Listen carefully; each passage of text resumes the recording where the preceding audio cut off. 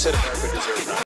I hope everyone's having a fantastic evening, fantastic afternoon, fantastic pre-noon, no matter where you are in the world. I'm Hassan Piker, and this is HasanAbi broadcast coming to you live once again, back, baby, from not sunny, as a matter of fact, very cloudy, very gray, rainy California, Los Angeles, folks. We're live and alive, and I hope all the boys, all the girls, and all the MVs are having a fantastic one, because today's a beautiful day. Today's a wonderful day. Today is, wow, it's February 6th, 2025, 12:38 p.m. once again. I just experienced this day yesterday in Japan, and it is the same day once again.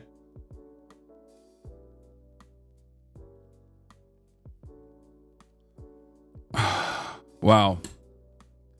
This is part of the broadcast where I tell you about my personal news. Before you guys say, where's Kaya? Where's Kaya? I understand. She is coming in a little bit, in like 20 minutes, actually. She'll be here in 20 minutes. Ladies and gentlemen, I am a time traveler. That's right. I have an announcement. I can travel through time. New time zone unlocked. All right. New camera is so nice. It's not the new camera. It's the old camera. The lighting is also needs a little bit of work.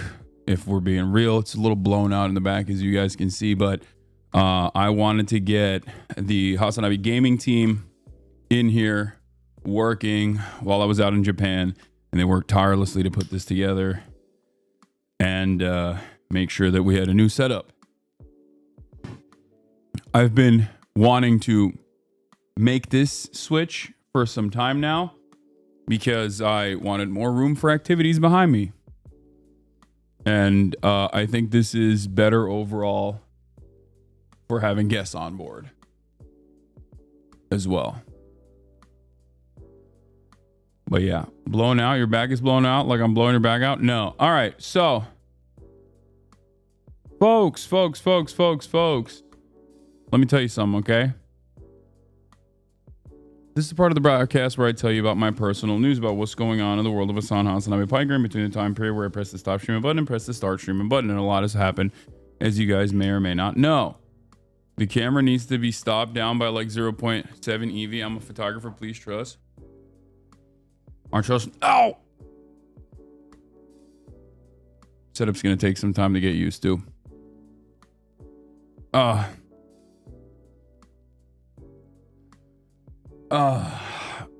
just hit a Homer Simpson. Dope! Anyway. Folks. This is part of the broadcast where I tell you about my personal news about what's going on in the world of HasanAbi Piker in between the time period where I press the stop streaming button and press the start streaming button. And here's what I need to tell you. Yesterday, I ended the broadcast. You already know that, okay? Ended the broadcast after 6 hours or whatever, you know, half day, not a big deal. Basically quitting, quiet quitting, but also loudly quitting, you know, at this point. What the hell is wrong with me? But part of the reason why I had to quit early after 6 hours was because I had to do stuff. I had to do stuff before I flew out. I had to go and get a new suitcase. The reason why I had to go and get a new suitcase is because even though I have a massive suitcase, like a ginormous suitcase, I needed a second one. What the fuck is that New York fit? This is my Tokyo fit. Mine suitcase. Yeah, exactly. I need to get a goon case for all the Goon Cave toys. But yeah, I'm gonna show you in a second what I have in that bag. I'm gonna bust it open. How disappointed I was that not Austin, nor Will, nor Hassan tried to get my onsen stream pants off. Do you have any idea the offense I took to that? I was certain that there would be at least some effort to get me into an onsen. No. Real trick is to pack your suitcase inside another empty suitcase and fly with them. Check one bag, fly out with two. If you know, you know. Yeah, I can't do that.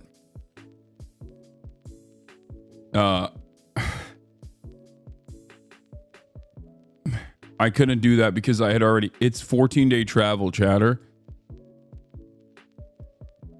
It's a 14-day travel situation. There was no world in which I could pack another suitcase into my existing suitcase because I already needed to. I bought so many clothes when I was there. I bought so much underwear while I was there.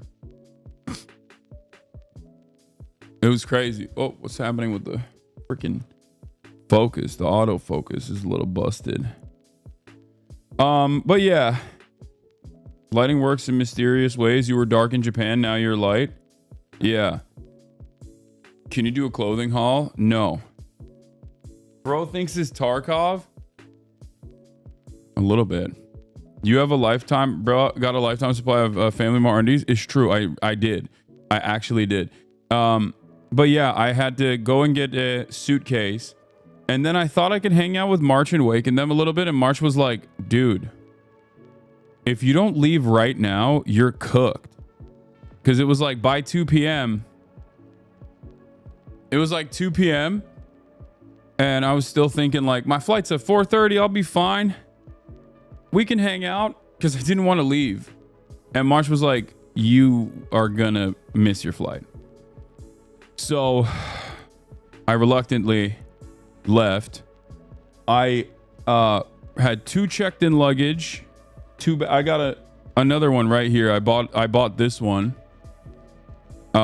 which basically is like big enough that it took 18 kilograms of clothes and stuff, but it's also small enough that it could be checked in luggage. I didn't check it in though. Because I didn't want to carry it around with me. So I put all my anime figurines and stuff in there. But after that,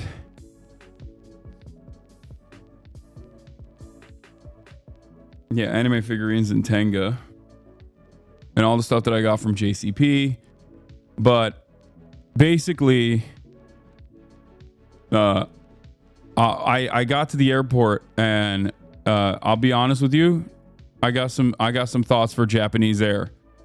I went with Japanese Airlines, okay? I flew in with all Nippon Air, and then I flew back with JAL, okay? ANA is what I flew in with, JAL is what I flew out with, and let me tell you, there's some good and there's some bad. Now, first of all, JAL actually has apparently a first class as well, and usually when they have a first class, usually the business class is like kind of, I mean, it's still great, still business class, but it's not as good normally. But I will say, ANA did not have a first class. It was just a business class. And JAL was literally better than ANA. Austin was telling me that ANA is the best one and JAL is the second best, or I think it was March who said that. But JAL was definitely a better experience overall. I'm going to give you very quickly what was so sick about it. 1, the little bags that they give you on airplanes, I don't like the little baggy shit that they give you.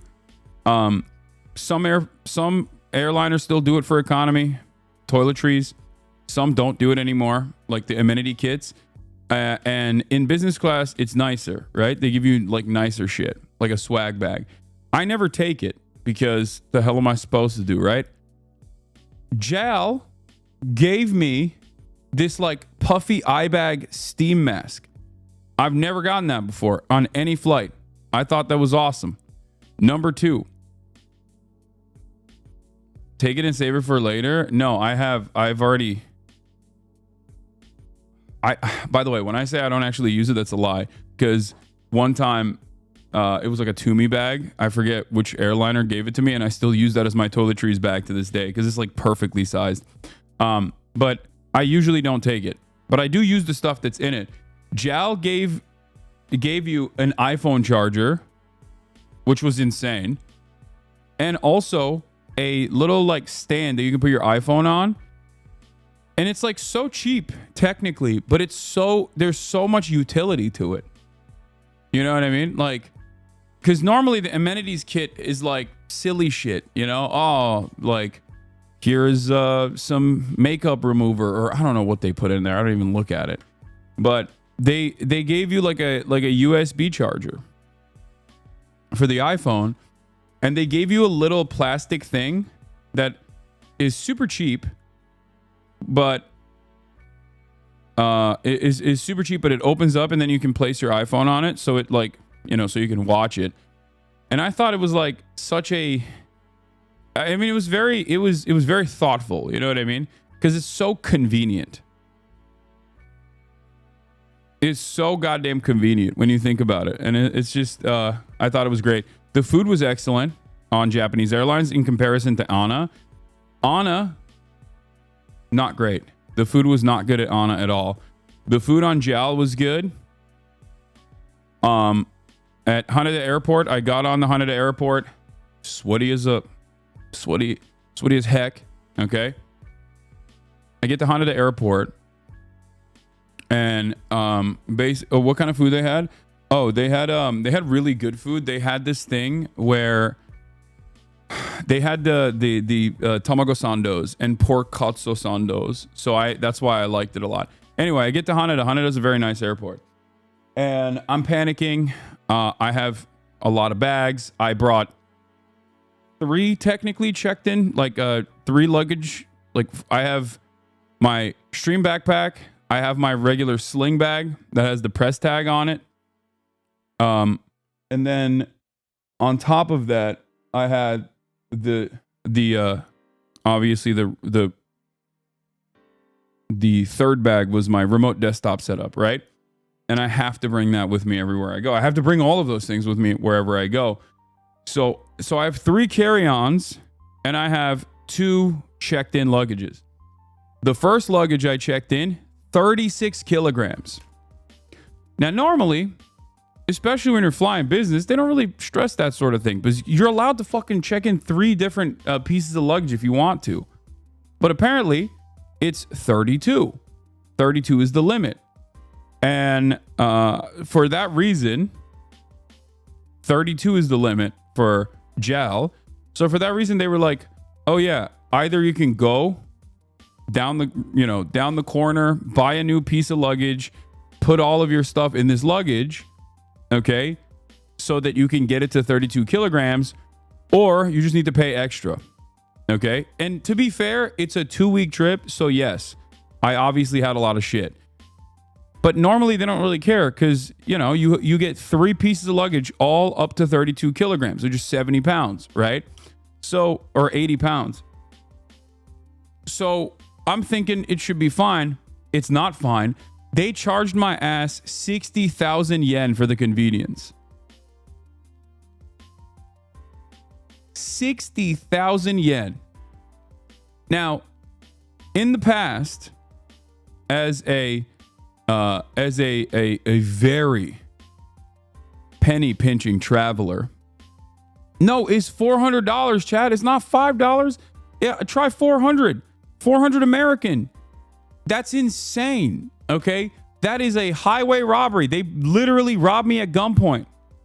Normally, I would have just went and bought a $400 piece of luggage at that point. You know what I mean? Just go buy $400, like a very nice backpack for $400. Then you can put the fucking the all of your equipment in it.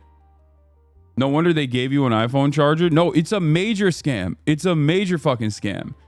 Major. Yeah, you can get like a fucking Remova for $400, okay?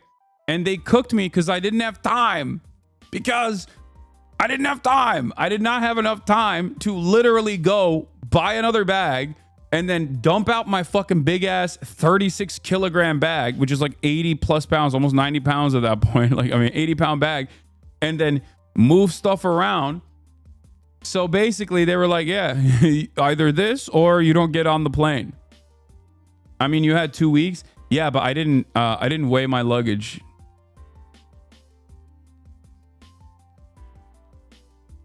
That's a ticket. Like, that's a flight.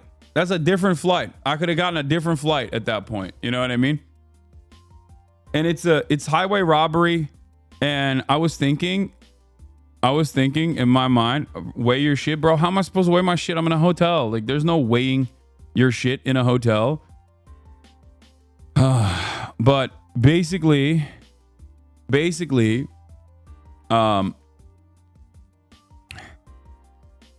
a scale. Yeah, I'm not gonna buy a scale. No, I did not have a bathroom scale, I don't think. Or maybe I did, but I wasn't aware of it. Could have bought a seat for that suitcase. I know. I love that. Look, my point of the story is this is yet another way in which wealth dramatically improves your life and also makes you out of touch with the common folk in general. Okay? At least from my experience, because I've been in that situation before in the past, and I've had to do crazy shit. I've had to beg, cry, get on my hands and knees and say, please, can you let this slide? And in this instance, I was like, I'm cooked. Fuck it. Fuck it, we ball. So I dropped the fucking 4 bills on that shit. A punishment. Oh, wait, I think Kai is here. Hold on. Oh my God.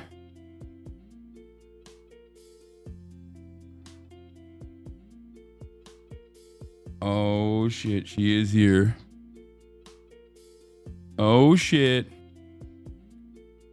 Okay, hold on. Hold on, everybody. The big lady's here.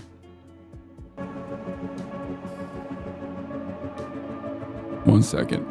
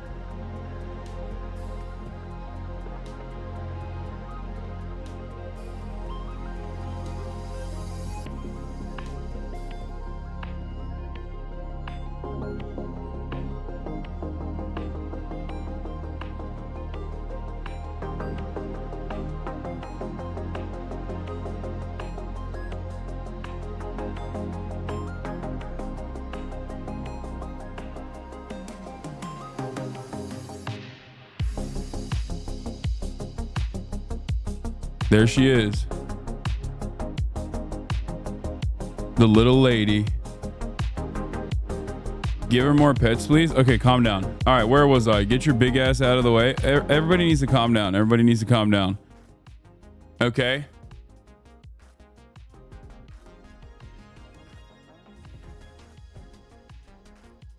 There is no Kai cam, and I'm not going to get out of the way. You guys are being annoying. Wait, let me see what these other cameras look like, actually. You got this one. Oh, wow. The lighting is a little bit better on this one. This is like a impromptu de facto Kai cam. And then this is the wide one. Please set the clock. Okay.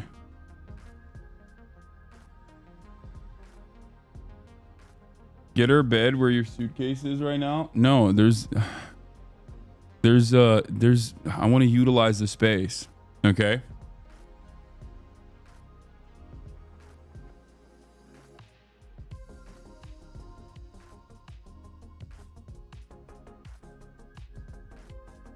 Honestly, the alt angles are better lit than the main one. That would make all the difference. Yeah, this does look better.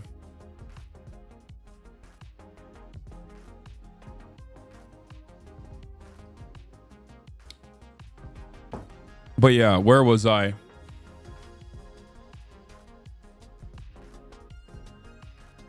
Look at her again.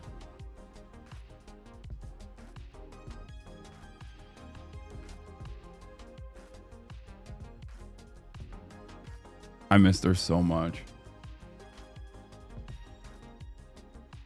Is it possible to adjust the brightness on the HasanAbi lamp? Yeah.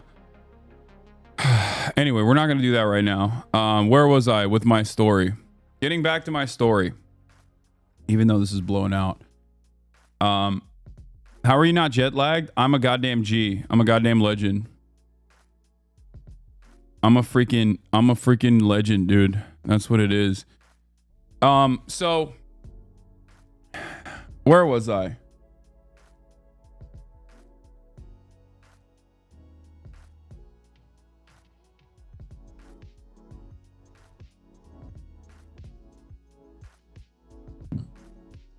Where was I?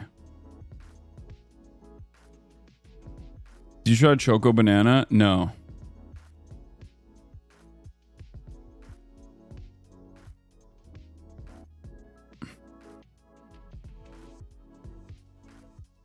Did you bring a Dragon Ball back? Oh yeah, I got scammed out of $400. So that was a big L for Jal, and it made me want to not. It made me want to not actually fly with them. That experience, but then they sucked me back in. Even though I will say this, the business class obviously is lie flat, but I didn't get to sleep too much because unfortunately both Anna and Jal, all Nippon Air and JAL itself, Japanese Airlines, are built for much smaller people. So even if it's like a lie flat, I can't technically lie flat.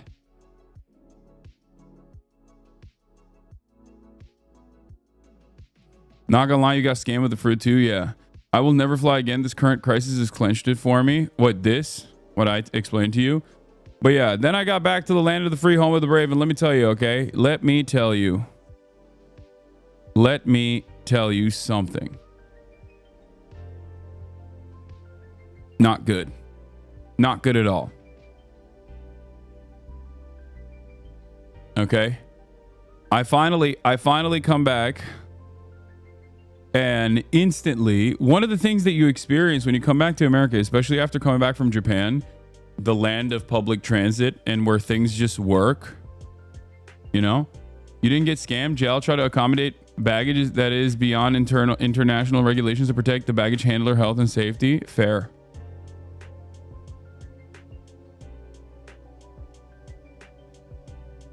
Did you fly the room on Anna on the way there? The seat config is slightly different. No.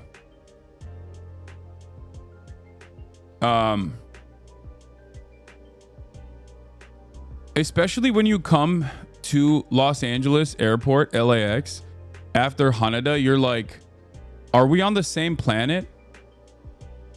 Like, is this the same universe? It feels like you just came back to Earth after encountering an alien species. Okay?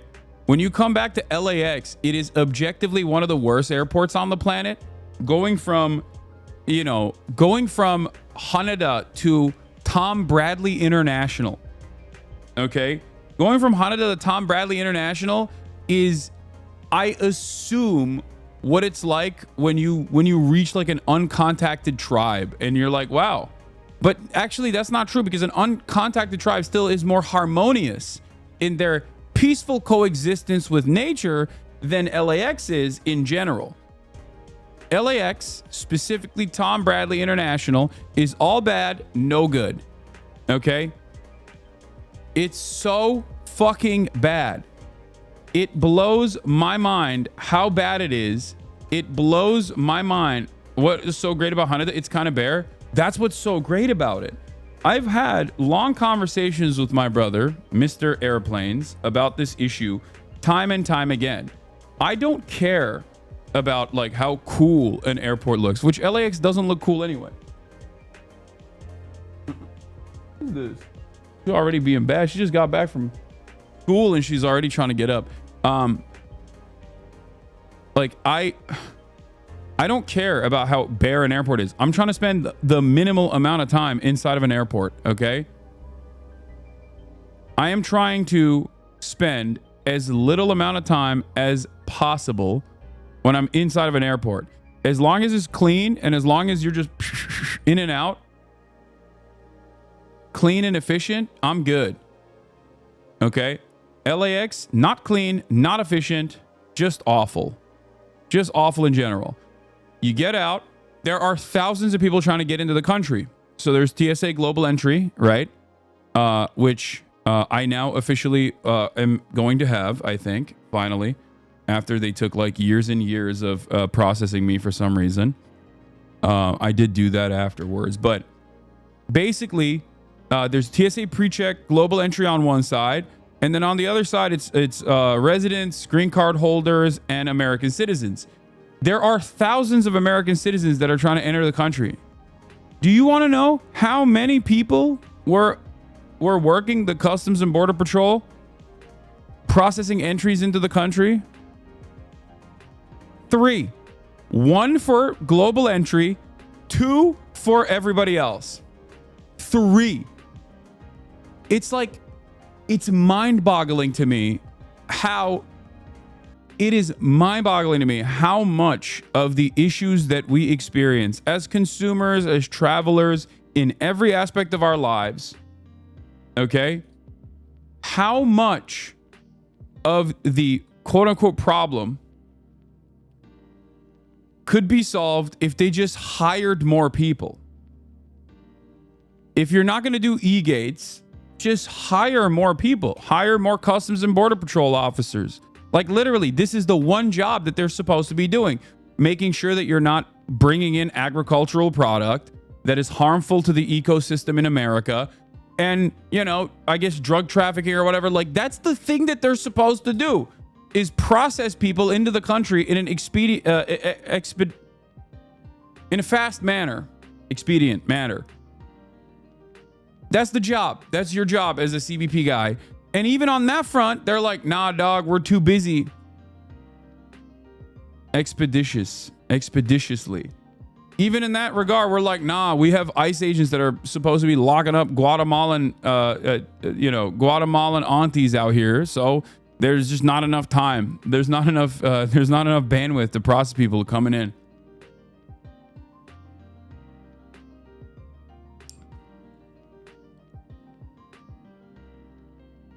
What? Wait a minute, I'm confused. You were trying to say earlier that if you're poor and can't pay those 400s, you can get away with it. Oh, when I was broke, and they would try to hit me with like a bag situation like that. Yeah, I'd try to talk my way out of it. Sometimes they let you slide. I travel internationally every often, in and out of the U.S. and getting through the U.S. customs is the worst part of my travel. Not having a green card is definitely not making it easier. Don't you have electronic entry for U.S. citizens? No. Anyway,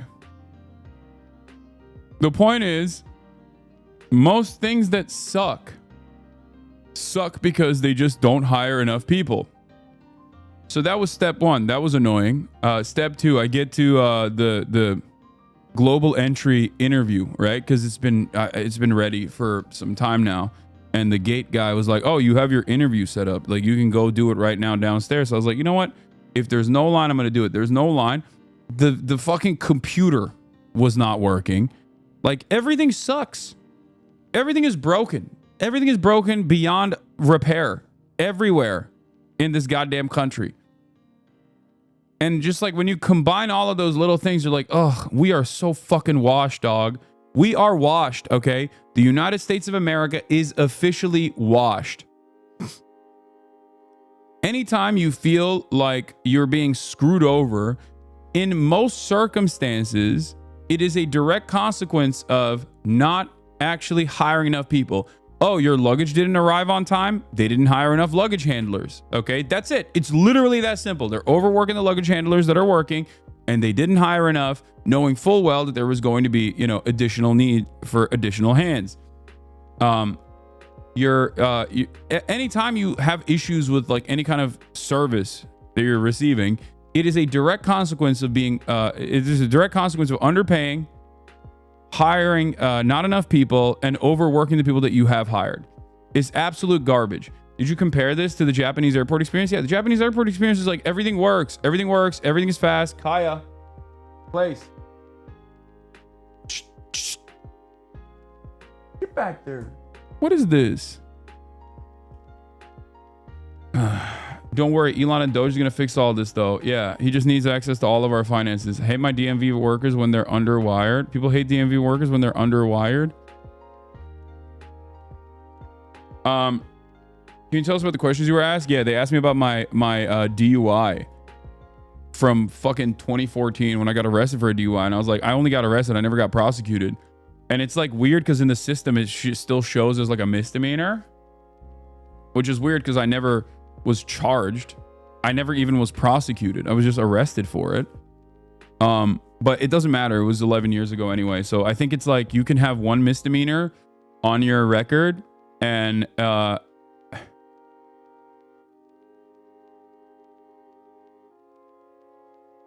you can have one misdemeanor on your record. It shows everything. But basically, I think, yeah, you can have one misdemeanor on a record if it's and if it's outside of the 5-year scope, it doesn't matter. But you can have one misdemeanor on your record in the last 5 years, and that you can still get it. But apparently, you can use your global entry. You can lose your global entry for like really silly reasons. Like you can lose your global entry if you brought in food from the airplane into the country, and you had like an annoying what? Explain DUI stories so you don't clip, chimp. What do you mean? I've explained it a million times over. Did you actually drive drunk? No, that's the reason why I didn't get prosecuted. I actually was under the legal limit, but I got an annoying fucking cop who just like made me blow on the thing numerous times so he could arrest me for it. But I actually didn't get prosecuted for it because the blood work showed that I was under the legal limit.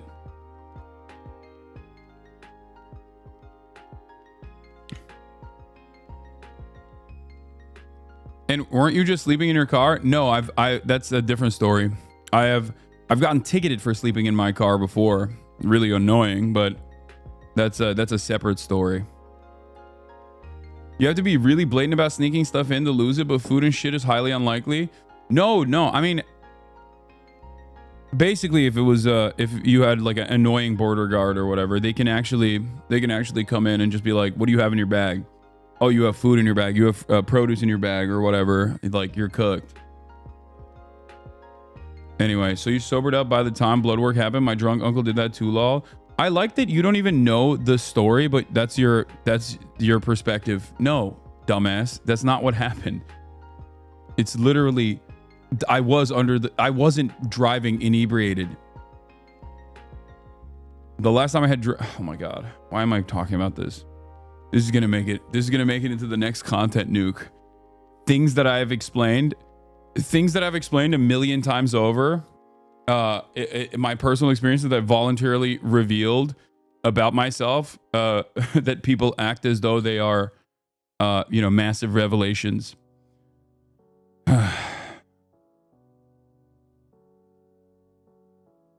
It's like hiding shit away from customs chat is dumb, but it makes sense where they're invasive bugs that asexually reproduce and destroy the environment. Yeah.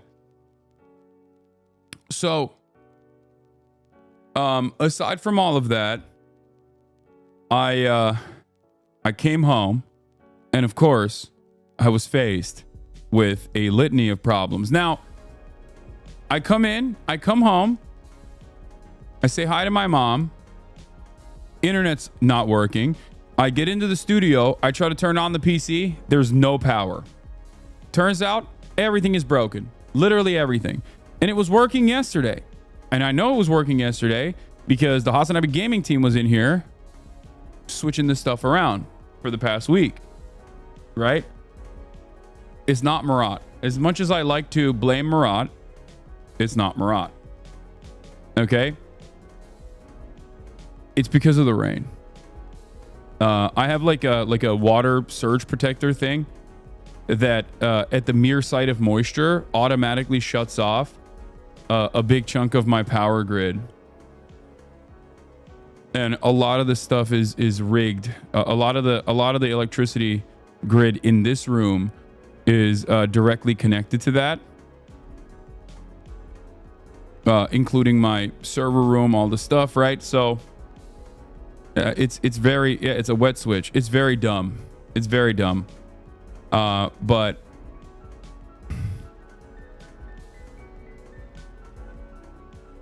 yeah. So I had to dig deep and basically go through the 3 tons of industrial equipment that Murat has in my garage to go into the little cubby that is my server room and fix this process and jerry rig it with an extension cord and make sure that my generators were powered up enough. And then I'm going to swap it back out. That's what I was doing. I got off the plane and instantly I'm in the server room trying to fix this. And basically, here we are. I did do it. Quality looks so good. It looks like you're in front of a green screen. Nice. They're going to say industrial equipment is Hamas weapons. Yeah.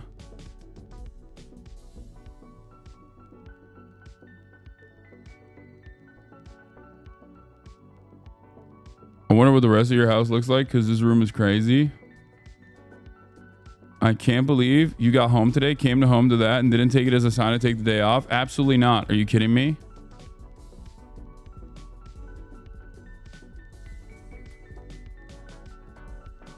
Anyway. How many times did you go to 7-Eleven? A lot.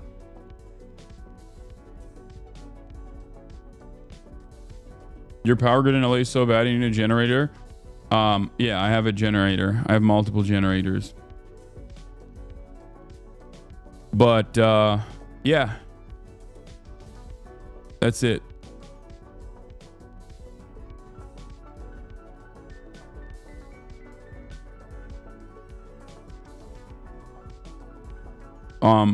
Why'd you change the camera angle? Freaking me out a little bit. I wanted to use the space that I have in this room a little bit better. I wanted to maximize the space. The bitrate is worse than before. Yeah.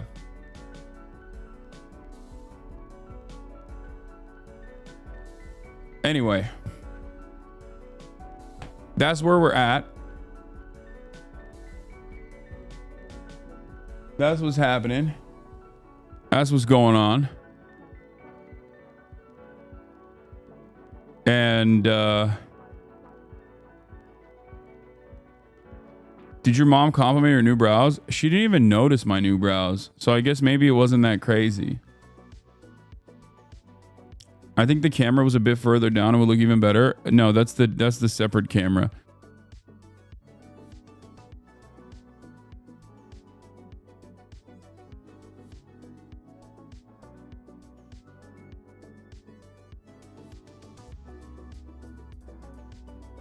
All right, so that's it.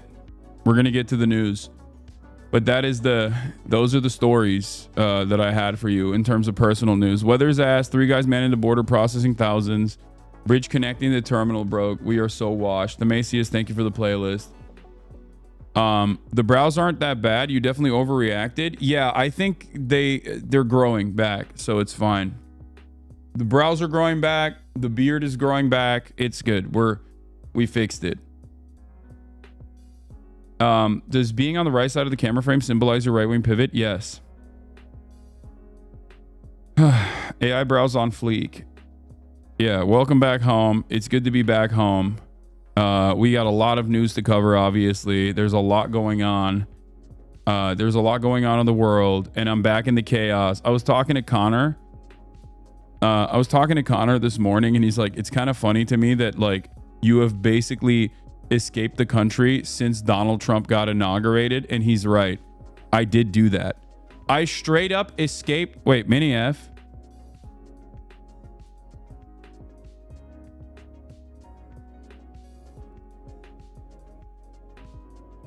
I straight up escaped the country almost instantly after Donald Trump's inauguration.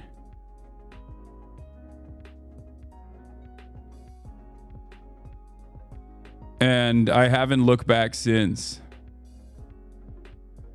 Like, this is my first moment in the United States of America. This is my first moment in the US since Donald Trump's inauguration, basically. And let me tell you, things are not great.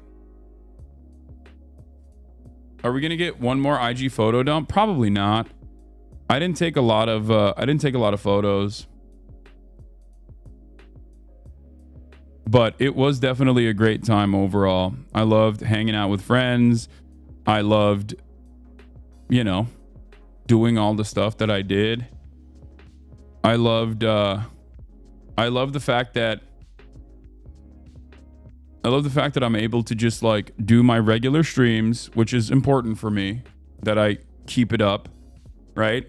But then also simultaneously, you were taking 60 photos per second, like 50% of your time there. True. But no, I didn't take any, I didn't get flicked up. But basically, it's always good.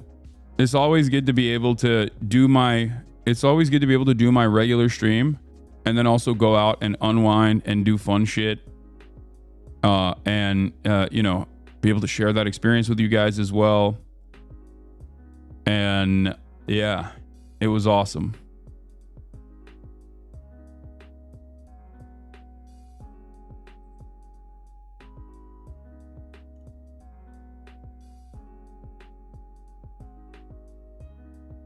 Are you going to consider starting later or back to the regular time? No, regular time. I was supposed to start at 11. If it wasn't for the technical issues, I would have started at 11 this morning. Thailand stream next time with the Rainbow collab stream at a night market in Bangkok. I would love to do that. Also, I would love to... Marsh found your gift. Oh. I left him a goodie bag. Probably. Is he still here? He's like, I sent you... No, he went home. Oh, okay. But he's like, I sent you a care package. Aw. I sent it to your room. I Cutesy. think it's just his trash. Oh. It's not.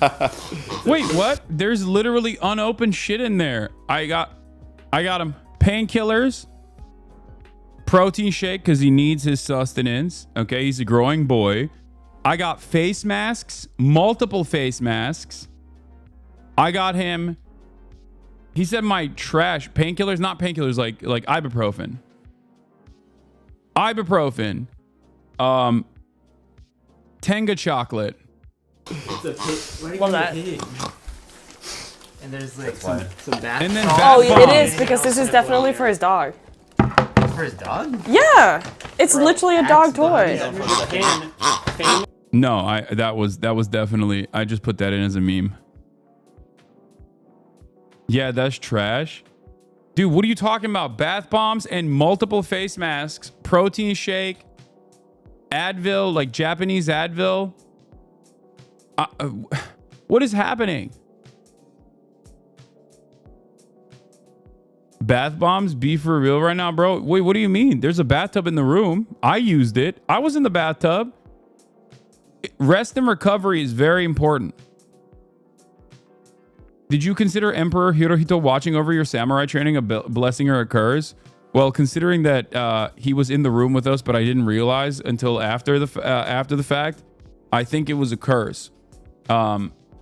Regardless of my recognition, I ended up failing spectacularly on the tatame mats in a way that I had not prior, because this is not my first time doing Bushido, following the way of the sword, the code of samurai. This is actually my second time, but one might even say, Hasan, you have never stopped following the code of samurai. And I suspect it was because of Emperor Hirohito's presence in the room that made it so that I wasn't as good. as I was last time around. Yeah. Sensei was disappointed. Sensei is a little bit of a right-wing nationalist, it seems, by the way. I mean, he was really, really skilled. But yeah. Room redecorated? No. Room is not redecorated. Room is the same. It's just we moved stuff around. You ruined the floor last time? The twerk stream was the best stream I've seen in my life, and I watched it 3 times. Wait, really? You guys liked it? More IRL streams with the new backpack? Do you think the spirit of Hitler being in the room with you while learning to play polka accordion was a gift or a curse? What a strange question. No, I agree. To be fair, I had no idea. And we found out after the fact. You normally don't suspect someone in Japan of being like an active supporter. It's from what I understand, it's like not very commonplace, because I asked around a little bit afterwards. I was like, is that normal? Is that normal to have? And they were like, no, it's not. Like even conservatives don't actually have that.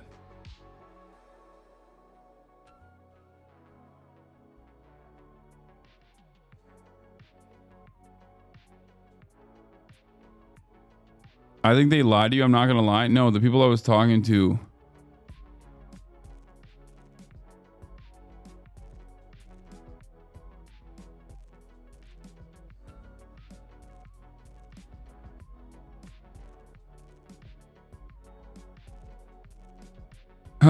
Is normal for the type of people who talk about having samurai ancestry in 2025? I mean, that kind of sucks, because I think like preserving the ancient arts and the traditions of sword fighting is not a bad thing necessarily. There's importance there, I think, regardless of what it may have been used for. The Toyota technique, which is what we learned that the Imperial Army used, by the way. It was literally the Imperial Army sword fighting techniques that we learned, which our sensei had explained to us, which I already thought was kind of strange from the jump. That gave me my first clue that maybe this was interesting. But I think there is something... there is definitely something important about preserving those things. Like I don't have an issue with that at all, as long as, you know, you're not hyping it up or celebrating it. But yeah. So you basically went to a Civil War reenactment enthusiast? Yeah, except the Civil War reenactment enthusiast had actually had lineage directly going back to the generals that were, you know, teaching the techniques of how the South fought in the Civil War. So it's like even worse than that. You know what I mean? Yeah, he was like, this is the best way to slay Chinese peasants.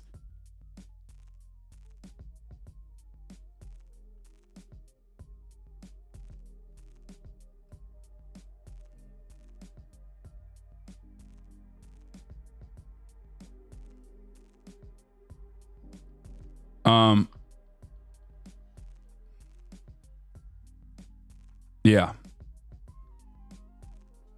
Oh, I didn't even blast off yet. What the hell? I forgot. I haven't even blasted off yet, and it's been an hour. All right. I'm back.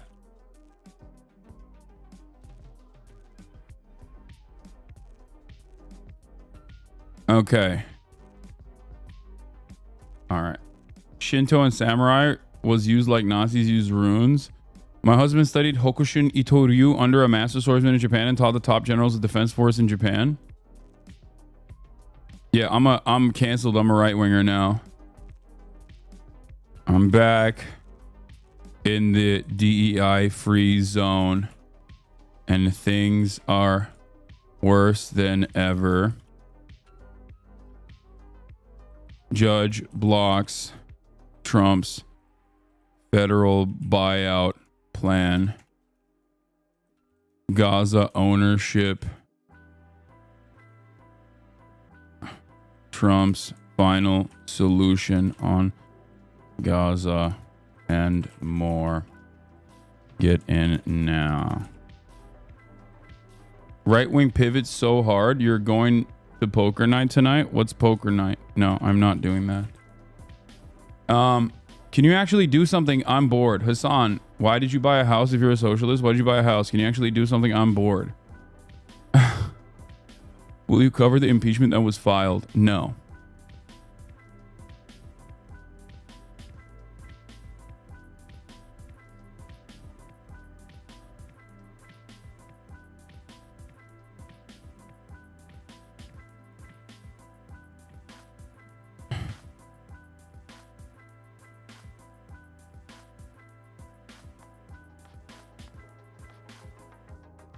Okay. All right. New Hope Core edit. End of the podcast. Oh yeah, I watched this already. I liked it. I reposted it. Hold on 1 second. Let me blast off. I like the new setup. Thanks.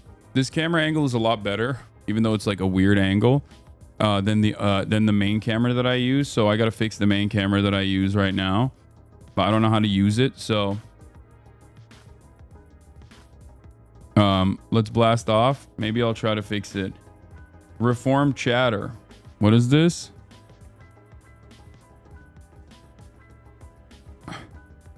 I know there's been a lot of drama surrounding you recently, but I just want to say thank you for your content. I used to be very much right-wing libertarian in my early high school years, but after learning more about U.S. history and especially after discovering your content, I've definitely become more of a democratic socialist thanks to your content. So genuinely thank you for your content. It helped bring me out of the right-wing rabbit hole. Hey, hell yeah, that's awesome.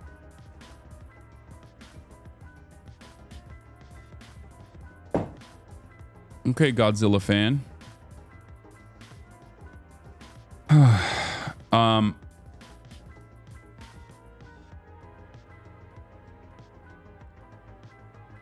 All right. Anyway, that's it. That's the blast off. We blast an Abid. Get in now. I need to fix the autofocus on this camera too. Like the autofocus is busted on the camera. The lighting is busted on the camera. There's a lot that's wrong with the main camera that I use, so I have to fix all of that. Another one of my victims. Yeah. Don't tell that guy that I'm a radical.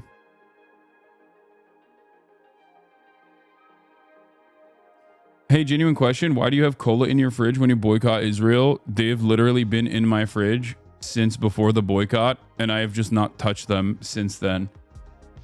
And I'm too lazy to take it out and toss them out.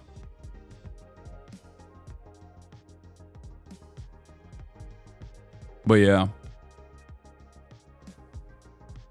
They're dusty. I have not drank a Diet Coke since the BDS. I think I might have had one. Like literally. Same Aldi brand Coke is better to me now. No, it's not. I just don't drink. I've been drinking Pepsi.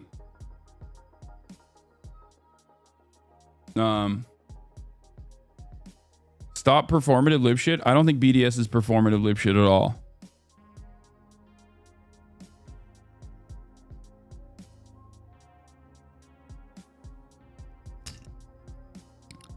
I'm a Dr. Pepper head anyway, so it doesn't hurt me that much.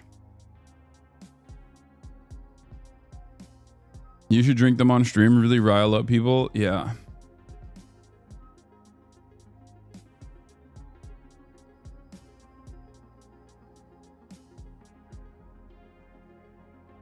You should look into HEMA. It's like a historical European fencing, longsword mostly, but also rapier, sword, and buckler, etc. It's a lot of fun. It is performative. BDS is not performative. It is exactly how boycotts are supposed to be tailored and designed. Very limited in its scope and very targeted and very directed. BDS has also secured some victories already. So I don't think it's bad at all.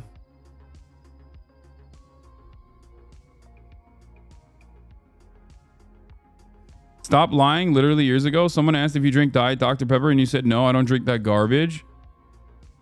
Yes, I didn't used to drink Dr. Pepper. I do now.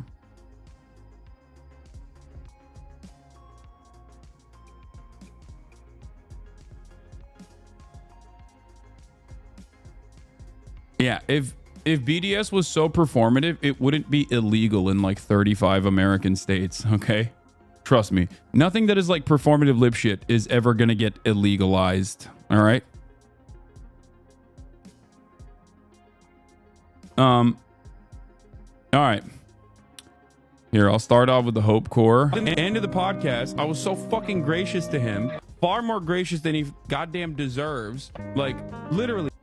Okay, this Hope Core is not normal Hope Core. It's just me ranting. Because he can't fucking cut it. Like, he's like, I don't want to talk about politics anymore because people are hurting my feelings when I talk about Israel. It's like his whole shtick for the past year has been saying liberal Zionist talking points and then getting mad at everyone when they go, are you a Zionist? And he's like, whoa, this is anti-Semitism. It's like, shut the fuck up, dude. What kind of fucking moronic attitude is this? Just don't talk about politics. Just go back to fucking talking about like gooning or Justin Baldoni or whatever fucking new thing is happening online. You're clearly not intellectually equipped enough. I'm sorry. You got a child's brain. Go enjoy childish things. The fuck is wrong with you? This is rant core.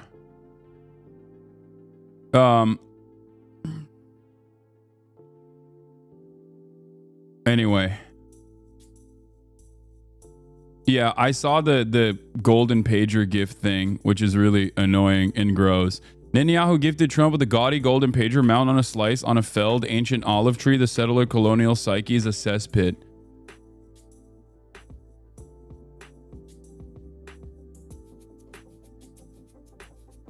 Doge staffer resigns because he was outed as a Nazi. A staffer for Elon Musk's Department of Governmental Efficiency whose access to U.S. Treasury payment system was approved by a federal judge on Thursday has links to a deleted social media account that advocated for racism and eugenics.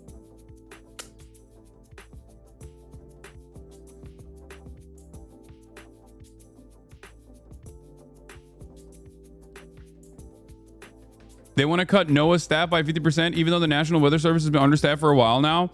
Dude, cutting NOAA is the dumbest thing you can do. What the hell is happening? Every single weather service utilizes NOAA. Every single weather service uses this. Oh my God, we are cutting off our face to spite our noses. We're cutting off our nose to spite our faces. Oh my God, there is no decipherable reason. Oh my God, especially at a time where climate change is getting rapidly worse. Oh my God, what are we doing? This is literally the vaccine vaccine strategy, basically. If you don't know that the weather is getting worse, if you're completely unaware of the devastating consequences of anthropogenic climate change, specifically insane weather events that are supposed to be once in a lifetime happening with like a monthly frequency, as long as you just don't know about it, then it might as well be not real. NOAA is a crazy thing to go after.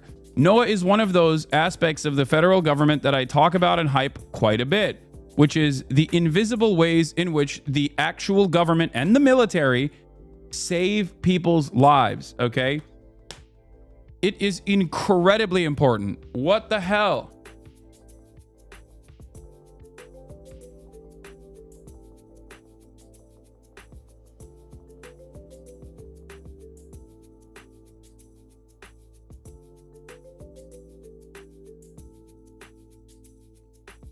Hogs thinking USAID was giving money to Jeffrey Epstein. There's so much fake shit going on the USAID stuff too. I do think, I mean, I've complained about this quite a bit, but I do think that especially now, there is a major issue. There is a major problem with just disinformation. Donald Trump tweeted a bunch of stuff recently, or truthed a bunch of stuff recently, that were just all wrong, just completely wrong. Virtually everything that they talk about, virtually everything that comes out of like the official government organs in terms of like where spending is or what's happening, or like where is USAID money going to or whatever, almost all of it is wrong. And it's actually shocking. And I say this as someone who is critical of USAID, okay? As someone who has been very critical of USAID and has routinely, talked about the real ways in which the USAID, in very nefarious ways, USAID operates, okay?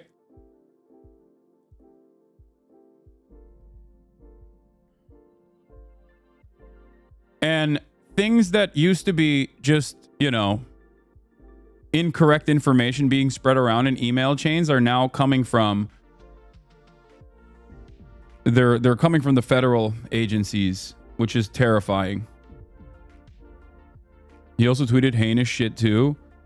Yeah, this is the other part of the story that I'm going to get to in a second. Do you think Marjorie Taylor Greene said the Jews control the weather because Noah is a Jewish name?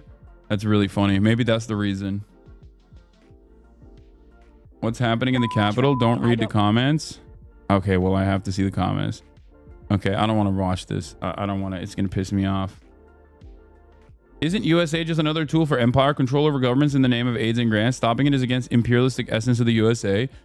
Yeah, it is, which is why it's weird that the Trump administration is trying to do that.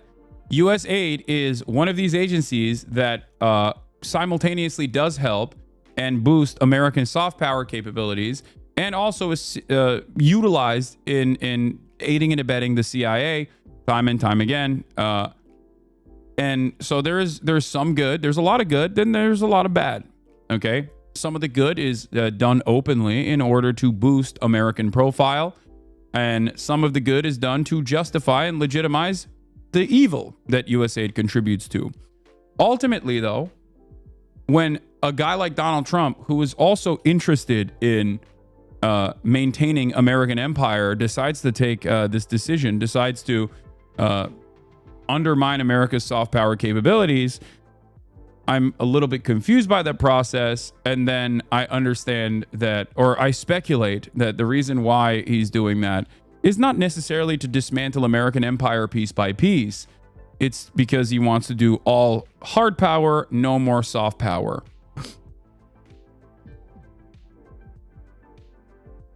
You probably didn't see it, but a fuck ton of NAFO accounts are basically all but confirming that they're being funded by it. Lamau is so funny. They're crashing out so hard.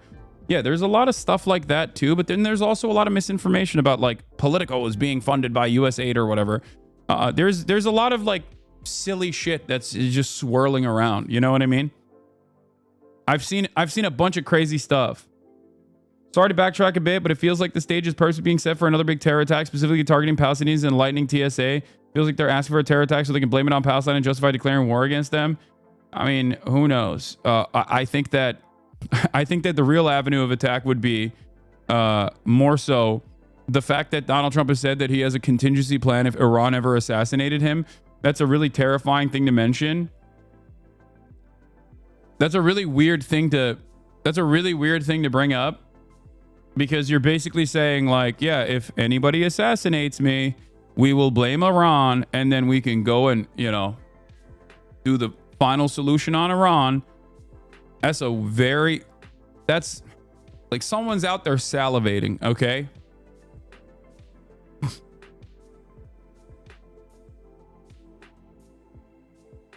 USA was paying for $8 million in subs to Politico. How is that not funding?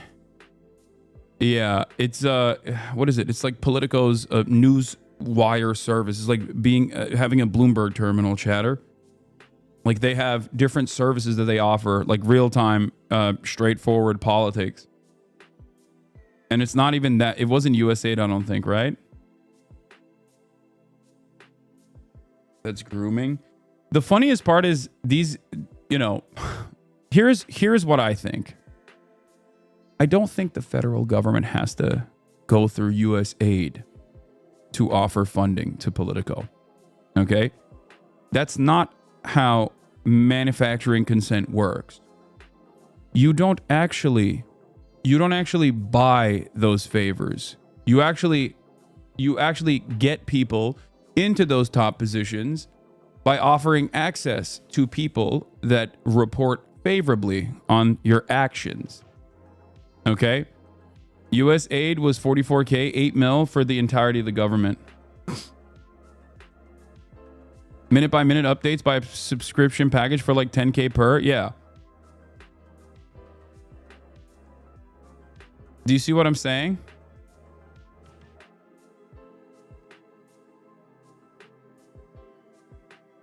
Yeah, here, Dropsite also offered this some coverage as well. If we're going to talk about like USAID funding and all the misinformation swirling around. Every day we are reaching previously unseen levels of duplicity and stupidity, particularly on this website owned by Elon Musk.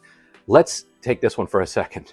So now the MAGA populists think that they have uncovered a new scandal because they say that Politico is actually funded by USAID to the tune of $8.1 million. Now, if you look closer at the numbers that they've pulled out of this database, in fact, that $8.1 million, that's across the government. That's to lots of different subscriptions. It doesn't even have anything to do with USAID and Politico. But if you dig even deeper, what they found is that Politico, over several years, has gotten $44,000 from USAID for subscriptions. Now, Politico runs a product called Politico Pro, which can cost as much as $10,000 a year. Politico is not the only one that does. Yeah, there's a lot of they got Huberman. Oh my God, I'm shocked that another one of these guys that hawks product was stupid enough to be duped by the likes of Ian Miles Chong. Okay, wow. I thought that guy was a brilliant neurosurgeon. What happened? Or a neuroscientist, PhD or whatever. Bro, I swear to God, when you got podcast brain, when you have podcast brain, it just like, you're bricked. You're bricked, no matter what, okay? There's just something to podcast brain.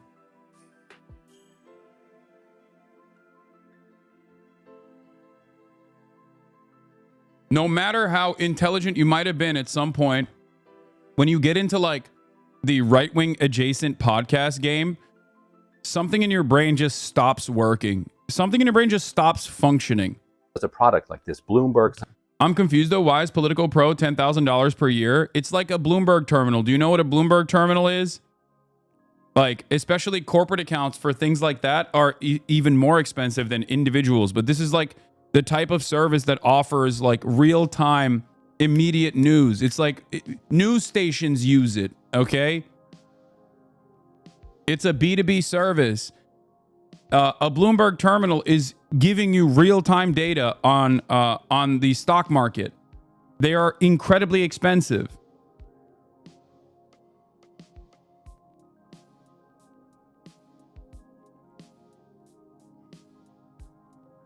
Bloomberg terminals are used for trading. Politico Pro is a service similar to that, okay? It's a computer software system provided by the financial data vendor Bloomberg LP that enables professionals in the financial service sector and other industries to access Bloomberg professional services through which users can monitor and analyze real-time financial market data and place trades on the electronic trading platform. Bloomberg Pro is a newswire service Politico Pro is a newswire service that is similar to a Bloomberg terminal. Still doesn't explain why USAID funded it. They didn't fund it. They purchased it for the people that work at USAID. Because if you work at USAID, you need access. It's akin to working at one of the aspects of the... It's akin to having Bloomberg terminals at the SEC, okay? It's akin to the SEC purchasing Bloomberg terminals. Do you understand? Yeah, it's like saying they funded Microsoft because they bought Excel. They're buying a product. They're buying a service.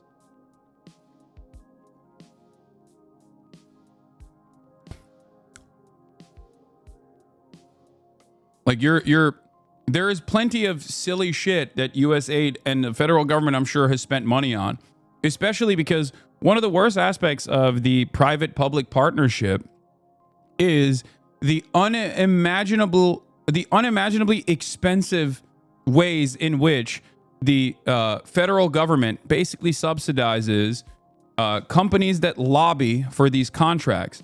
So normally, if you were to purchase, I don't know, K-Cups, right, at the market, or if you were even a business that had a subscription to the Nespresso K-Cups or Keurig cups or whatever, the price varies. If you're purchasing it as a singular consumer at the market, at the grocery store, it's infinitely cheaper than oftentimes like a business subscription that you might have, because B2B services are more expensive because businesses can pay for it, so they're farming more money. The government is on steroids when it comes to that. So there's a lot of inefficiencies in that regard. And the government is the worst one because they have a lot of money, they have a lot of wealth, and companies absolutely know that and therefore charge incredibly high prices because they know the government's going to pay for it. And they even lobby to make sure, or they network to make sure that they continue getting those contracts. Having said that, however, in terms of like the Bloomberg pro structure, the political pro structure, like that makes sense. That makes sense because,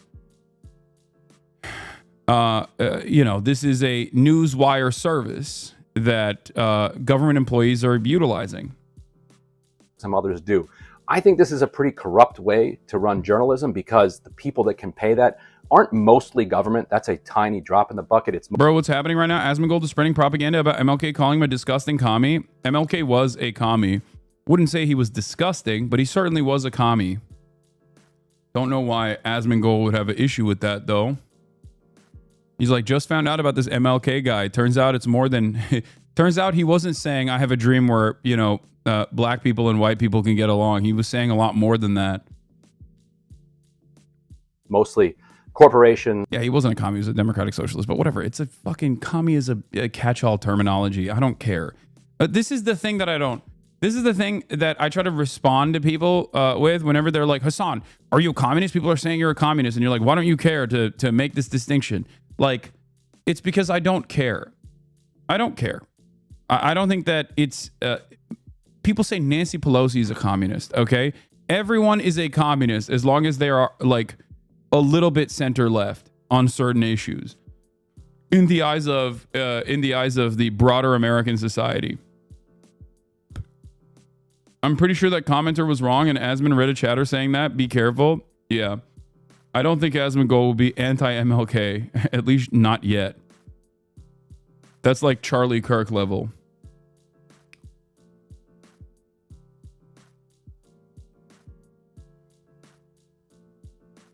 All right, let's continue with this. I'm having a hard time finishing lobbyists, weapons makers, pharmaceutical companies, the kinds of people that you don't really want to be.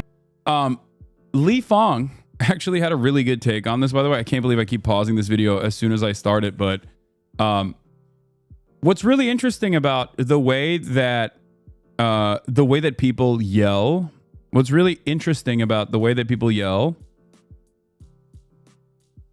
hold on, about this sort of thing, about like all of this money, where is it going, right? Like, oh, they're spending the money so unwisely, blah, blah, blah. Do you know how much graft occurs in the private sector? This isn't a defense of the public sector at all. Okay? This is not a defense of the public sector and the gross misuse of funds or whatever. But as Felix also pointed out, using this as a jump-off point, the Wall Street Journal documented over $50 billion in Medicare Advantage fraud. Insurers systematically diagnosing fake diseases in patients so they can overbill the government. That is a million times worse than all the silly sounding grants that go viral here, okay? There is such an unbelievable amount of graft, gouging, collusion, and outright fraud like this in the American healthcare system, and none of it has any salience in our politics. There are just far too many people that are involved, and they're too integral to both parties. One of the most discouraging signs of this was seeing Madoff-level fraudster like Rick Scott become a prolific national figure. He doesn't even have anything else going for him. He looks like the fucking magician from that criminally boring Game of Thrones season 2 Dany storyline. Like, Rick Scott, former governor of the state of Florida, and also, is he congressperson from the state of Florida now, and also a formative figure in the Republican Party, literally is a award-winning, record-breaking, prolific fraudster, okay? He defrauded the federal government funds for Medicare, and I think, or was it Medicare or Medicaid, to the tune of billions of dollars, and there were no repercussions, no penalties for it whatsoever. Okay? Like, that is the real shit. That's what I mean when I say there is a public-private partnership here that the American corporations use and abuse, and the government absolutely allows it to happen, and it doesn't matter at all. But hey, keep paying attention to, I don't know, some National Institute of Health grant that went to a medical research that you don't understand and you think is silly and stupid, and therefore you should have a say in having those grants removed. Okay? Be the ones that are funding journalism, because then the journalism becomes captured by that money. That is not the scandal they think they found. They think they discovered that USAID is the one funding Politico. That's wrong. But the funniest thing is, wait until they find out who funds Elon Musk. Elon Musk's main funder is the federal government. Yeah, for everything. Every single industry that Elon Musk is involved in, okay? Every single industry that Elon Musk is involved in is funded and subsidized by the federal government. Tesla was kept afloat for years with the credit, the green credit swap scheme that the government created. It was subsidized by a lot of the renewable energy subsidies that existed for electric vehicles. SpaceX would not exist without NASA or additional government funding. It's another instance of the private-public partnership that exists. Elon Musk has been bailed out 1 million times over. Okay. As far as Starlink, that's another aspect of U.S. aid. Okay, U.S. aid directly funds Starlink. The Defense Department directly funds Starlink. How the fuck does Starlink reach the hands of Ukrainians? That's it.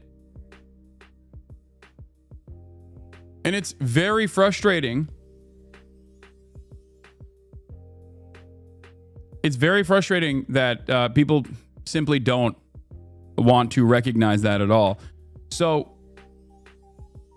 that's one of the other annoying parts about this, is that like Elon is supposedly this butcher that is like making the government more efficient.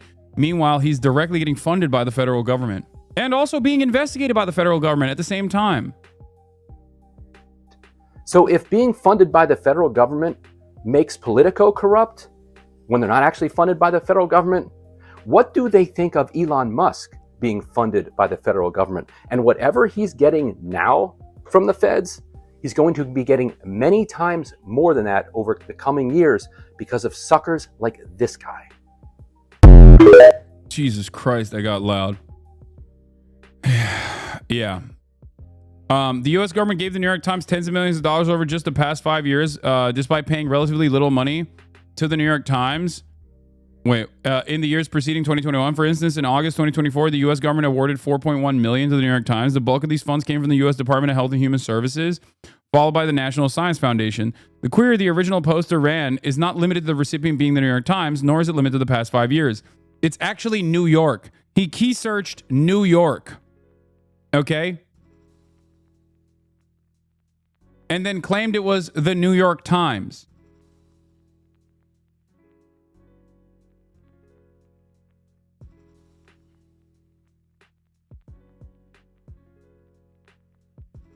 What a spectacular moment in history. We laugh about how stupid these people are. Okay?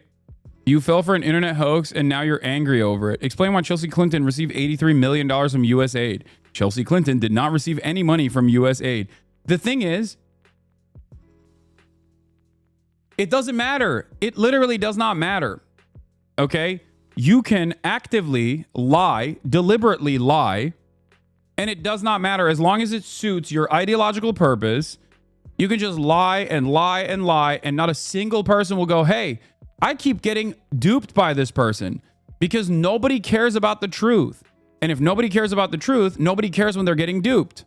As long as it serves their purpose, as long as it serves their ideological purpose of humiliating their interlocutors, their ideological opponents, owning the libs, if you will.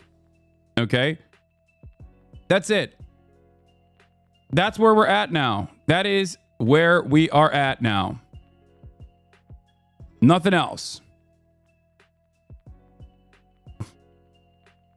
Any chance the CIA will do this, do its first good deed ever by exposing Musk for the fraud he is in retaliation? I don't think so, but we'll see. Probably not. I'm not holding my breath on that one. Yeah, there was a tweet that was claiming that AOC is worth $30 million. It's not the case at all. And as a public servant, her, salary and her earnings are out there for people to figure out on their own if they choose to do so. And no, they don't have that. She doesn't have smoke like that. Okay. She doesn't have motion like that. Y'all are ridiculous. Because of the US funding freeze, the entire global ecosystem of China nonprofits is facing an extinction event. I'm not exaggerating for clicks. This is literally what's happening. In many cases, these orgs provide our last window into what is actually happening in China. They do the painstaking, risky work of tracking Chinese censorship, tallying local protests, uncovering rights violations, and documenting the Uyghur genocide. The research and other work done by these nonprofits is invaluable. It largely isn't replicated by think tanks, universities, private firms, or journalists. If it disappears, nothing will replace it, and Beijing's work to crush it will be complete. The U.S. spending freeze has revealed how dependent these organizations are on a single government for their survival, and by extension, how fragile our sources of information of China really are. She doesn't take money from lobbyists, so she ain't got too much since she does it legit, not a piece of shit like the rest of them. Amen, brother. Yeah. You're totally making things up. I'm not even worth $1 million, nor even $500K. I don't even own a house. I'm one of the lowest net worth members of Congress, trade no stock, and take no outside income. My filings are public. I loathe corruption, and your lying is disgusting. It doesn't matter, though. Okay? Look at this. Breaking. Trump called for an investigation to find out who in the government has been getting kickbacks from USAID. For instance, AOC has been in Congress for 6 years. She makes $174,000 a year. She's worth $30 million. The only way that happens is kickbacks. Wife and mom, politically conservative, MAGA Trump 2024, now more than ever, hashtag America First, hashtag MAGA. Just a lie. 113,000 likes.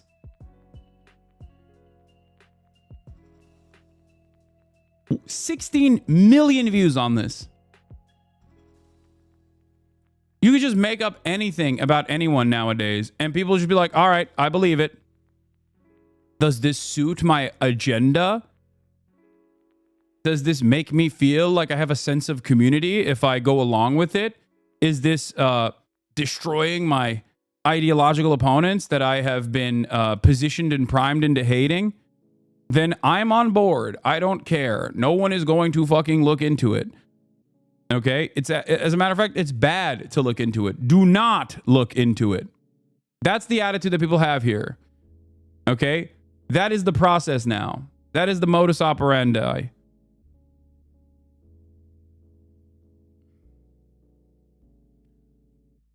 It's gotten so much worse because of Twitter.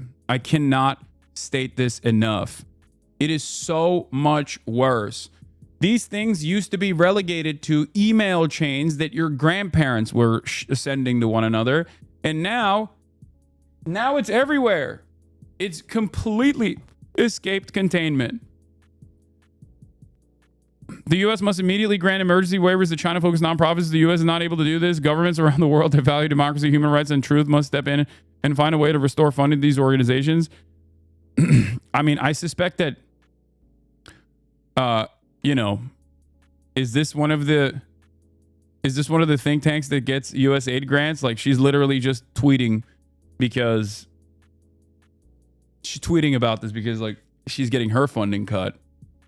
Now, Another example of this can also be seen. Another example of this can also be seen in the way people treat even like online drama and shit too, like the minutia.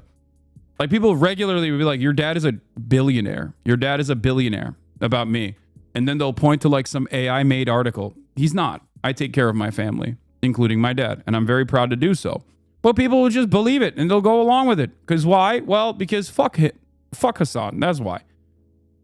So it's from every aspect, all the way from the most inconsequential shit like streamer drama, okay, all the way up to massively consequential and important issues.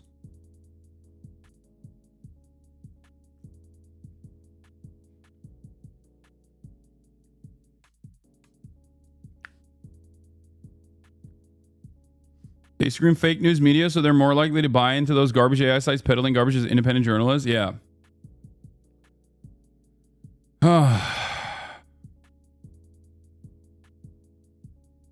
Pretty sure you need a billionaire dad to afford a house in West LA. No, I am the person who makes the money. What are you talking about?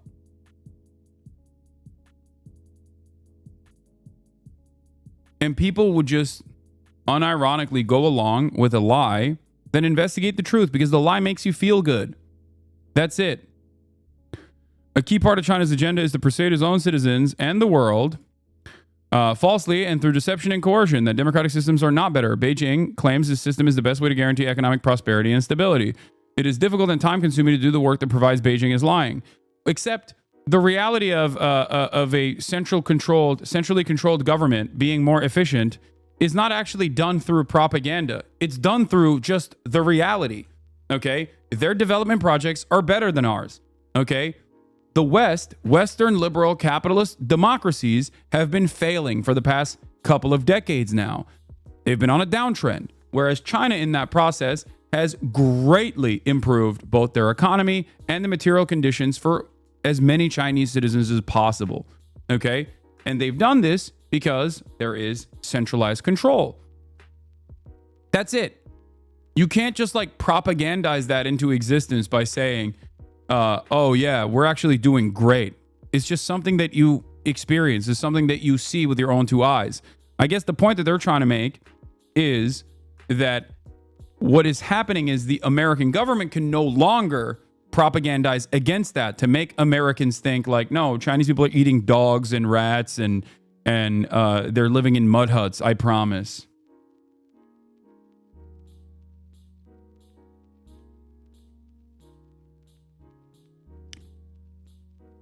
The best way to combat that, and I do think that America should combat that, is by also doing development projects on our own. That's it. It's that simple. It's odd that people do not recognize that. You know?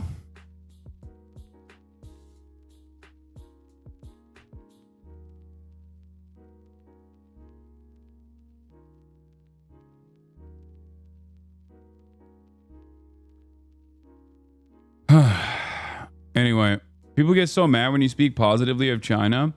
I want our government to do similar development projects. That's all I want, okay? I want our government to actually actively compete with China. Just like in the Cold War when we competed with the USSR for the space race, I just wish that the American government, if they were going to do a Cold War again, which we are doing already, I just wish that we would compete with China, not by taking on more restrictive and more censorious approaches that exist in China and competing with them on that front, on the surveillance state front. Instead, compete with them on, bullet trains, robust infrastructure projects. It's very frustrating. We take none of the good and all the bad.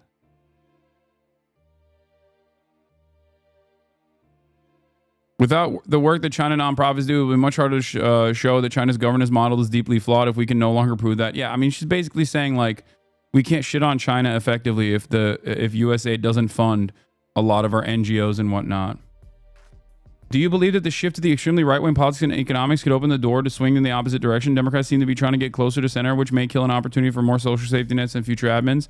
Yeah, I don't think that the Democratic Party is going to direct us out of this problem. I don't think that they're going to guide us or lead us out of this problem, if I'm being super real with you. Unfortunately. Yeah, they want to do stuff like this. Why don't you ever debate with Asmongold? He thinks all immigrants should get kicked out, even the good, hardworking immigrants. Hashtag DACA. I would be down to do that. I have no issues. I have debated Asmongold in the past, and of course, I will. I'd be down to debate him in the future. If he wants to do that, he can hit me up. You know?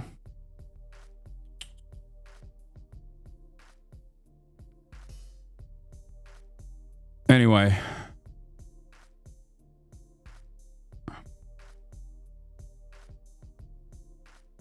I think it's because of how fast China grew that America couldn't catch up. Law needed excuses after that.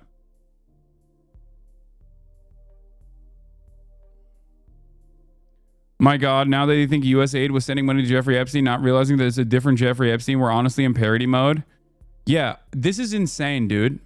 The Kaiser Foundation Health Plan Incorporated gave $265,000 to Jeffrey Epstein, who was a director at Kaiser Permanente. Jeffrey Epstein, unfortunately, is a very common name, okay? It's an unfortunate one, but it's a common one. What are we doing? What do you think is more likely? That they actually were actively giving money to this guy? Or did they think that it was actually, Jeffrey Epstein who passed away and they're still giving him money, not realizing that it's a totally separate person? Yeah, this is literally an SNL skit. Harvey Epstein, who was also a real guy. Or was the guy's name also Jeffrey Epstein? Or it was Harvey Epstein, right? Harvey Epstein for city council.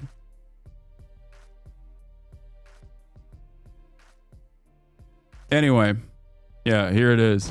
It's true what they say. New York City does not sleep. Or Jeffrey Weinstein. Which is why we need a city council that reflects who we are. Tough, resilient, and ready to lend a helping hand. It's why we need Harvey Epstein. Who was apparently a real dude, which is crazy. Anyway, there it is. Doge telling NOA to reduce the staff by 50% and funding the agency to 30%. They weren't auditing the weather career field. They're slashing it. They're likely going to go after NWS next. Also, where is it? There was another thing. They're trying to slash the CDC, which is also ridiculous. It's just terrifying stuff, okay? These are all of the... It's ironic because, like, these are the things that are good about the federal government. These are the good things. These are the good things about the federal government. And it's very frustrating that they're taking away all of the things that make this country run, okay?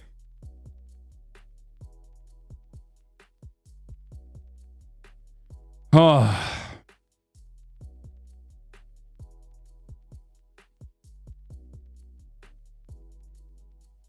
Did you even unpack yet, bruh? No. Agencies are being targeted, including the intelligence community. Senior political correspondent Rachel Scott tracking it all from the White House. Good morning, Rachel. George, good morning. And millions of federal employees have just hours to respond to their buyout offers. They are faced with a choice, whether to resign now or run the risk of being fired. The deadline tonight.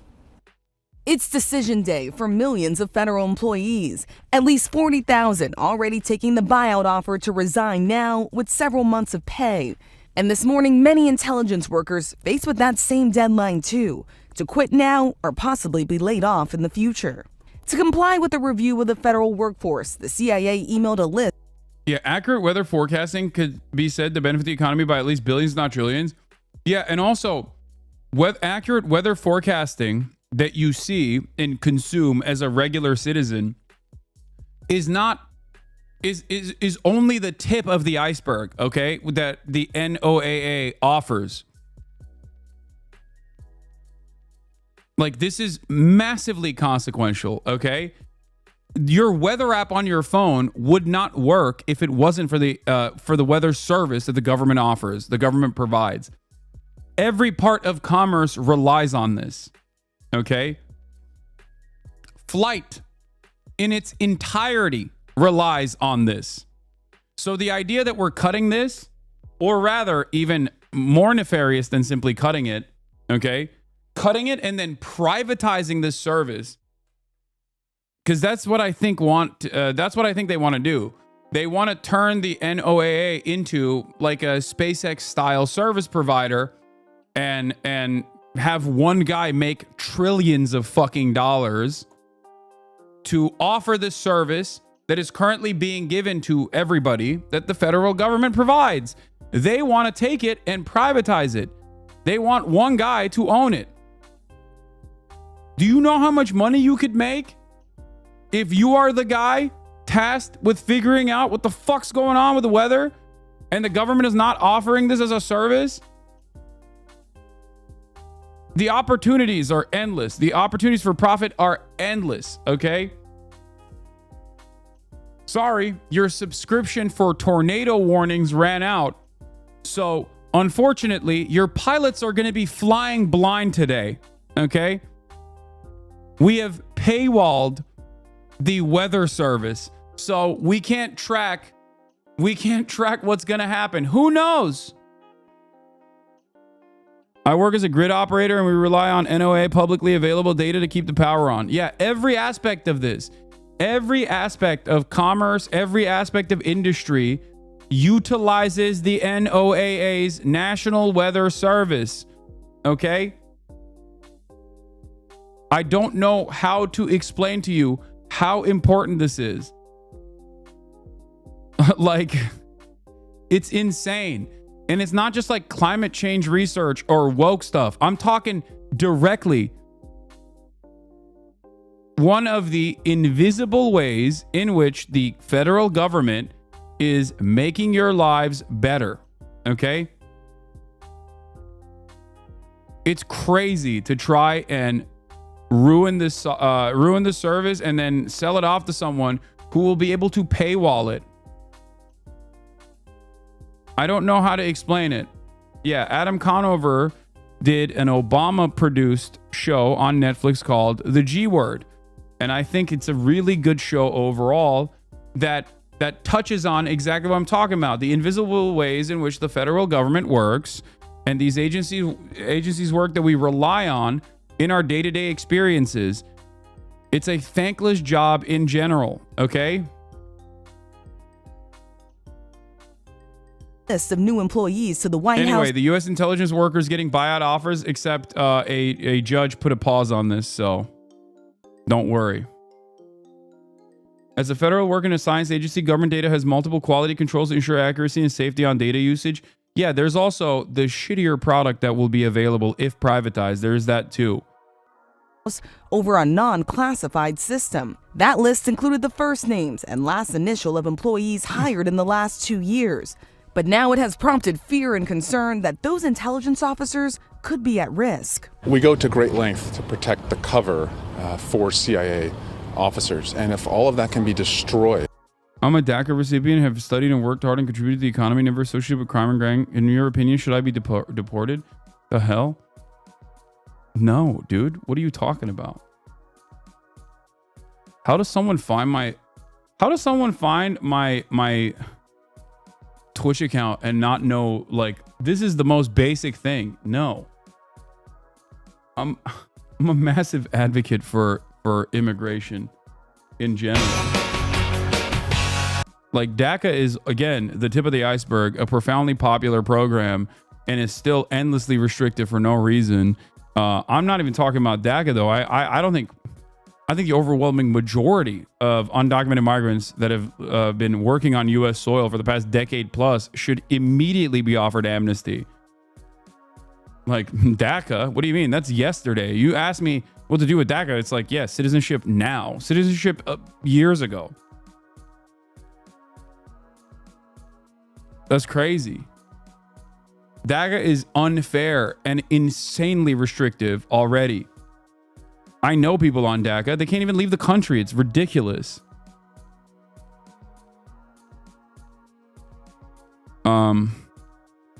Here, let's finish this. Oh my God, I'm all over the place today. Sorry. Reckless, malicious sending of an email that blows our cover and makes us much more vulnerable. Federal employees received those buyout offers with an email titled "A Fork in the Road," the same subject line billionaire Elon Musk sent to Twitter employees when he took over the company in 2022. Democrats warning employees should proceed with caution, on Capitol Hill sounding the alarm about Musk and his massive reach into the federal government. I move that the committee subpoena Elon Musk to come before it as a witness at the earliest possible moment. The hearing quickly turning into a shouting match. Yes, let's have order in this country. Stansbury, you're out of order. You know you're out of order. You know the rules of this committee.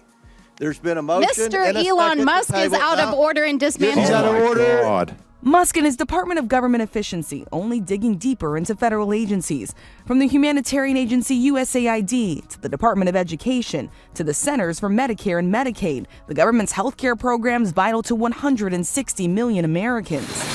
And at Treasury, Musk's team gained access to the department's payment system, which includes the personal information of millions of Americans. Overnight, the Department of Justice only agreed to allow 2 special government employees with ties to Musk to see that sensitive data.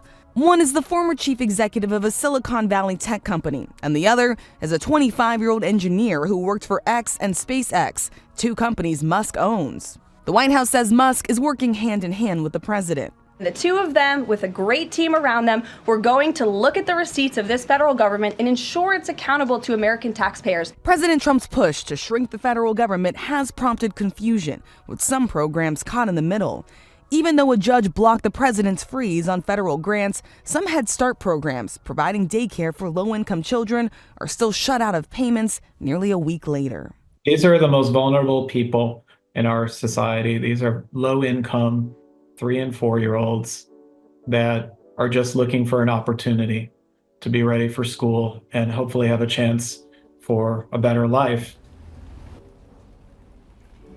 And the Trump administration is facing a slew of legal challenges this morning. So yesterday we saw a federal judge block the president's executive order on birthright citizenship. Today, a different judge will weigh the future of these buyout offers that are being spread across the federal government. And then also we reported on the FBI turning over a list of agents who worked on January 6th related cases to the Department of Justice. Well, we do know that some of those FBI agents sued, saying that they are now being targeted by their own department. There is a hearing in that case today, George. On that front as well, the Attorney General Pam Bondi at her confirmation hearing said she would not use her office to target Trump's political opponents. She appears to be going back on that promise. Yeah, George, just hours after Pam Bondi was sworn in as Attorney General, she launched the Weaponization Working Group that is going to review what she calls politicized actions of people who have investigated President Donald Trump at both a state and also a federal level. But Democrats quick to point out that it was Bondi during her confirmation hearing saying that no one would be politically prosecuted simply because they are opponent of President Trump. We are following breaking news. A judge has just paused tonight's Boom. That was quick. Well, I guess it wasn't quick, but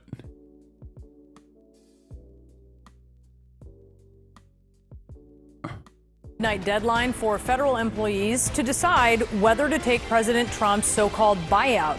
The deal would mean that they quit their jobs and hope to be paid through September or risk getting laid off anyway.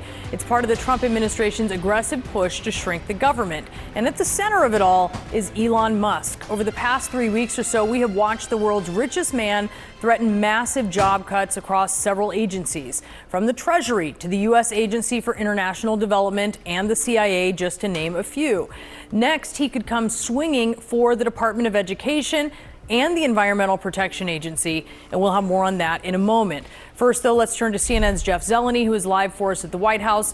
Jeff, walk us through the judge's decision. It's a big one, and are you hearing anything from the administration in response? Well, Brianna, we were about 10 hours or so away from that midnight deadline where federal employees would have been able to accept this offer to essentially not return to work and be paid through September if they would not like to participate in the return to office program. But that is all now on hold. As you said, a federal judge in Massachusetts putting the deadline on hold pending oral arguments on Monday. So for now, at least, this is in suspension mode. This is what we've seen from several executive orders the president has signed. A judge steps in and puts a bit of a pause on this. So far, the White House has not reacted to this ruling. We are expected to hear from the president later. I'm sure he will have words to say on this. But at the heart of this is how some federal workers believe they are actually being respected or not in the case of this order. The White House press secretary just a short time ago had this to say about this offer. We encourage federal workers in this city to accept the very generous offer. If they don't want to show up to the office, if they want to rip the American people off, then they're welcome to take this buyout, and we'll find highly competent individuals who want to fill these roles. her words there, if they want to rip the American people off. Who she's talking about there is the federal workforce, from the CIA to the FBI to the FAA, actual people behind these offers. And just because people may be working from home or off-site does not mean, of course, that they're ripping people off. But if you look at some of these factors now that are going into this, an email was sent out overnight giving employees one more chance to sign up for all of this, and they're really trying to make the case here that it's good for them. But the 3 federal unions that brought this suit are arguing and have been instructing workers to be very careful about this buyout offer, because they say there are no guarantees at all for any of this. So for now, at least, Brianna, this is on hold until Monday, pending oral arguments. Again, no immediate comment from the White House. We've checked, and they've not gotten back to us. Brianna? All right, we'll wait to see what they do say. Jeff Zeleny live for us at the White House. Thank you. Boris? Federal employees at the EPA's Environmental Justice and Civil Rights Office have been told they could be put on leave in the coming days. They were told at an all-staff meeting the change would be part of President Trump's order ending all DEI initiatives. CNN's Renee Marsh is going to break this down for us. Renee, the Trump administration has already closed the EPA's DEI office. So what does the Environmental Justice Office do, and how many workers could be impacted? Right, so this is an Dude, we are literally never going to get free healthcare in this goddamn country. How about any healthcare? We're not even going to get like proper pandemic response. We're not even going to have food that is safe to consume. This is not me this is not me being hyperbolic at all. That is what these agencies are tasked with doing. Okay? Regulating drugs.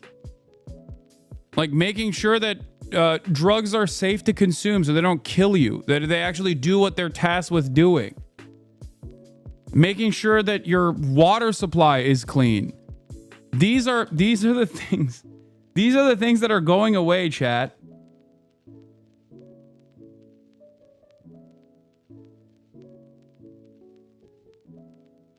EU perspective, you guys are fucked. Dude, everything that happens to us will always happen to you as well. This is something that I have warned my European chatters about quite a bit. What's going on here, it will inevitably happen there as well. Something that you guys have to understand. It doesn't just stay here. It's coming for you too. I'm not saying this as like, I'm not saying this to threaten you or anything like that, or to freak you out, or to gloat or anything like that. I'm saying this as a warning, okay?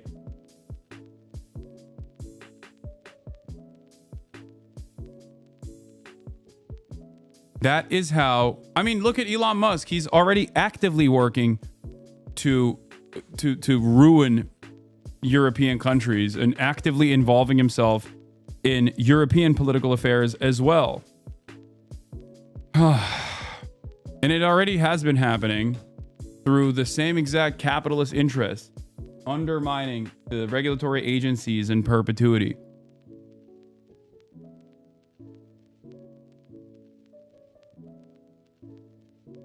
That's it. The EU is just America on a 10-year delay. They have their Trumps pop up everywhere now. Yeah.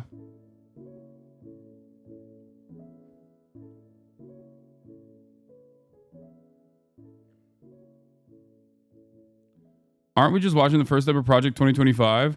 Yes. Yes. But as I've stated before, Project 2025 didn't happen overnight. It's been happening. It happened in the last Trump administration. And we're there already. And we're going to continue going down this trajectory. Office, it's the Environmental Justice as well as the External Civil Rights Office. And these are individuals who are making sure that grants, policies are keeping in mind that there are certain communities that could be facing disproportionate impacts from things like climate change and pollution, and making sure that federal funding and programs are equitably distributed so that they can prepare themselves, make sustainability plans for their communities, as well as resilience for their communities. So that's at the heart of the work that they do there. But the Trump administration sees work like this as an extension of DEI. However, many of the employees I speak to don't view themselves as DEI employees. They actually see that this is work that's being done to make sure that all communities have access to the resources to protect themselves from things like pollution and climate change. So back to what we're learning, many of the staffers within this office and division of the EPA are literally on pins and needles, waiting to hear that they too would be put on paid administrative leave. And this comes after that meeting that you mentioned, in which they essentially said that we plan on enforcing. Dude, stop using Twitter chat and HasanAbi is so funny. That's your takeaway from this process, is that like Elon Musk will undermine Elon Musk this way. Brother, sister, NBs, there is no decipherable, discernible, significant way that you can avoid products that billionaires purchase and own and control, okay? As long as Twitter is a primary source of communication for other journalists, I will continue using it, okay? That's it. It's not like the top of the hour ad break that you can avoid by subscribing for $6 or for free, okay? That's not how that works.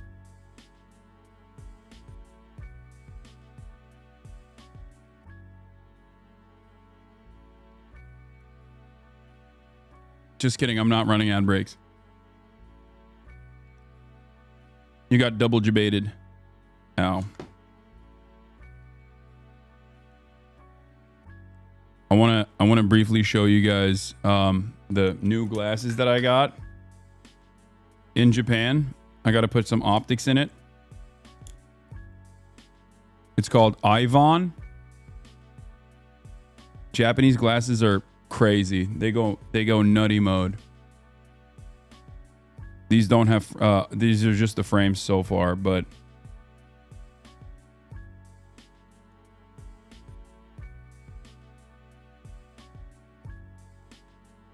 wait, oh.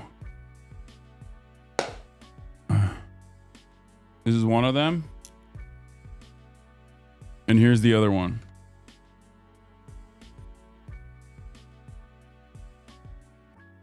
And then this is the other one. Fake glasses wearer, Pago, yeah. And then this is the other one. Same but in tortoise shell. Tortoise.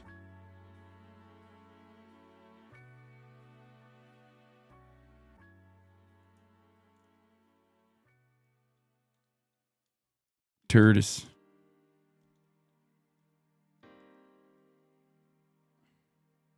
The brand is a Japanese brand called Ivon, which is funny because hayvan means animal in Turkish and in Arabic too, I think.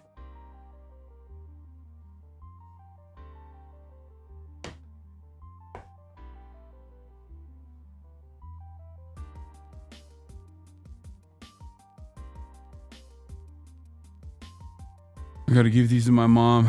And then I got another, I got some secondhand thrifted glasses too. Are they pricey? Yes. The Ivon ones were pricey. The thrifted ones were not. Your under eyes look a little puffy. You good, dog? No, obviously I'm not good. I just got off the plane from Japan and instantly started. Hey, Sean Raid. Sean the Black. Thank you for the raid. Hope you had a good stream. Hope all is well. We are watching the collapse of American society. Sean had his biggest stream today, 3K viewers. Let's go. Nice. Respect.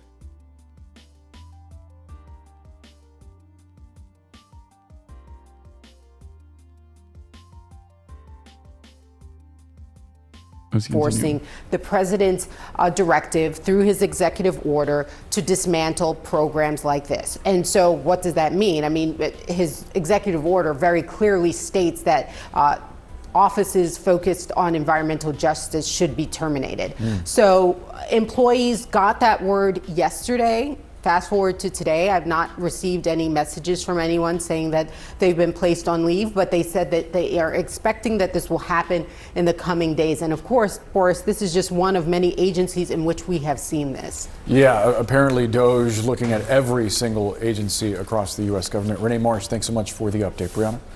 And with us now is Democratic Congresswoman Melanie Stansbury. She is the top Democrat on the Oversight Committee's DOJ subcommittee, which is a mouthful. Congresswoman, thank you so much for being with us.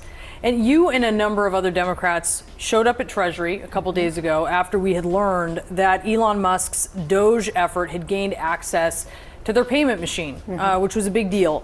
Was it, though, just a show of opposition? Were you able to achieve something? Well, I think, first of all, we have to observe that even a federal court judge today agreed that Elon Musk is breaking the law. Whether that's trying to fire federal officials, they're freezing federal funds, they're stealing our data at Treasury. And so over 24 members of Congress in both the House and the Senate showed up. We requested access to... Oh, you hate how it's called Doge? Yeah, me too. The fact that it's like such a juvenile... It's not even a juvenile, it's like a boomer joke. The fact that it's such a goddamn boomer joke that people are running with, it's like 9gag humor.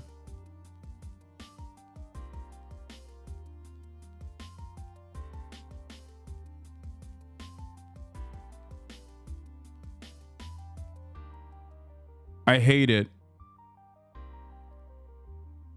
Reddit ass country. Honestly, even Reddit is turning on Elon Musk, so it's no longer, it's worse than that. It's worse than Reddit. It's 9gag shit. It's like iFunny memes. It's stuff that your boomer divorced parents share with one another for ha-has.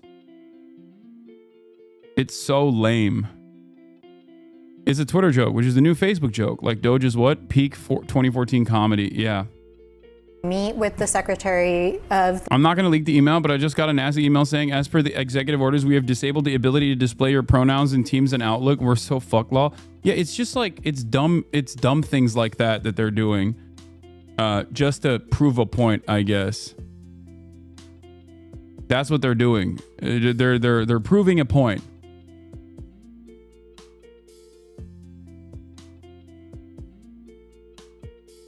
They're targeting woke, which is gender pronouns.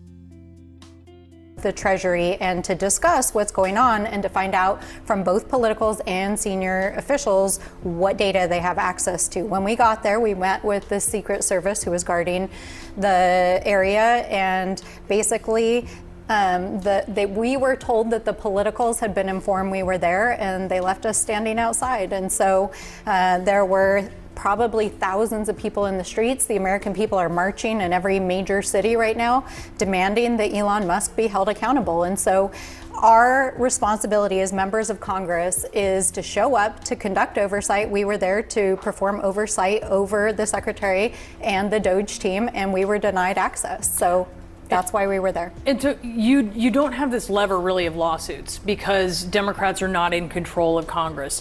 But there are outside lawsuits, and as you mentioned, and we just covered, you're now seeing stuff move through the courts. Mm-hmm. It is a slower process, certainly, than the swift process that we see Elon Musk and his Doge associates sweeping through the government with. So do you have confidence that the court system can respond in the manner and with the speed that it needs to in order to address concerns that you have? I mean, right now, it's the tool that we have to stop them in their tracks. If you look at what happened last week, illegally, the White House froze funds for literally thousands of entities across the country. They tried to lock states out of the Medicaid system. And within 24 hours, we went to the courts, the state attorney generals went to the courts, and 2 different federal judges said, this is illegal. We're going to put a pause on this. We now have this with the federal employees. We now have this with the Treasury Department. The courts is the tool right now because Republicans control not only the House and the Senate, but the White House as well. And so So, and if you watch the Oversight Committee yesterday, they've completely abdicated any oversight on the Republican side of the aisle. In fact, when we tried to invite Elon Musk to come appear in front of the committee, they denied our request. And then we tried to subpoena him yesterday. And when we tried to hold Champagne Cyclist, thank you for the 10 tier 1, give the subs. them to account, all hell broke out in the committee because they have zero interest in performing oversight. Well, part of it didn't work out because that was a surprise move, right, to subpoena Elon Musk. But there were actually a couple Democrats who were critical to the effort who didn't show up. They missed the vote, insisting that they wanted to be there, but it was something that was organized pretty quickly. You told this to Kristen Welker in December. I want to listen to this. I don't know how that happens. Aren't you so glad Obama let Mitch McConnell block all of his judicial appointments so Trump was able to make them? Yeah. No. I do not think history will be kind to the Democratic Party, and they shouldn't be. Every step of this process for the past couple decades, the Democratic Party was so incompetent in dealing with an increasingly militant, increasingly more reactionary Republican Party. And they completely dropped the ball to a degree that makes even someone like myself consider them to be the controlled opposition party, deliberately failing so that the Republicans can dominate.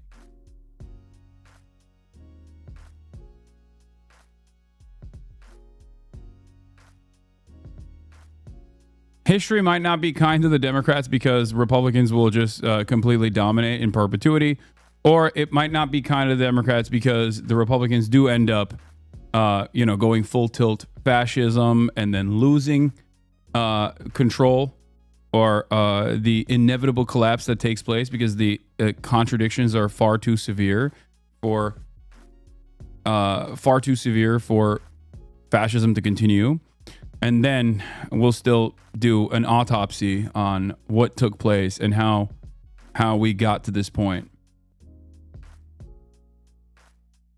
Jon Stewart kind of touched on this a few days ago too. Hi, everybody. On Trump's trade war, the war on DEI, and the myth of meritocracy. Welcome. My name is Jon Stewart. Let me tell you, we got a fantastic show for you tonight. We're going to do our program. Later on in the program, we're going to be talking to comedian, writer, director, auteur Mo Amer. That's coming up in a bit. Unholy Biscuit, thank you for the 10 gift of subs. But first, if I could have just a moment of your time. Let's talk about America's Lord and Savior, Donald Jehoshaphat Trump. They're not booing, they're saying Bruce for no apparent reason.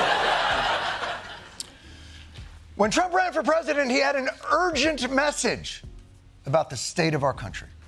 Our country is being lost. We're a failing nation. We are a nation in decline. We have to fight for our country, and we have to fight like we've never fought before. It's like we're a giant garbage can.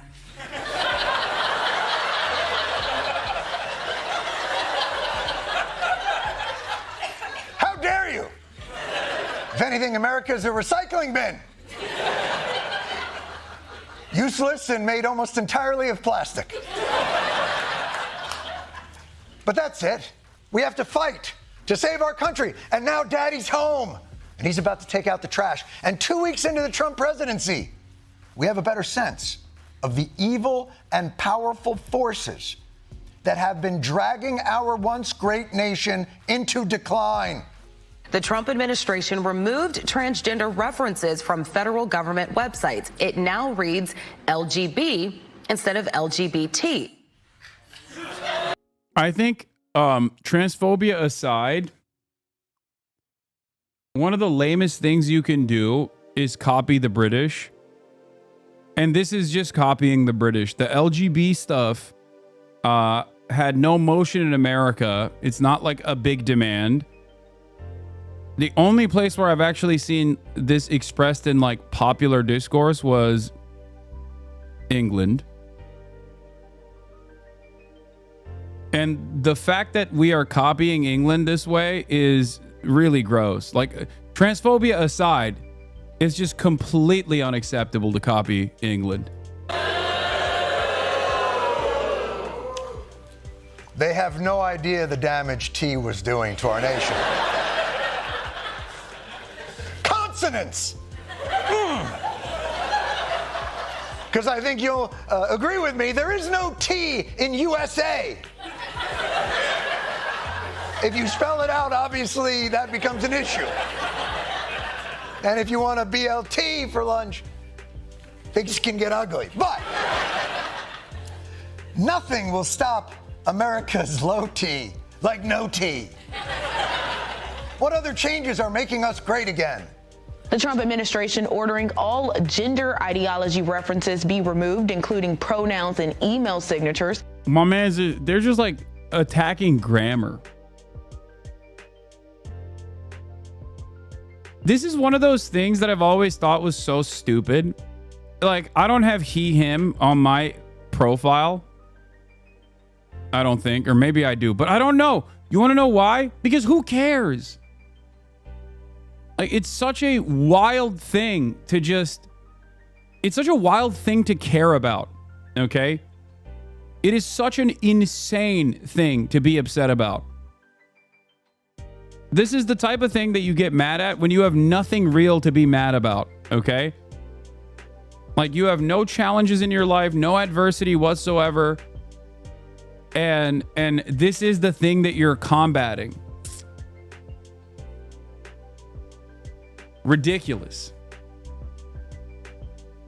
Oh.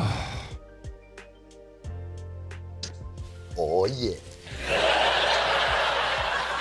Consonants and pronouns. Your next, prepositions. No more pronouns and email signatures. Good luck signing your emails now, President Xi. To clarify for chatters, you're saying that being against pronouns in bio is stupid, not the act of having, yeah, like what, why, what, how would this ever be in any way remotely problematic? Like, what, why does it upset you so much? It's so stupid.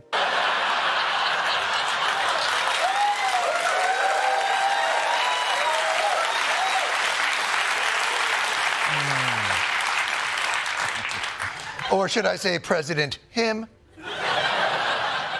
Those are just the actions that this president has taken to prove that he's still kind of a dick. But believe me, he hasn't taken his eye off of America's true nation-state enemies. President Trump is reiterating his threat to, quote, take back the Panama Canal. Trump suggesting he could use military force to take Greenland. President Trump had a fiery phone call with Denmark's prime minister, putting the NATO ally in crisis mode. Denmark, Panama, Greenland, the axis of, where are those?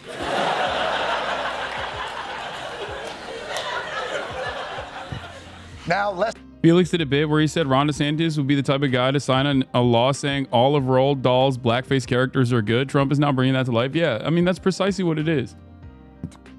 It's just like trying to legislate or trying to mandate that you become unwoke by government dicta. What a stupid fucking thing to do. It's just... It's so stupid. I don't understand it. I also don't understand how dumb people can be where they actually look at this stuff and go, based, this is it. This is what the government is doing.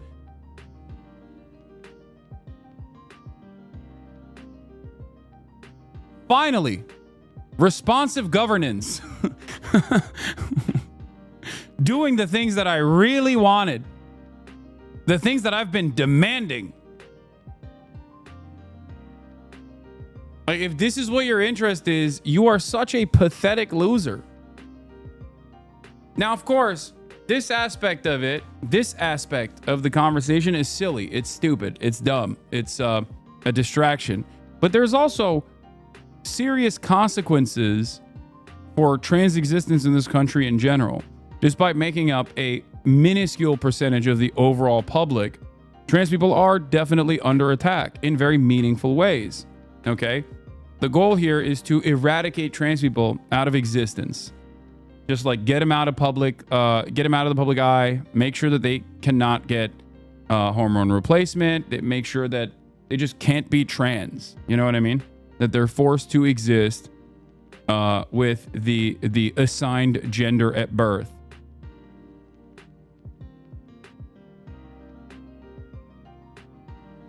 It's completely unacceptable.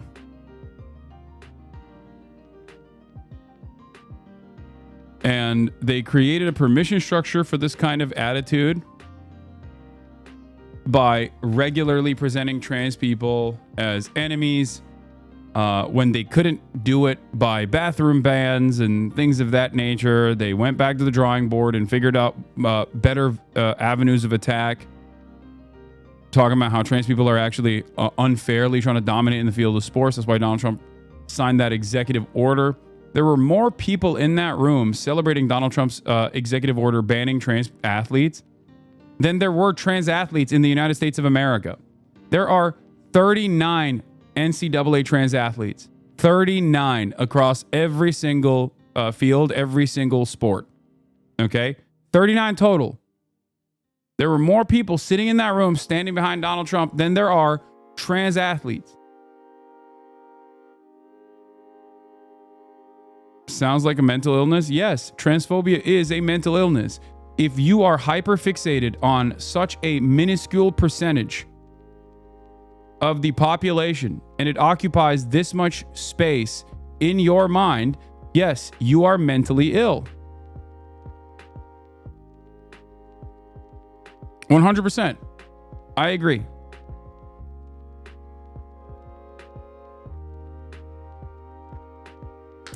Which one is in the DSM-5? Ironically enough, homosexuality also was in the DSM, so I don't know what you're trying to say about that.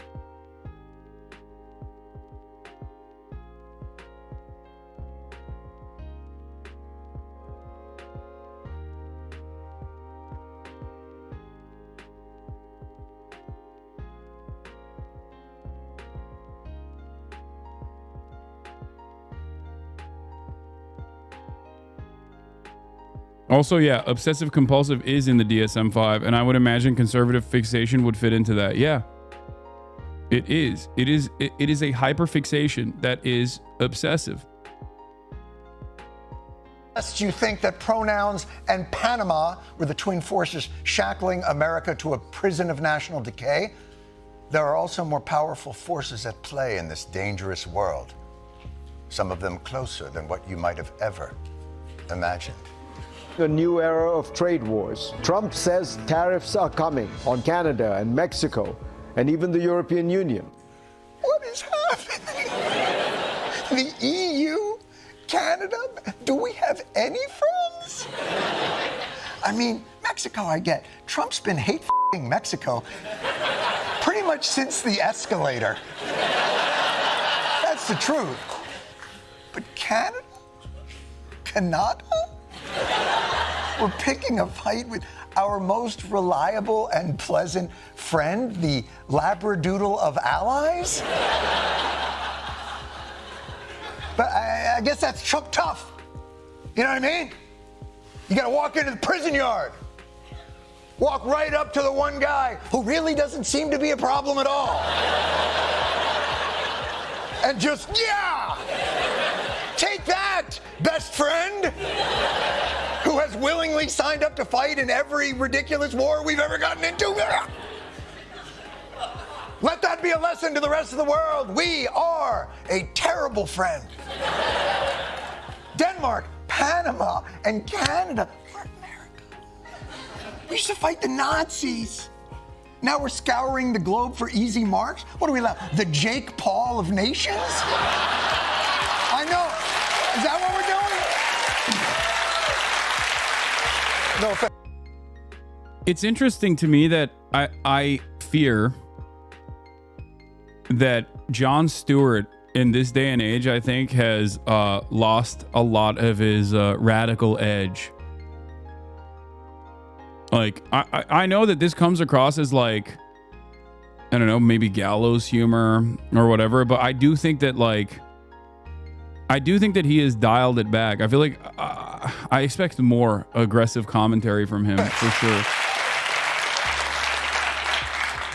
I know China's out there, but Panama's a legitimate fight. In fact, I'm going to call everyone out in FIFA's CONCACAF division. Yeah! Oh, Trinidad and Tobago, you got to gang up, huh?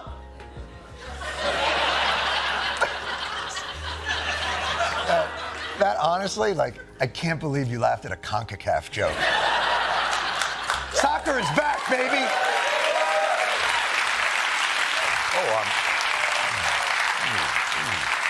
Look at me getting all skewed in the tie.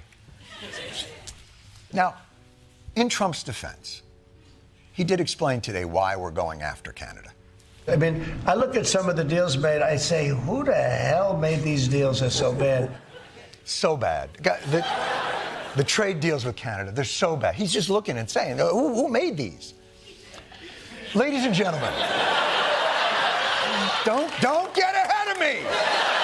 Ladies and gentlemen, for your dining and dancing pleasure, come with me into the Wayback Machine to 2018. I give you the culprit of the terrible deal with Canada. This morning, Moss, can we ban the transphobe song Full with a Hitler salute in his name? I already banned him myself. What are you talking about? I banned him immediately after addressing what he said. President Trump signed a new trade deal to replace NAFTA with the leaders of Mexico and Canada. The best trade deal they say ever made. No! A deal done by Trump's greatest nemesis, Trump. Now, hold on. Deal. All right. But President Trump, this trade war has awoken a sleeping giant. Not Canada, not Mexico, but the Democratic minority Senate leader. Release the Schumer! It's going to affect beer, okay?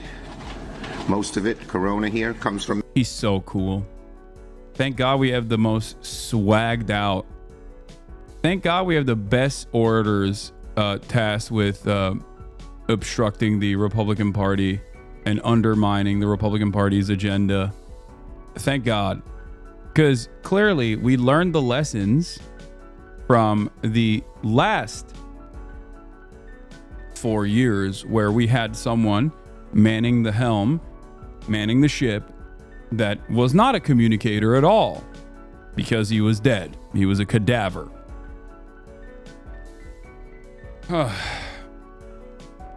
So I'm glad that the Democratic Party learned from that and said, hey, we mustn't repeat the mistakes. And we must make sure that we have better communicators that will actively undermine the Republican agenda and will do a good job of showcasing what we're doing to the American public at a time when the Democratic Party is historically unpopular. Mexico. It's going to affect your guac. Because what is guacamole made of? Avocados.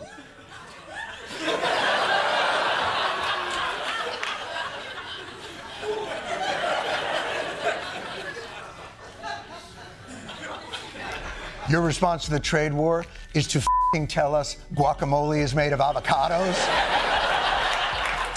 Is that what? When the people found out, when the people find out the precious Super Bowl dip is comprised of mainly avocado, also tomato, sometimes onion, it's a bit much. For me, obviously, with the Spilkis and... Excuse me 1 second.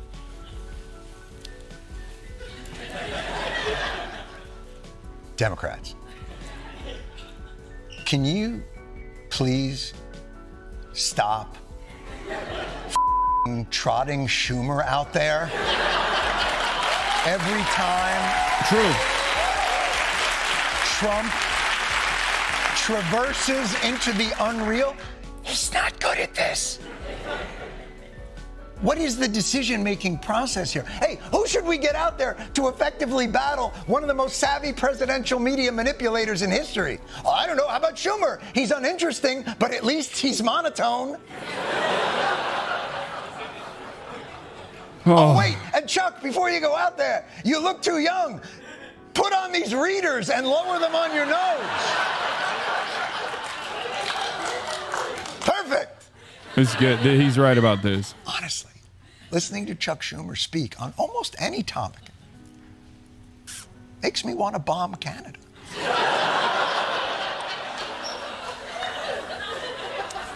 Like, if the Democratic Party is supposed to be the party that protects the government and the federal agencies, and it's a big point of divergence from the Republican Party that seeks to undermine federal regulatory agencies, then this is a fantastic opportunity to communicate that message, okay? To show this separation at a time when the Republicans are flooding the market with a sea of misinformation and consistently trying to create propaganda to explain why they must destroy the National Institute of Health, for example. Okay? You should be screaming from the rooftops of how devastating this would look like as Donald Trump seeks to undermine it. Even the past couple of weeks of like the aviation disasters that took place is a great opportunity to talk about how the ATC is underfunded, how many of the air traffic towers do not have the necessary resources and the labor power to ensure safety in air travel. It's incredibly important. And they're just not doing that at all. And the overarching Democratic Party response to all of this is we pick our battles and we lay down on the train tracks. That's what he said. That's what Chuck Schumer said. Incredible amounts of messaging opportunities for them, even from the optics front. You know what I mean? Like, even if you want to win, like, I'm putting on my Democratic Party consultant hat for a brief moment and saying, what the fuck are you guys doing? Kidding, of course, by the way. We have a couple of Canadians here from Montreal, and I don't want to upset them because I'm going to need an apartment soon. Now, before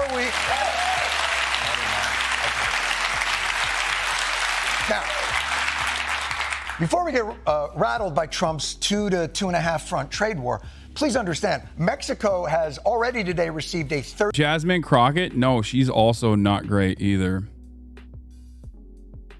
30-day stay on tariffs by promising 10,000 troops to the border. And we've promised... Yeah, I saw some stuff that she said that was like... I saw some stuff that she said that made me feel like she is also hitting like rad lib notes rather than a pro-labor attitude. Bro doesn't like anyone law. I mean, yeah. I have criticisms of every single politician, okay, including Bernie Sanders, but I love Bernie Sanders. Okay?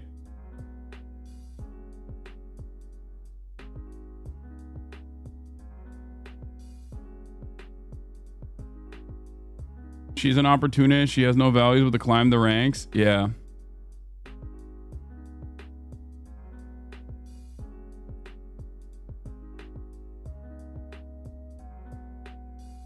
to stop the inflow of guns. So, self-invented crisis averted. If you want me to tell you who I like from the new crop of talent in the Democratic Party, Summer Lee, Greg Kazar, obviously the old guard now of the squad is still pretty solid overall, even though there are mistakes that they make from time to time. They're good. I wouldn't say, I don't know enough about Maxwell Frost. I do know that he went back and forth on Israel related issues, and that's a telltale indicator for me that there are certain lines that a lot of young politicians refuse to cross. And this was when he first won his election.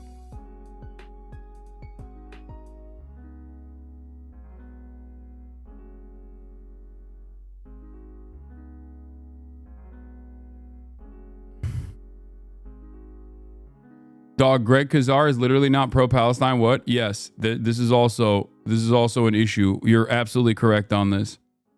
Okay, I hear Richie Torres is a good one to watch. Yeah, okay, dude, this is a good one.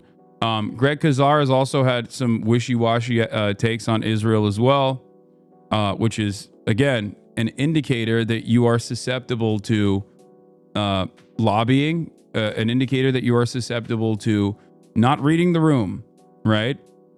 But at least Greg Kazar has like a strong labor background and also a track record of being not only pro-labor but like having successes in local in local positions.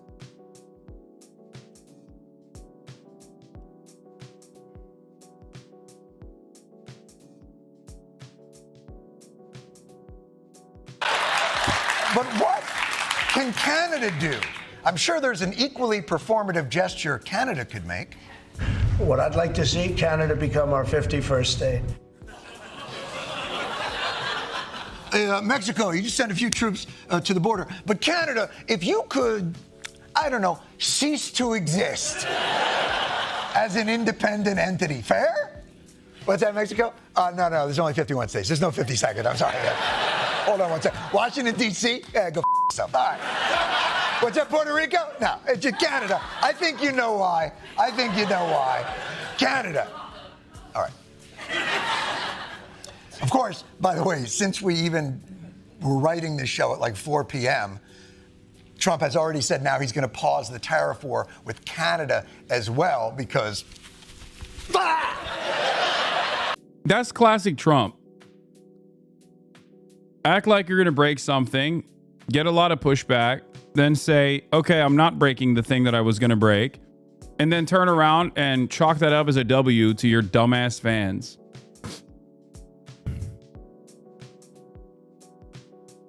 Ridiculous. And he did this a lot. He did this so much in his first presidential administration. So it should not be surprising that he's doing it again, like a child.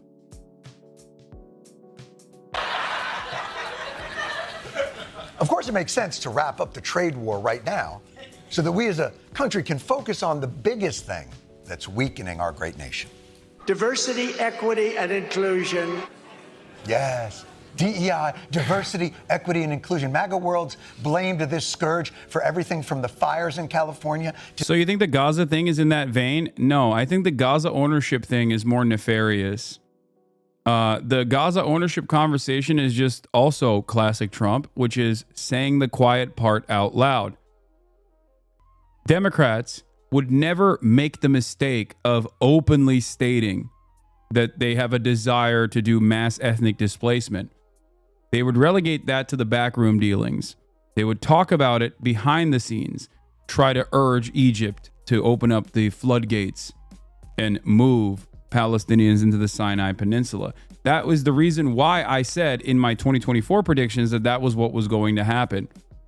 Okay? And lo and behold, yes, they did actually actively try to do that, urge Egypt and other other states like Jordan to make preparations to do mass ethnic displacement of Palestinians.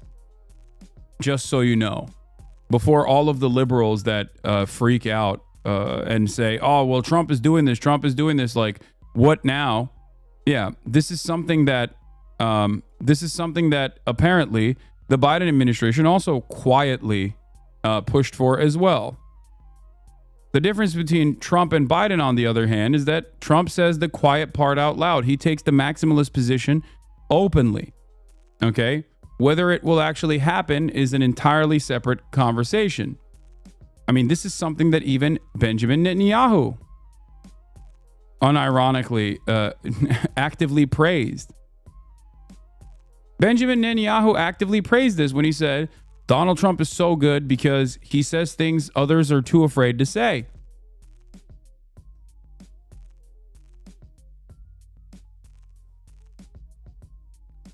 This is also something that This is make no mistake. This is a logical extension of the past 16 months under the Biden administration, where there was so much death and destruction. When Donald Trump says, when Donald Trump says, "Oh, Gaza is filled to the brim with rubble. We have to clear it out and rebuild." Who actually destroyed Gaza? Israel did. Who actually allowed Israel to destroy Gaza? Biden did. Okay, that didn't happen as a natural disaster.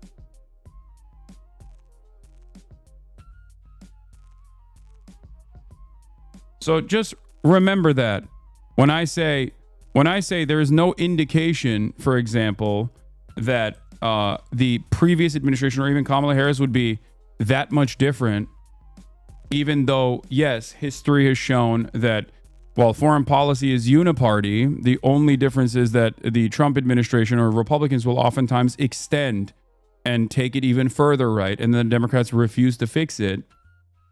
Okay? This is what I mean.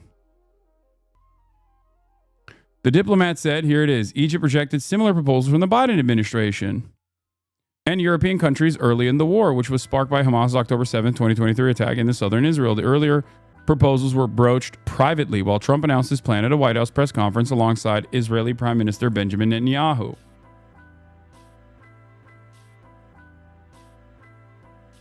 Do you understand? So it's interesting hearing from people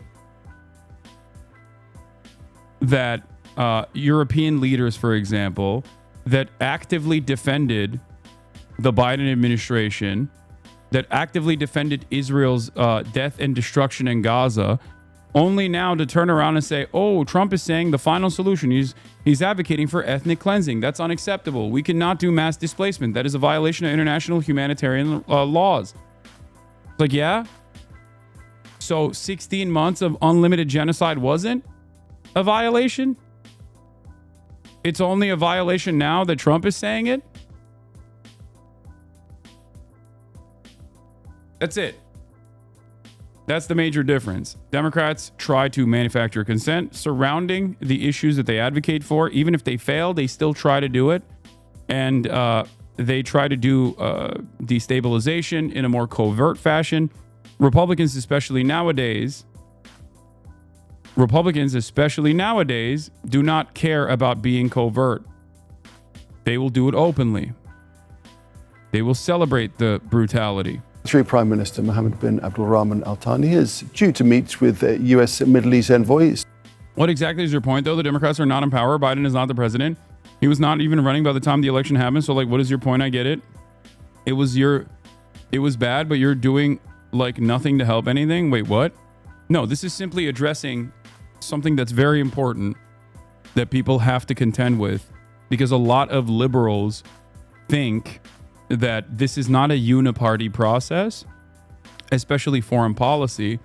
And they think like, oh, what now, pro-Palestine protesters? Like, you did this. This is what you wanted. You're getting what you wanted. When most of the pro-Palestinian advocacy came from the understandable fears they had towards a Trump administration, moving the needle even further in terms of genocide, death, and destruction, and therefore urging the Biden administration and the Kamala Harris campaign to take a strong stance against Israel to stop the bleeding. Okay?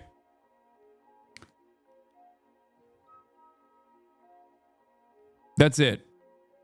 So at this stage, if you're looking at lesser evil harm reduction arguments around what's more harmful, mass ethnic displacement campaign, forcibly moving Palestinians out of their ancestral lands, or what's worse, death and destruction in a mass bombing campaign that destroys all structures that are standing in Gaza, that is an insane conversation to be having. Okay? We've already completely lost the plot. If that is the boundaries, that's the moral conundrum that we have in front of us, that is what we're arguing on behalf of.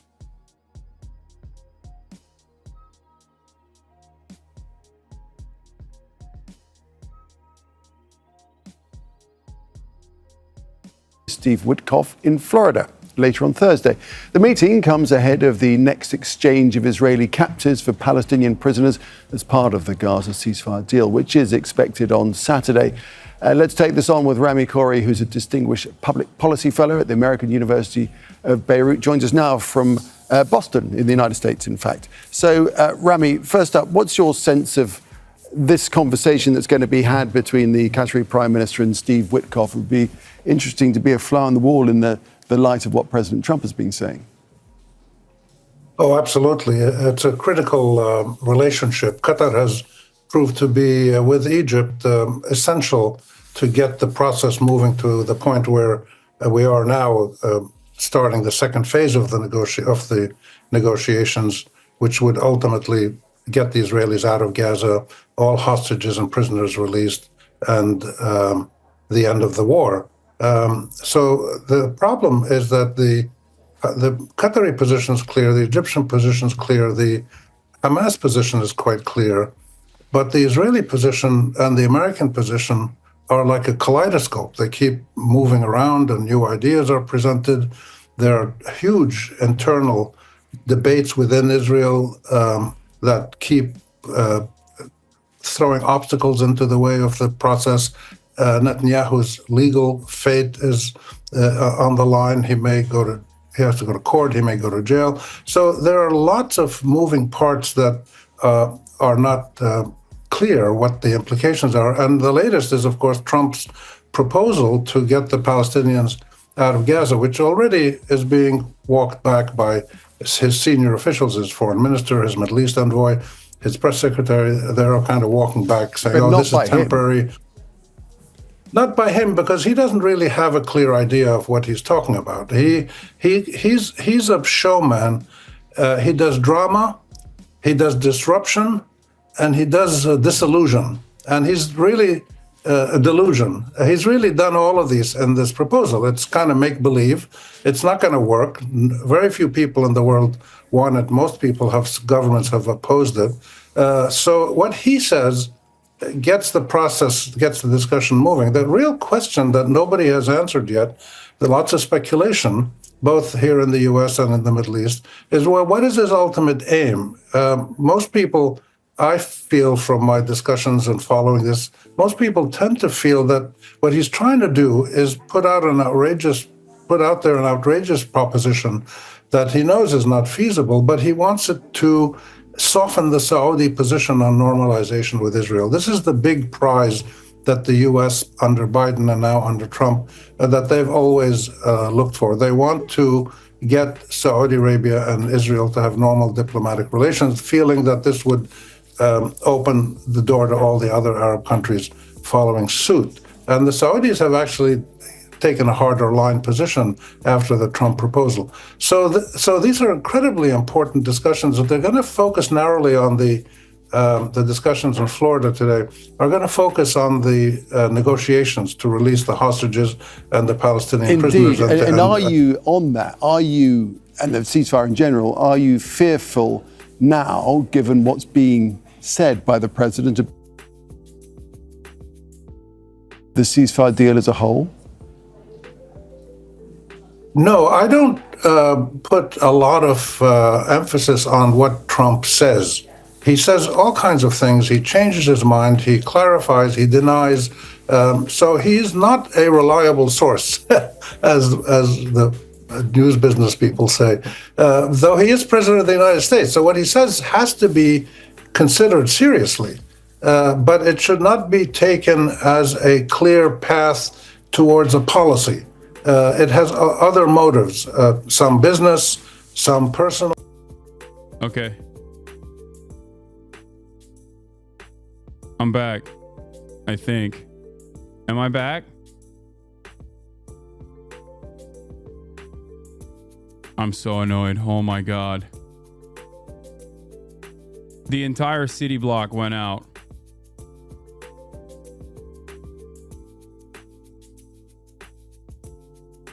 and then came back. Electricity went out for everyone and then came back. Great stuff. Great stuff for LA infrastructure. Love living in this third world nation, developing nation. This young upstart, young up and coming nation, you know? All that woke DEI gets taken out, all of a sudden, look where we're at, you know?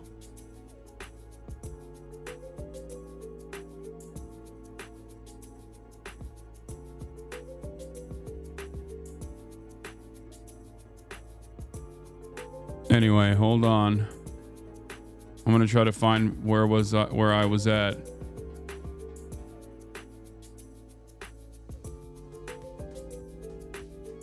I had to turn off everything, turned off and then turned on again. Oh. Welcome back to NA infrastructure. It's LA infrastructure that's like worse than NA infrastructure. It's a different, totally different demon, totally different beast.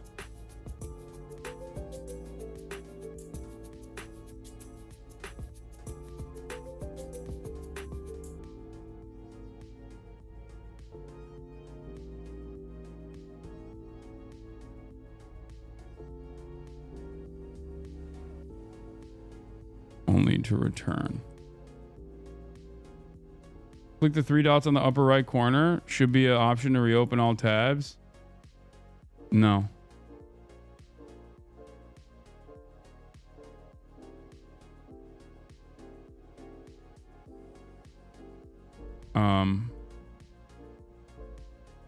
Here. We're gonna finish that Al Jazeera video, yes. Hold on.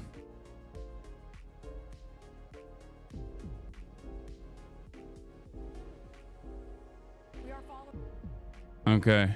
I got it. I'm doing all of it. Hold on.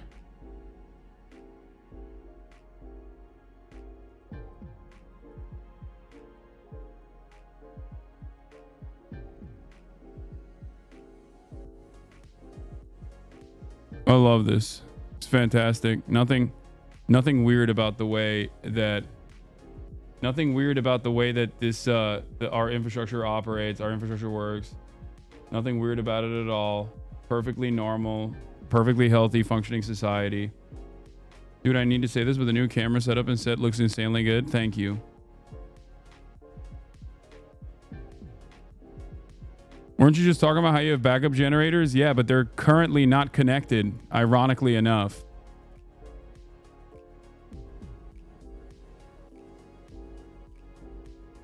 Because of the previous issue that happened.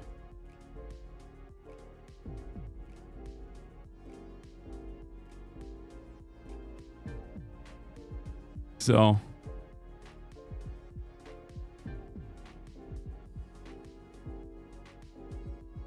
you expect to get culture shock when you go to another country that you haven't been in before or for a while, less so you come home. Yeah.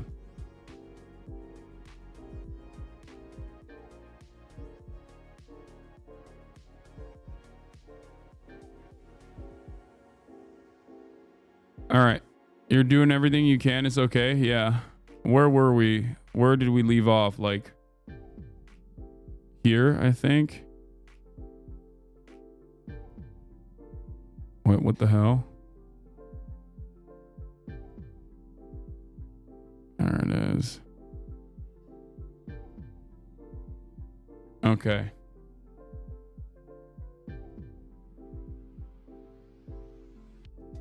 Battery backup plus solar is goated, by the way. Yeah, I know. Lots of speculation, both here in the U.S. and in the Middle East. Is, well, what is his ultimate aim? Most people, I feel from my discussions and following. Invest in a UPS as a battery backup. Oh, dude, no way. I didn't realize. Thank you. Dog, I have 2 generators and a UPS. Okay? I have it.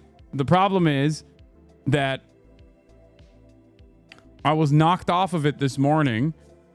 So I had to literally turn around and jerry-rig a contraption, a separate power source, while my actual Unc, you're just not tech savvy. Y'all are fucking stupid, okay? This is one of the areas where I am tech savvy. God damn it, dude. Don't piss me off on this. No, I literally do have 2 generators and also a backup battery as well. The issue, on the other hand, right now is that they have no juice. So they're currently charging, and I had to jerry-rig a separate outlet off of the generators.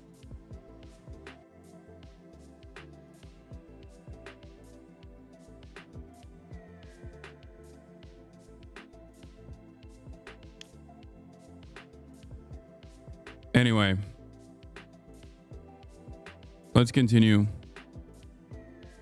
With this, most people tend to feel that what he's trying to do is put out there an outrageous proposition that he knows is not feasible, but he wants it to soften the Saudi position on normalization with Israel. This is the big prize that the U.S. under Biden and now under Trump, that they've always looked for. They want to get Saudi Arabia and Israel to have normal diplomatic relations, feeling that this would open the door to all the other Arab countries following suit. And the Saudis have actually taken a harder line position after the Trump proposal. They have these 300Ah LiPo batteries you can chain twice. I have industrial grade battery generators.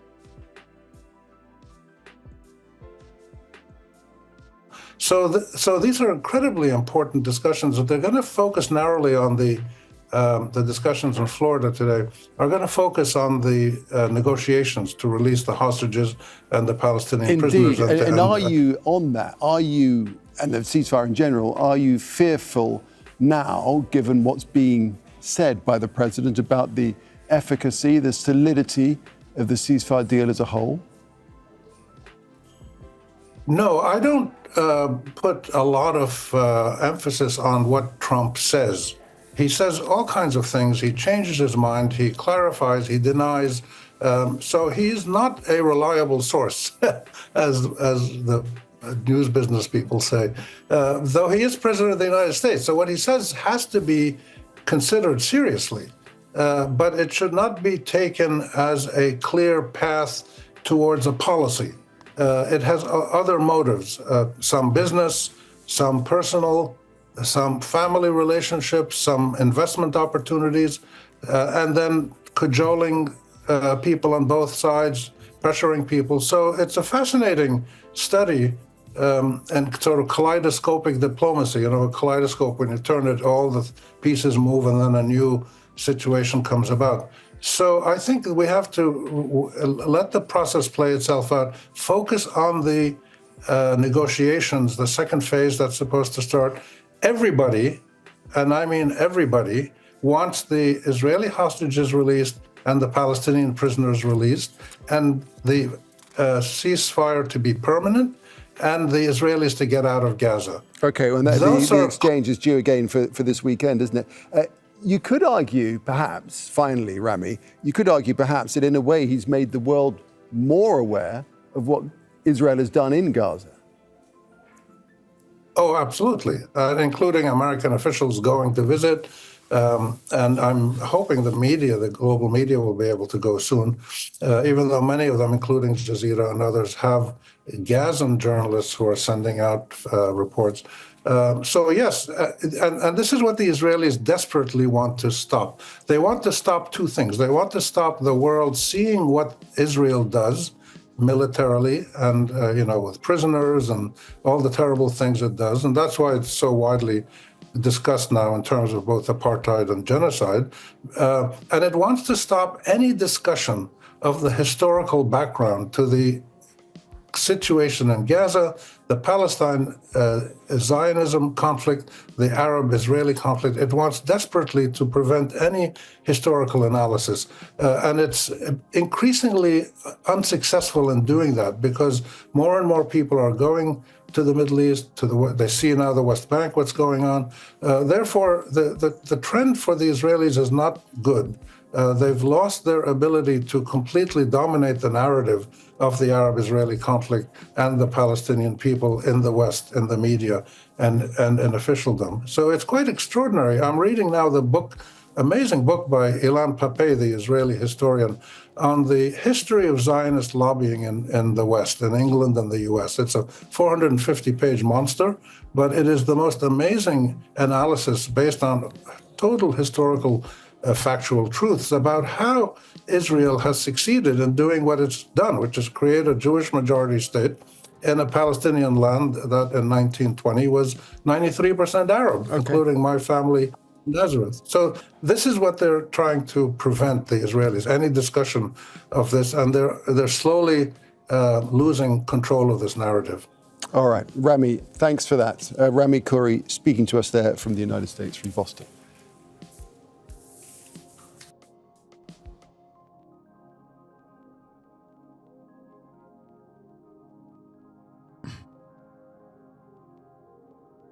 CBS News is seeing firsthand U.S. human. Yeah, RFK Jr. putting methylene blue in his water for flying his prime were so bad. Methylene blue while flying mitigates any radiation burden, protects against oxidative stress, antiviral so you don't catch a cold, boosts autophagy if fasting on flight. If also that dose I don't recommend, but he's spearheading a movement, so I get it. I don't know what this does, but whenever I see RFK doing something, I assume it's probably bad.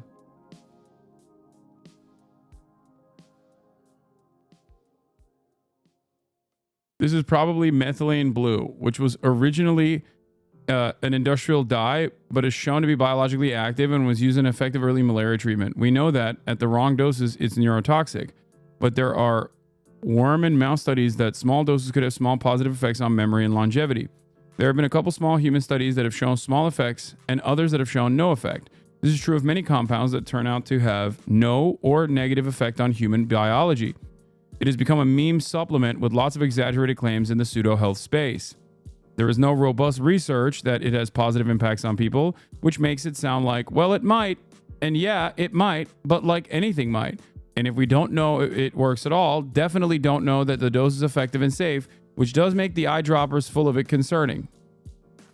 The point is we don't know, and RFK Jr. very clearly prefers vibes to methods of science.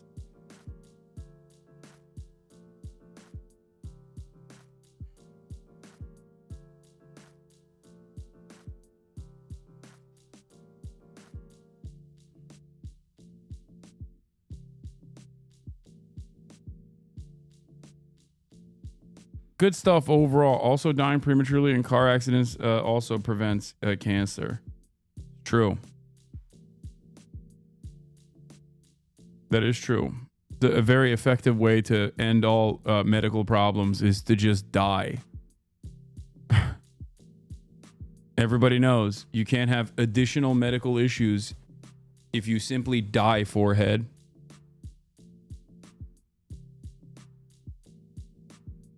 I have to use this stuff in experiments. Use gloves when I use it, lol. This is part of the reason why I've also maintained the position that RFK Jr. will probably die in a very mysterious way where, I mean, in an expected way, but in a mysterious one where it'll take a long time to figure out exactly what did him in, because there are numerous different factors at play.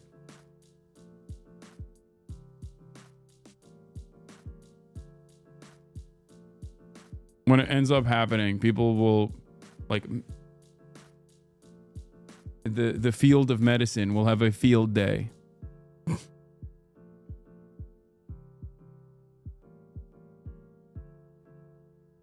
All right. First, AOC is mocked after calling Elon Musk one of the most unintelligent billionaires I've ever met. foremost, Mocked by who? The New York Post readership. understand that there is already in a federal agency who is a watchdog on waste in the United States. That is known as the government. You realize this liquid is normal, right? You like to make a big song and dance about small things like that. I mean, it's at most an unnecessary risk that you're taking on. And at best, it might have marginal benefits. You're just eating dye, dude. I don't know what you're talking about. Like, can I not just say it's stupid to eat dye? Industrial blue dye? Like, is that where we're at now? I can't even say it's fucking stupid. I have to sit here and be like, no, that's actually brilliant. Like, what is going on, man? Yeah, no, I think it's stupid to drink dye, okay? It's especially stupid when you've made an effort to consistently talk about how dangerous shit like this is, okay? And yes, there are a lot of chemicals and stuff like this that I drink. But you want to know what the difference is in stuff like this that I drink versus industrial blue dye? One has a tremendous amount of research, okay, that shows that it is fine to consume. Ironically enough, the blue dye people then also regularly look to the research to claim it's actually much more dangerous. Yes, it is dangerous if you consume it in unimaginably high quantities, okay? But so is everything.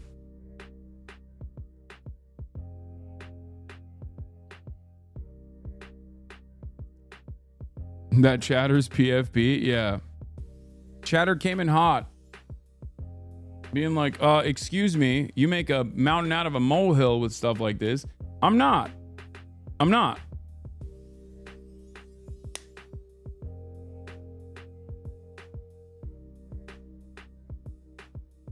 Also, you are not the Secretary of Health and Human Services, so it doesn't even matter what you do in regards to this.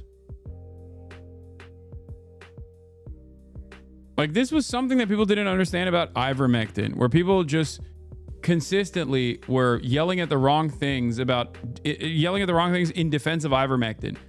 People were not saying ivermectin is not, you know, effective in treating certain diseases or certain parasites specifically, okay? Or that humans can't consume ivermectin, okay? Its most common usage is in horses, is a horse dewormer, and that's why many people were purchasing it from places where you get horse dewormer, and we're using the horse quantities, the medicine specifically designed for horses. Okay, horses are much larger animals, so there's obviously issue there. Anyway, yeah, people were sucking down on horse paste, but even that wasn't the actual issue here. The actual issue was that there was a false sense of security placed upon ivermectin as ivermectin is the savior, when the actual creators of ivermectin kept saying that there is no evidence that this actually helps with COVID. No evidence whatsoever. And those guys have all the opportunity to lie and say it has a tremendous benefits for COVID. They would make a lot of money off of shilling ivermectin if it actually prevented or treated COVID.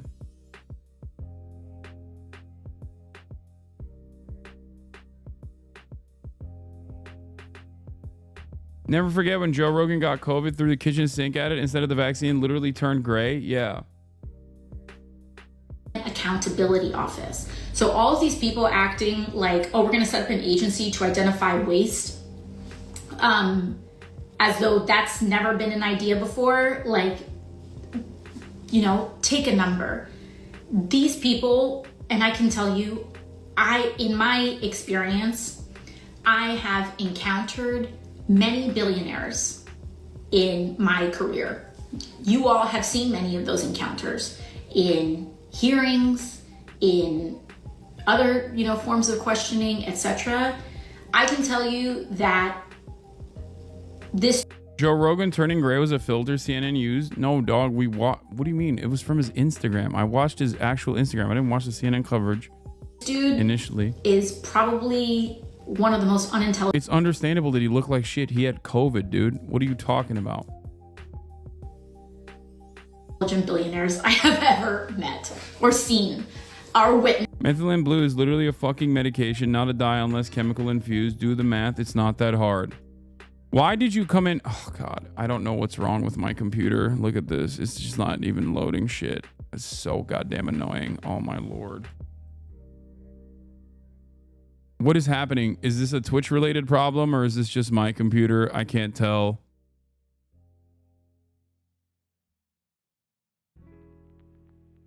Just you? Okay. Hoping that this will fix the issue. Nope. Failed to load module. Clear cache? How do you clear the cache?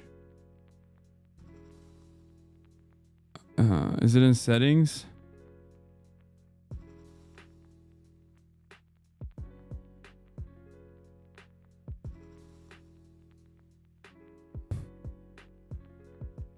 Go to browser history.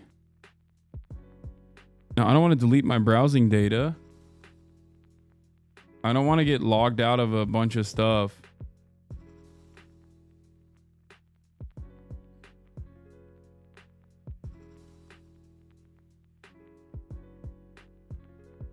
Yeah. Control H, delete browsing data. Browsing history, time range, last hour. Okay, that's good.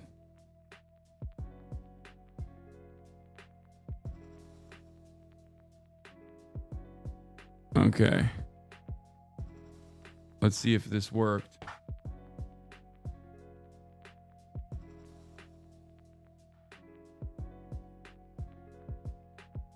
Oh, it did work. I think. Oh, thank God. It worked. Okay, one less problem to freaking worry about. Why did that even happen? Why was that even an issue to begin with? It's so annoying.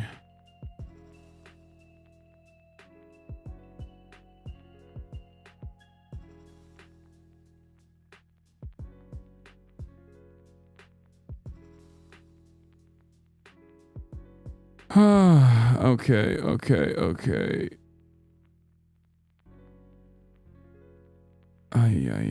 Hold on.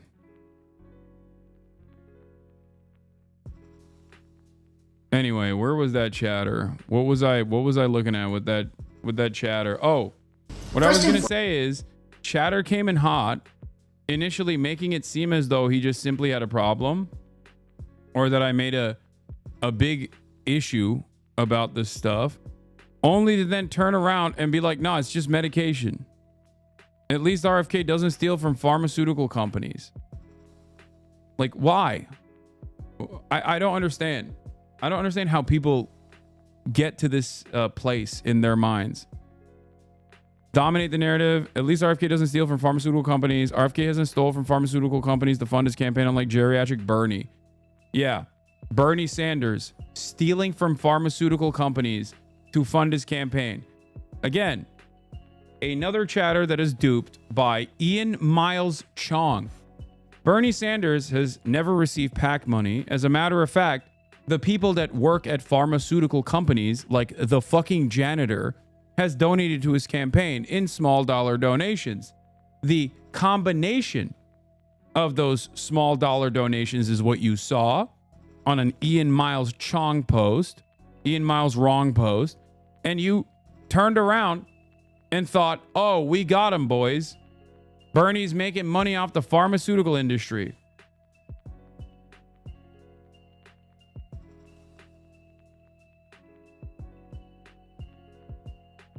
Yeah, I love that. What is happening to my goddamn internet, dude? What is this?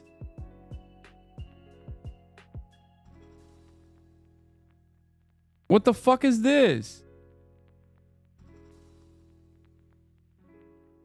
I can't. This is my issue, right? This is a me problem. This is not like a. I've never actually seen this before. Control Shift R. Try restarting browser. I did that already.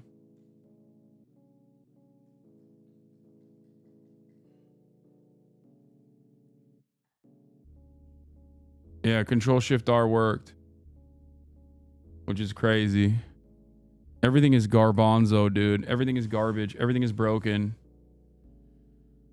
Right-wing populists have completely lost the plot as to who the enemy is. Elizabeth Warren does not take any money from healthcare or any lobbyists or CEOs. Look at the average donation. CEOs don't give $30 increments. Use your brains, people. If 10,000 nurses give you small contributions, that doesn't mean you're in the pocket of big pharma. Look. I don't know if you saw this, but Elizabeth Warren got confronted, and it's on Twitter this morning. She got confronted about the amount of money that she's received from pharmaceutical drug companies. She said she's never received any money from pharmaceutical drug companies and never received any monies from any PACs. And then, of course, underneath it, community. I'm glad you're covering this very niche stuff. It's not even niche. The problem is it's not niche, okay? It's actually out in the open. A lot of people think this way now. And a lot of people get their notes off of Twitter. It is no longer a niche, like conspiratorial minded attitude that people have. Okay, fuck Joe Rogan. All right, well, we have a pro RFK guy who thinks Bernie is taking money from pharmaceutical corporations, but also doesn't like Joe Rogan for some reason. I guess you like the holistic medicine aspect of Joe Rogan, but like maybe not that he's a Ron DeSantis supporter. I don't know. Note strikes again, and of course she received millions. Yeah, she's a fucking liar. Well, and it's an arms race. How can pharma cloak the money that it's giving so that there's plausible deniability at the point that Elizabeth Warren is confronted or Bernie Sanders? Bernie Sanders was hilarious. Only 1.5 billion. Only 1.5 million out of 200 million. Like, this guy went from being a Bernie Glazer, a Bernie bro, to shitting on Bernard Sanders.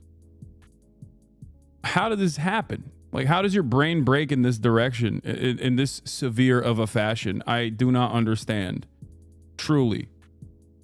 Only 1.5. Yep, that's what I saw as well. Trying to say nothing. Only the hardworking people in this country giving money. Well, I don't think. I don't know if you saw.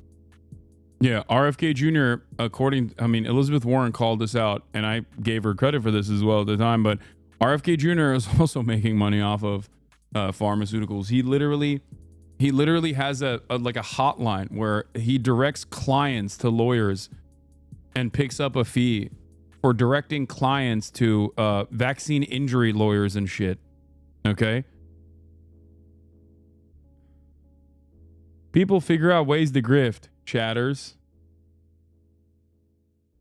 Sometimes in ways that you cannot comprehend.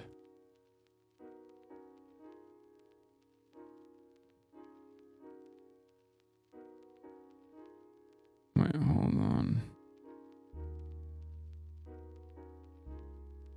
I have to fix everything now. All right. Weinstein and his brother has been completely laughed out of academia. Rogan literally robs people of the opportunity to learn. I know. But the Weinstein bros have only one method of making money now, and that is suckling on Joe Rogan's incredibly long nipples.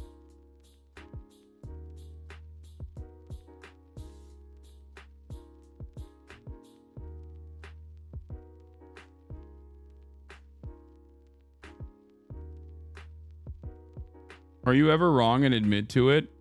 Yes and yes. Very famously so, even though there is no benefit to admitting that you're wrong ever. It's not even remotely beneficial, and people yell at you all the time regardless. The most famous instance of me being wrong about Vladimir Putin will never invade Ukraine. That's far too insane for him to do. It would be devastating.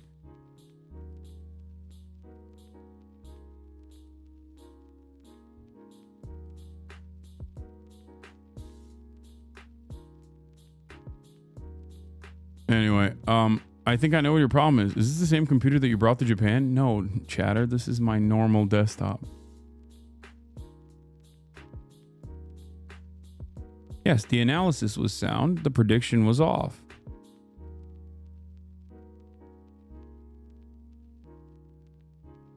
Sometimes your insults are a bit graphic for my brain. Fair. Another one, I think, is something I've thought about a lot. It's the Ukraine stuff and my initial reaction to ReactGate. I corrected you over something tiny linguistically, but it made a difference and you immediately backtrack. Respect where respect is due. 3 years of wrong prediction, though? What do you mean?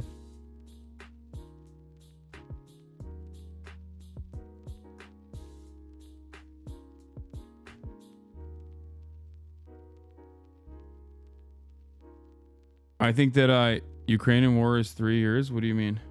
I'm confused by this. The people who think this about you are clip watchers? Yeah.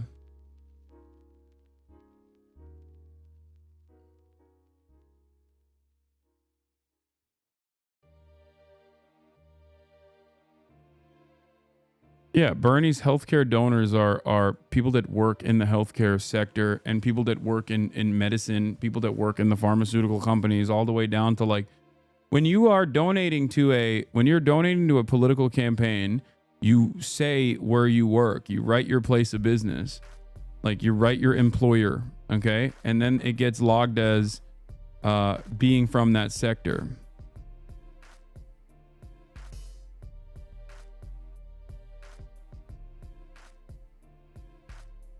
You were wrong about co-hosting a podcast with a certain someone, but that's more of a hindsight 2020 kind of thing. Yeah, no, that's not.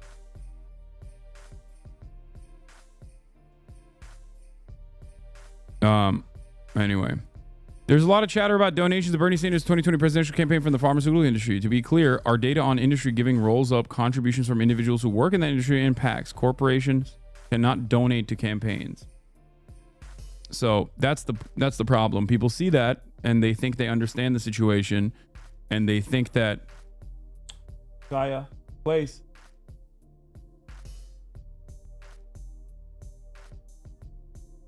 No. Good. Okay, well, I'm glad I have it. Did you miss your Zin? No, I was able to make it work.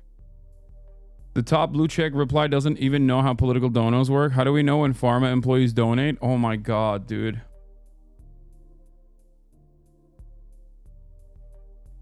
I'm losing it. Like, so much of American political discourse revolves around, I don't know a certain thing, and now I'm going to make it your problem. Like, that's just what this is. I don't know how something works, and it's actually your fault. And I'm not going to search. I'm not going to learn. I'm not invested in the truth at all. And it's your issue now. It's your fault now. Not, I think you are wrong. I think you were wrong about the streamers work harder socially than other professions. I get what you were trying to say, but try being in the service industry, big dog. I know your job is hard, but there are a lot of benefits that others don't get with the same amount of burnout. I need you to understand that, and I think you do, and you pulled back and self-corrected a little bit. I think that was big of you. Wait, what? No. You can't say I think you're wrong and then literally then repeat what I said. No, that doesn't count. Okay? What the hell?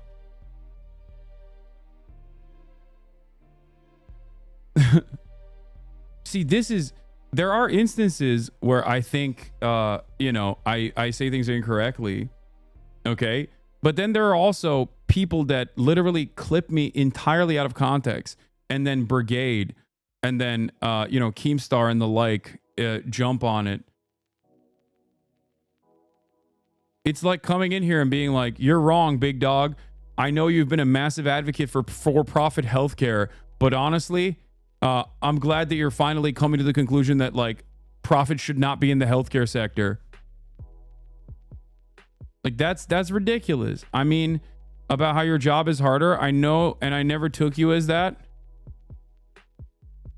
Oh my God.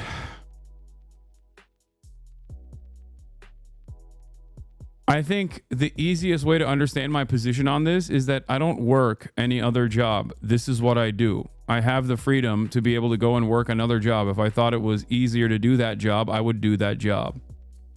Okay? That's it.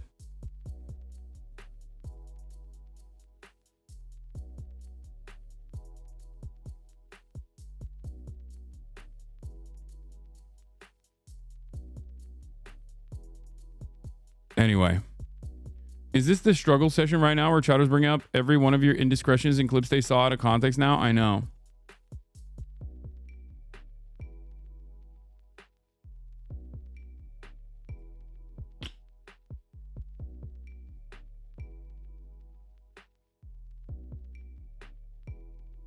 Man, you got people talking shit then apologizing to themselves for you so you don't have to do shit, Lamau? What do you mean?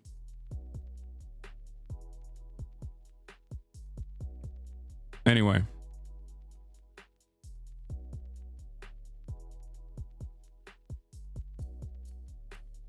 Have you seen the news on the White House Faith Office? No, I have not.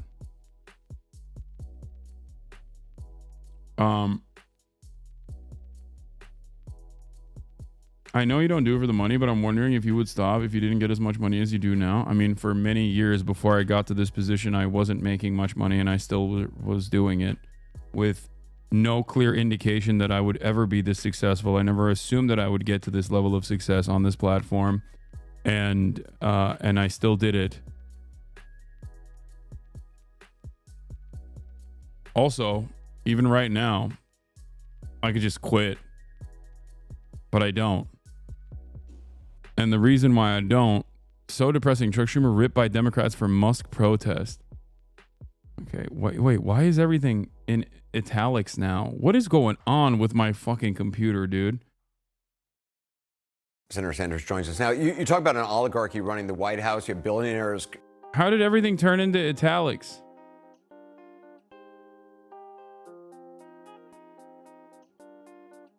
Even the captions.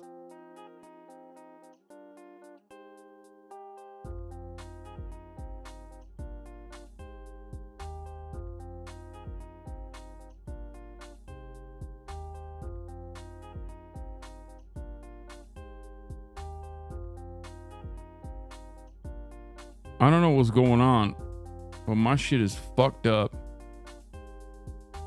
Bro, even my captions are leaning right, dude. I'm on the right side of my camera. Captions are leaning right. I don't know what the hell is going on. Now currying favor with the new administration, donating to the presidential library, the inauguration, making deals with family members of the Trump family. How far are we from a kleptocracy? Well, let's start with oligarchy, and I think we are there. You know, when you see three of the richest people in this country, the three richest, standing behind the president when he gets inaugurated, when you see Elon Musk, who contributed over $200 million, 270, to get Trump elected, and then becomes in many ways the most important appointee of the Trump administration. And when you see since Trump's inauguration, software dev computer guy, what the hell did you do to your computer? I've never seen this after 12 years. I've never experienced this issue before. And I don't think a single chatter has ever experienced this issue before as well.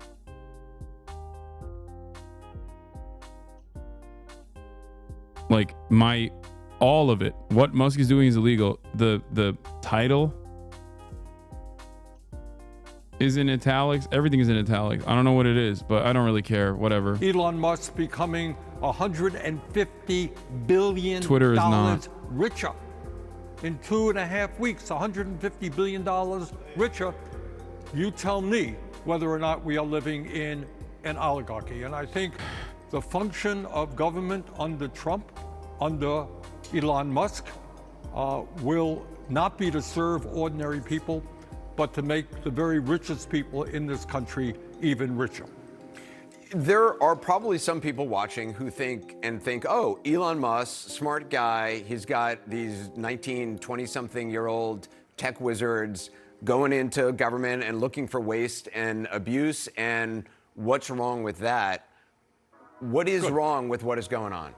Nothing wrong with looking for waste and the kinds of bureaucracy that exist. I think we can do a whole lot to get rid of the waste, the fraud, the excessive bureaucracy that exists in government, especially, by the way, in the Defense Department. You did the same interview, you got the same amount of motion as Anderson Cooper, my goat. I did it for 30 minutes. Anderson only gets Bernie for 7.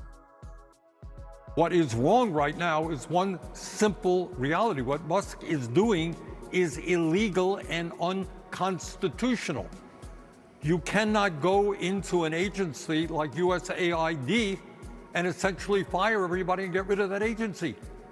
You cannot do, that's an agency that was created by Congress. They want to get rid of USAID, fine. Come to the Congress, make your case. You can't do it unilaterally. You cannot withhold U.S. funds that were appropriated for Medicaid, for community health centers, for Head Start. You cannot put a freeze on that. That money was appropriated by the Congress. And as I hope every fourth grader in America knows, Congress holds the purse strings. And what I also worry about is not just the movement toward oligarchy, but this growing trend. When you balling with Bernie, I'll figure it out soon. I hope the American people are seeing clearly that we had the January 6th rioters, the people who were trying to, in a sense, overthrow an election, undermine democracy, contributed to the injuring of 170 Capitol Hill police officers. They are pardoned. And then the FBI agents who worked hard to make the case, doing what they are told, they are now being investigated. What is the future of the FBI? Is the criteria to be an FBI agent in the future one who swears allegiance to Donald Trump or one who upholds the Constitution and the rule of law? And I'll tell you something else in terms of authoritarianism, Anderson, and this is something that you and other people in the media should pay attention to. ABC paid a fine to Donald Trump, presumably for, saying something that he didn't like. Meta, owned by Zuckerberg, paid a $25 million fine to Trump. Right now, Paramount, that owns CBS, is contemplating reaching a settlement with Trump. He has sued the Des Moines Register. The FCC is now investigating PBS and NPR. That is a movement toward authoritarianism when you go after and intimidate an independent media. So you add it all together, we're moving toward an oligarchy, we're moving toward authoritarianism, and in terms of kleptocracy, well, what can I say? Before he got inaugurated, Trump and his wife issued coins. They made billions of dollars. Anybody can give to the president, in a sense, by buying those coins. So the American people are going to stand up and fight back, or else we're going to be in real trouble. We had a historian, Doris Kearns-Goodwin, on last week who talked about Andrew Jackson corrupting essentially government employees, giving out favors to people who curried favor with him. He gave them civil service jobs, and it took generations in America to correct that.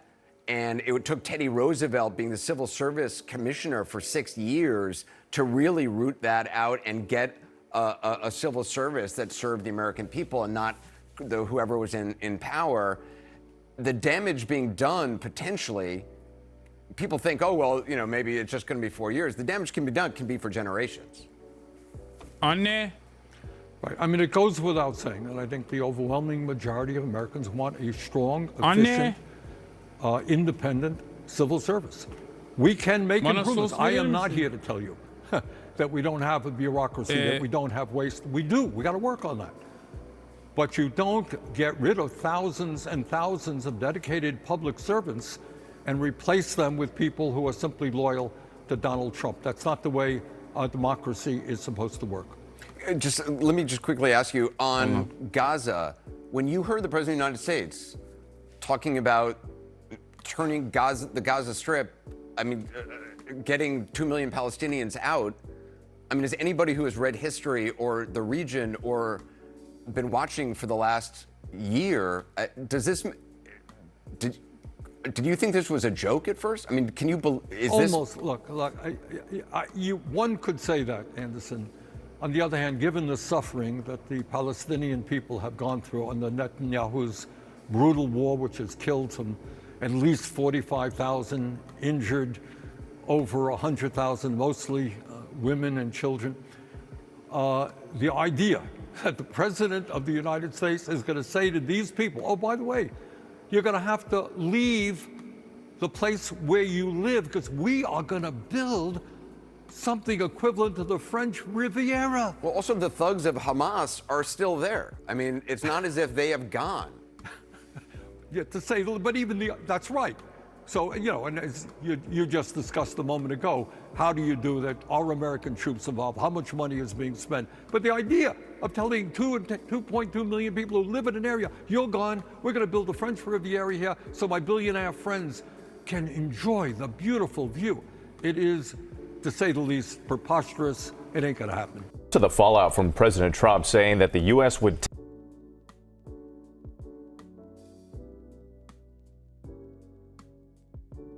Every aspect of this admin is so fucked.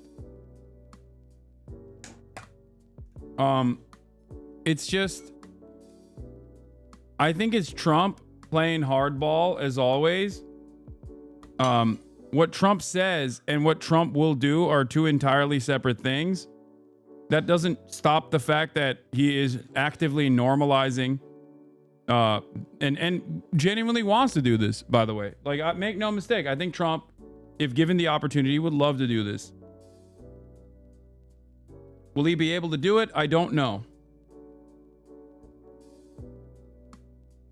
Not chat being pro-Hamas. Crazy. Brother, it is not October 7 any longer. I don't know what you are talking about here, okay? Like, if you can't comprehend why people would resist against the Israeli apartheid after 16 months of genocide, as the American government that allowed Israel to do this by offering the munitions to do it, while also simultaneously talking currently about the fact that there will be mass ethnic cleansing, a mass population transfer scheme on this existing territory. Like, and you're still like, well, what about Hamas? You're out of your fucking mind, dude. Get a new point, please. Hamas is but a name, okay? That's it. That's all it is. It's an expression. It's an expression of Palestinian emancipation. That's it. That's what it is. If it's no longer Hamas, it's something else, okay? It's gonna be something else. And in the past, it was something different than Hamas. It was the PLO.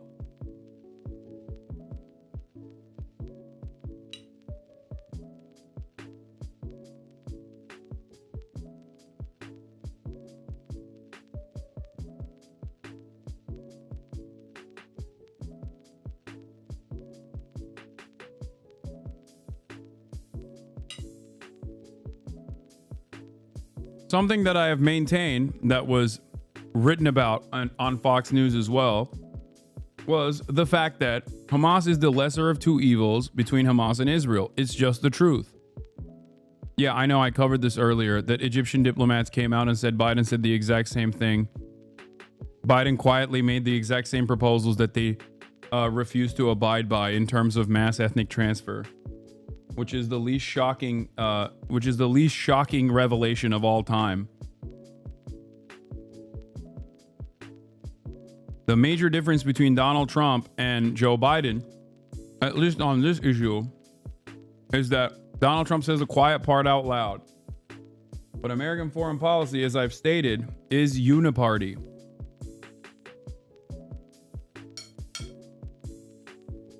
Yeah, 972 Magazine's new coverage also shows that after using bunker buster bombs, they gassed the tunnels and most likely killed hostages in the process.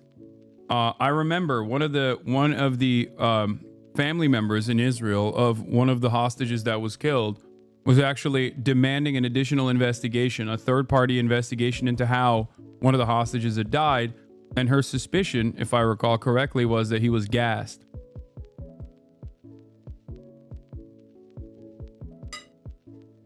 Now, 972 Magazine's investigations show that there is a very high likelihood that that is what happened.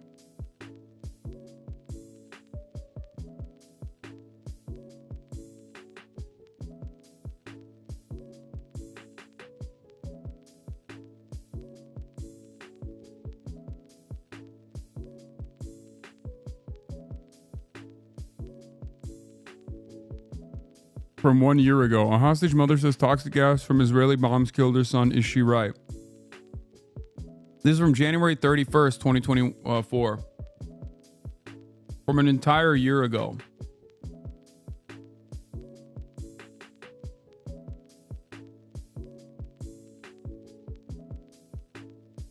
Take over Gaza. Our chief White House correspondent Mary Bruce tracking this for us, also from the White House. Mary, good morning. Whit, good morning. Well, after the president declared that the U.S. would take over Gaza and that the Palestinian people would be permanently... Why are you even making what comparison?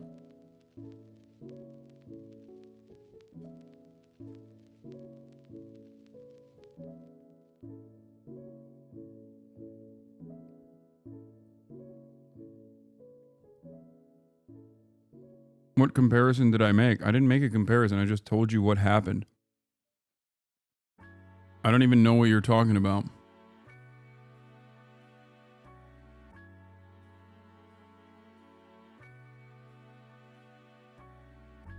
You knew what you were insinuating?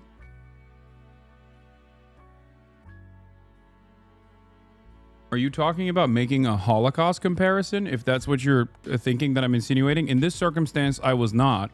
Having said that, yes, I have voluntarily made comparisons to Israel and Nazi Germany numerous times over. You must be new here if you think I'm afraid of making such comparisons. Zionism is a fascist movement very similar in its expression of violence to the Nazi movement. Okay? We're talking about Israel using chemical weapons and potentially gas on Israeli citizens that are hostages. That is just what is reported on in the news. It seems like you have issues with what Israel is doing.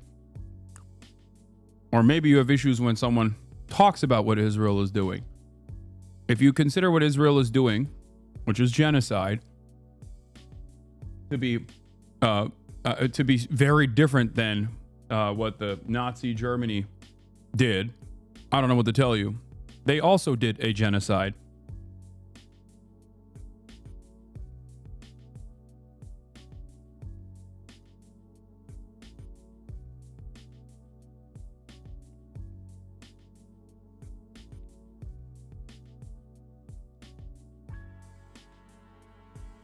I think you have an issue with just what the truth is. It's not that you have an issue with me. It's that you have an issue with the truth.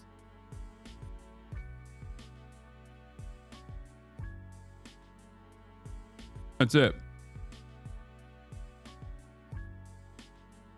You can say crazy about it all day, every day, but it won't change the truth.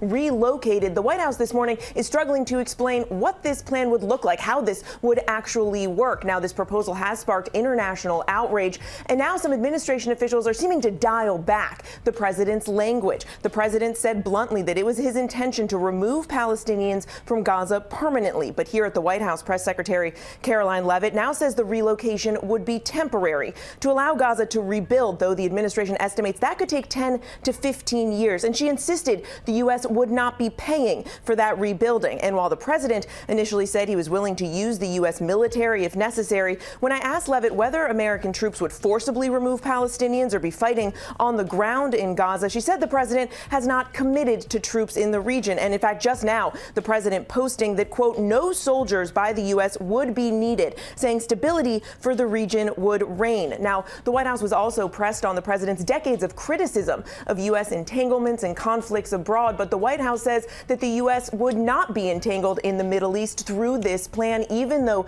the president said, quote, the U.S.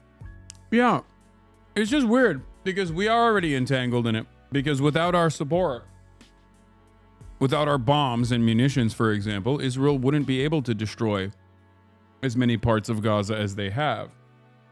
So to say that we are not entangled in this is ridiculous.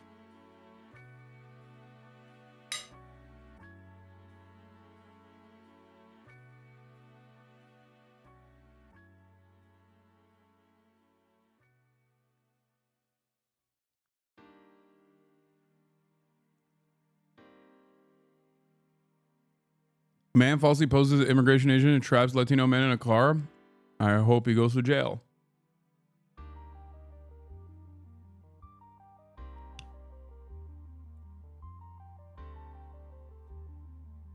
Doesn't Israel have their own arsenal, though? Yes.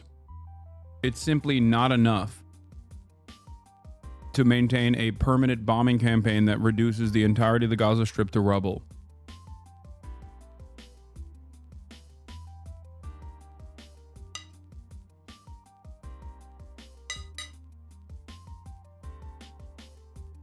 Would own Gaza and would be responsible for dismantling all of the unexploded bombs and weapons there. George. So we're going to own Gaza, even though we're not going to send any money, we're not going to send troops, and all of the other Arab nations said they're not prepared to take Palestinians. That is exactly where we stand right now. The president is making this sweeping outline, calling for this plan without explaining how he is going to pull this. I'm not trying to call you all, I promise. But I thought of this from a philosophical position. I feel both have merit. Do you feel in your position that it is more important to call out the tractor talking points and demonstrate how to dismantle them, or to clarify positions for folks who are in the same headspace as you promote? It's both. I do both. Sometimes I do more of the latter. Other times I do more of the former.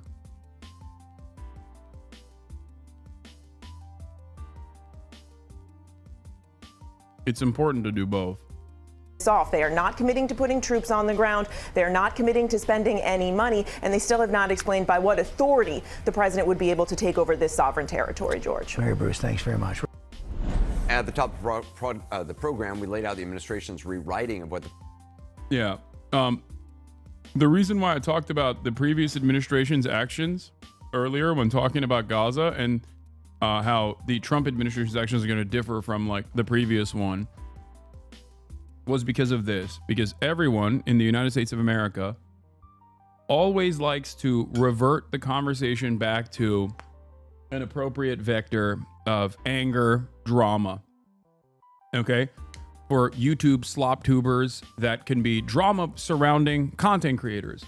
And for obviously liberals who have a vested interest in defending the failure of a candidate and a failure of a campaign that just took place that lost to Donald Trump the second time around, their goal is to obviously deflect blame away from the Democratic Party's ineptitude and away from the campaign specifically, back to a target that everyone can get mad about.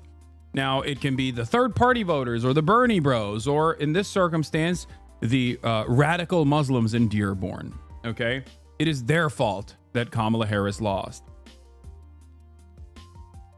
Very frustrating process, considering that they did play a role in Kamala Harris's defeat, especially in Michigan. They played a very important role, but that issue is not up to the voters. That responsibility does not fall on the voters. Votes are not earned. We exist in a theoretical democracy where votes are supposed to be, votes are not entitled for. They're supposed to be earned. Sorry. Okay? That's the foundational principle of a democratic administration, a democratic form of governance, is that your elected representatives are supposed to represent you. Okay? And in that process, voters are going to extract concessions.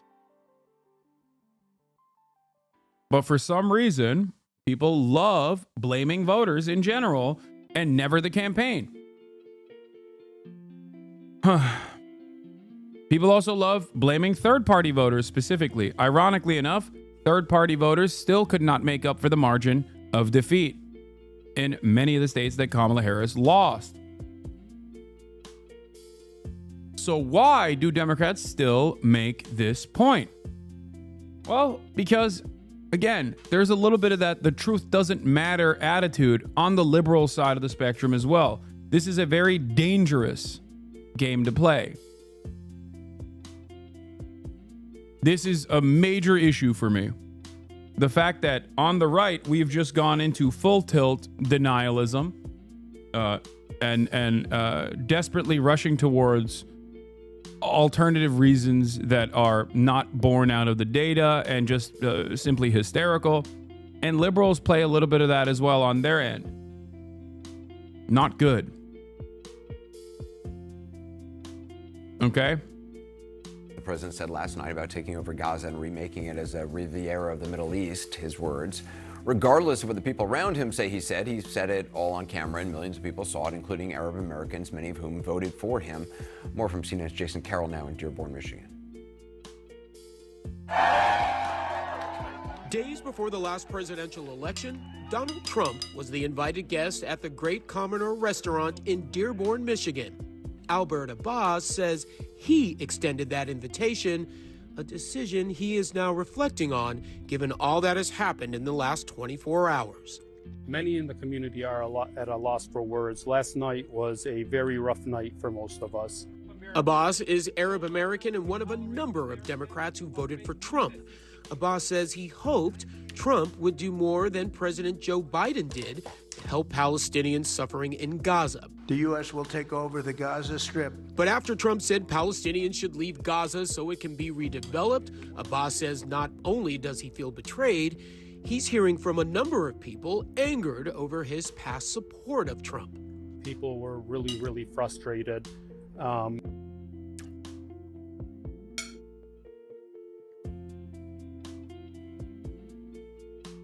What's so insane to me is that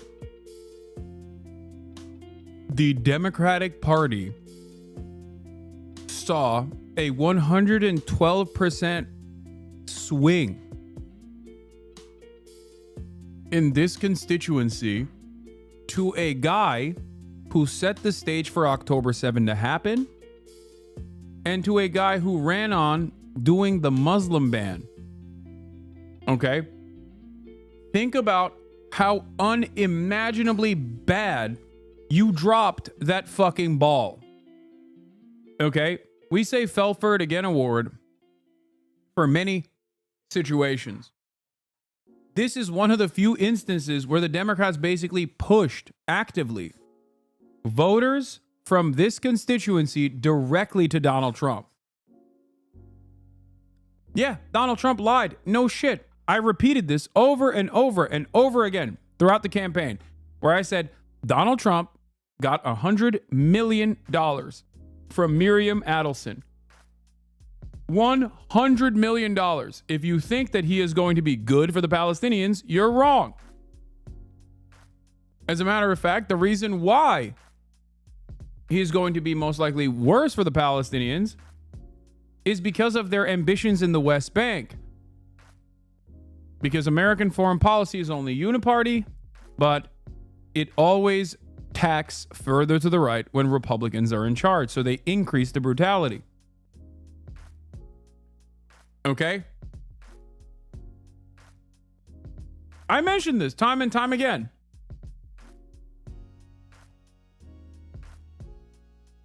On numerous occasions. But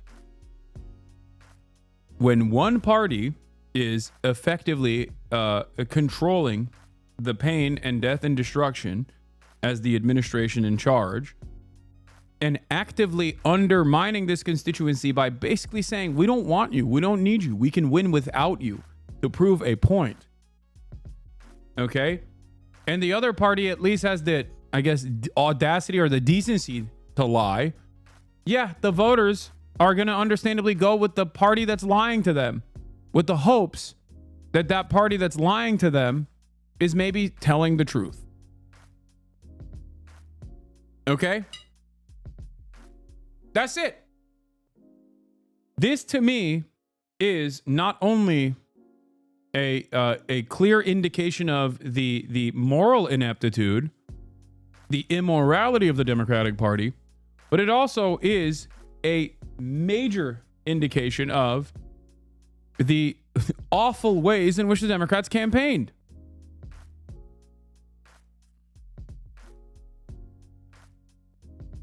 If you lose to the Muslim ban guy, if you lose the Muslim vote to the Muslim ban guy, and you don't go back to the drawing board and go, how do we fuck up so hard? You want to lose. That's it.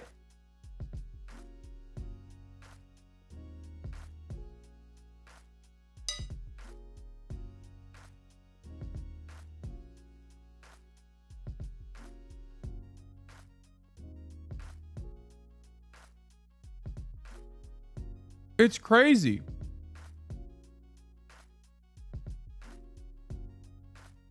You will never understand the desperation that people have when they're seeing their family members be slaughtered on television, when they try to talk to them, and they're being blown to bits by American bombs that they paid for with their taxes. That's just something you will never be able to comprehend. By an administration that you voted for. That's another thing that you have to remember. By an administration that you voted for.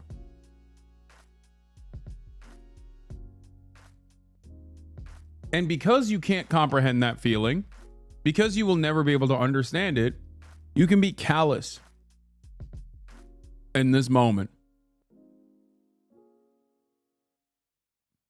That's it. Don't do this. And I maintain this position as someone who also said that Donald Trump is most likely going to be worse than the administration prior.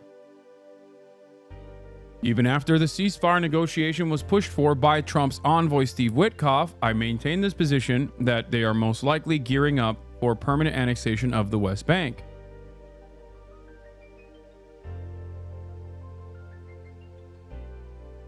But you have to remember that you have to remember where this pain and where this hurt was coming from and who was responsible for it. The Democratic Party actively threw away the easiest gimme of all time. Kamala Harris actively ran towards Biden instead of running away from Biden. Not on just Gaza. Gaza is one issue. It's a significant one, but it's one issue. What is important about Gaza is that it demonstrates a couple things. Okay? It is a microcosm of the problem at the heart of the Democratic Party, which is their inability to listen to the actual voters, no matter how hard, no matter how loud those voters are yelling. Their inability to do the bidding of voters and doing everything they can to defend their benefactors, their corporate donors, their party boosters. Okay? This is it. They were willing and did throw away an election. They threw away an election when all signs and all data readily available showed that changing the trajectory and pushing for a ceasefire actively would most likely have seen at least a 6-point swing in some of the key states. Democrats did nothing because Trump was worse, and Trump won because Democrats did nothing. Yeah. It's that simple. A Harris campaign organizer says senior officials ordered them to erase voters who asked about Gaza, marking emails as no response so they'd be removed from outreach. No engagement, no persuasion, just ignored. The only clowns are the ones who decided to abdicate on this. We also didn't create a new category for Gaza response out of fear that that category would be leaked. Instead, we were told to mark them up as no response. The organizer said, faulting top Harris campaign leaders for failing to address the issue. The only clowns out there are those who were in senior leadership and decided to abdicate on this issue, who silenced the Palestinian speaker of the DNC, who told us to ignore it every time a voter asked us about Gaza. Like, this is a massive failure. Writing this off is throwing away tens of millions of dollars of work. Okay? Straight up. It's akin to lighting $10 million on fire. You understand? When someone goes and knocks on a door and has a direct back and forth, or someone calls someone, a voter, a potential voter, and has this back and forth, and they mark that as like, oh, unresponsive, throw it away. You're literally throwing data away. And you're doing that because you're afraid that if that data leaks, everyone will know the sinister truth, that you are avoiding this issue like the fucking plague because you have donors up your asshole. Okay? That was the one aspect of the conversation that I had leading up to the election with the Podjohns, where John Favreau basically told me in Michigan that they're getting a lot of calls from Jewish voters who are worried about Israel's, who are worried about the Democratic Party dropping Israel and defending Palestinians. I don't think that was real. I think he felt like he was pushed into a corner because I had actual data, and he just kind of said that. I maintain the position. Look, I have no love lost between me and the Podjons, but I think he basically came up with that on the spot. Okay, when we were having that conversation. Because there's not a single piece of evidence that I've seen, and by the way, in the aftermath of the election, this demonstrably was a failure regardless, but there's not a single piece of evidence that I've seen so far, including directly polling American Jews and their opinion on Israel, that said that Israel was the primary issue for them. The only people that Israel is a primary issue for are people that are already voting for the Republican Party. They voted for the Republican Party and they're going to continue voting for the Republican Party. That's it. She sucked, but are you saying that people who didn't vote were right? It's a two-party system? No, I'm saying that people don't vote on harm reduction narratives. This has been a demonstrable failure now twice around, okay? At a certain point, you can't hope that the educated electorate is going to come out and respond to harm reduction narratives. That is not a way to launch successful campaigns. It has not worked. Ironically enough, in this circumstance, it's not like Kamala Harris was even advocating for harm reduction.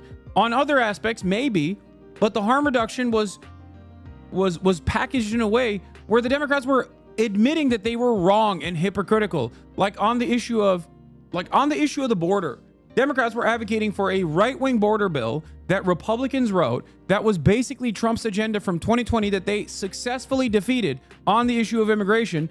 And that basically was an admission that they were wrong on immigration. Why the fuck would anybody vote for you then? On the other hand, yeah, Trump wants to do mass deportations.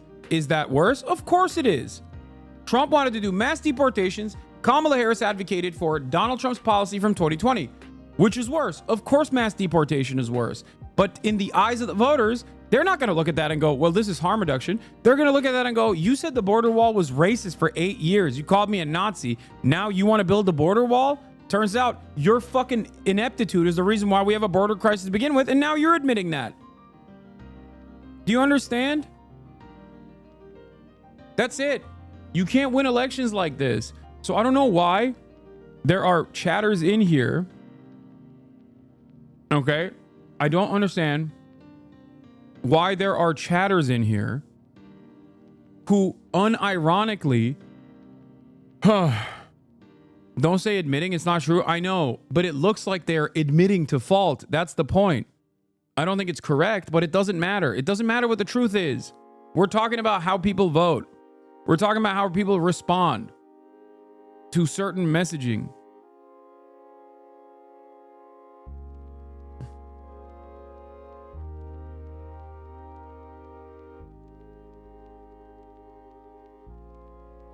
Do you understand? And look, there are plenty in this community, Michael from Pennsylvania, myself, we saw this from a mile away. I talked about how dangerous a gamble this was for Kamala Harris, running around with Liz Cheney over and over again, thinking that she's going to be able to carve out a constituency of white suburban moms that are going to carry her to the electoral victory. It was a failure.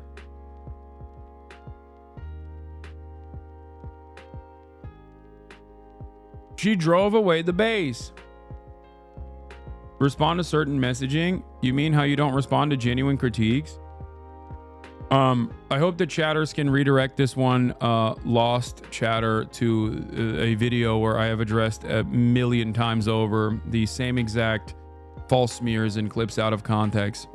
Not to say that you actually care about the truth. I suspect you don't, because if you did, you could investigate on your own. Are you a man or a bot? Are you a man but a mere animal? That is the question you must ask yourself on this wonderful day. If you are a man that has the capability of independent thought, you should investigate on your own and go directly to the source material and try to figure out if things were clipped in 15-second increments and maybe look at the longer clips on each individual issue that was addressed 1 million times over. I myself have talked about these points of view over and over again, these bad faith smears that I have received for the past 16 months because of my advocacy for Palestinians. There's a video out there on my YouTube page that you can watch called Ethan V. Hasan Piker, or Ethan Klein versus Hasan Explained from 3 months ago, where I address a lot of the videos that Ethan put in his 1 hour and 40-minute nuke. If you're going to say the context is wrong and don't actually say that it was out of context, how about you actually explain the context? I have. You're demonstrating that you don't care. Here, I'll give you a quick example. This is just one. What did I do last time to fix my Twitter? It was broken again. Wait, okay.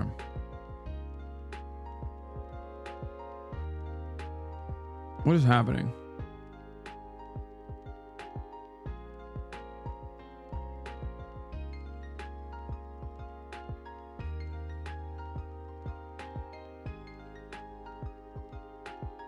Let me turn off my... Let me turn it off and turn it on again. Ay, ay, ay. Let's see if it works now.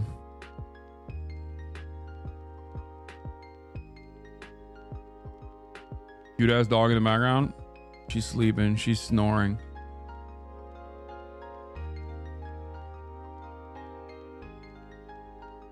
Just give up on political commentary and become a cam model at this point, bro. One, thank you for saying I have what it takes to be a cam model. And two, why would I do that?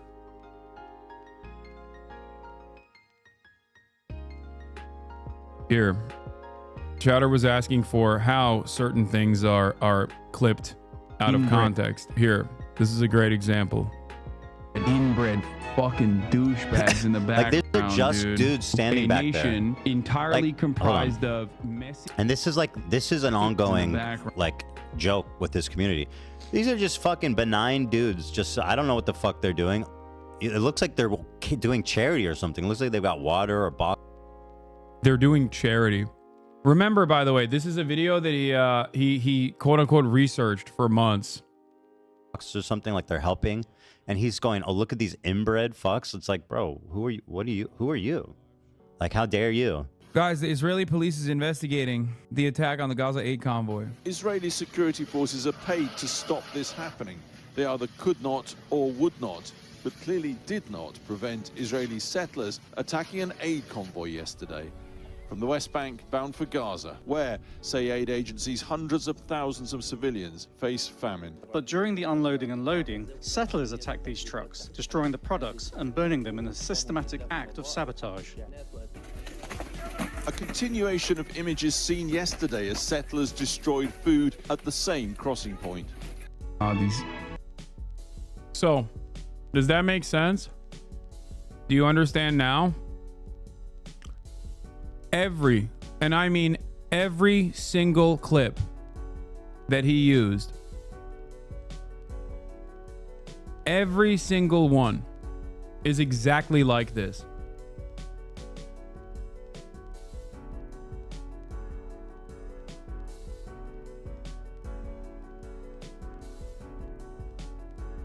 Coming from a place where I'm afraid to say the person making this content nuke is not necessarily knowledgeable on the matter and simply wanted to shit sling. And I think to a certain degree, especially in his own community, it did work. It presented him as someone who was genuinely wronged, right? By a radical who scared him. A radical who lied to him.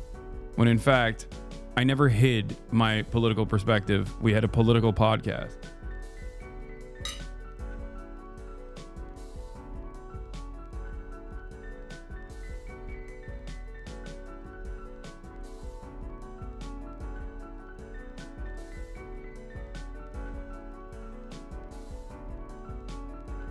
Anyway, so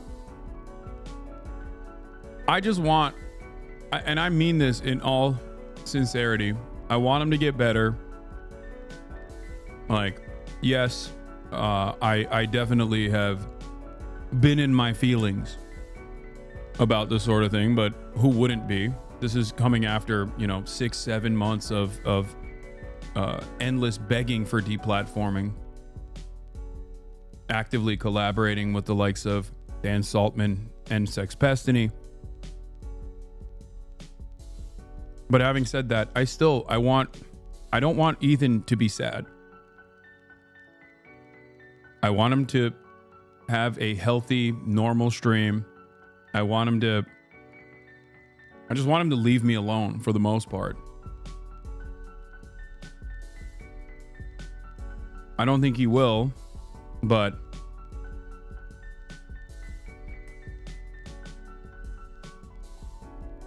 I think it's just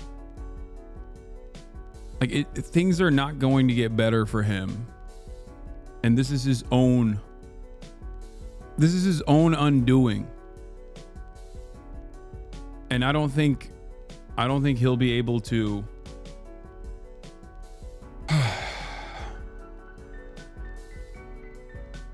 I think he's just going to keep increasing and upping the ante and saying more and more unhinged things because he's not thinking clearly in this process. And any kind of statement I make about this, okay, any kind of statement I make about this is not going to reach him in a positive way. From what I understand, he's saying his next nuke that he's going to make, another one, is going to be spiteful, as though the first one wasn't. And yeah, I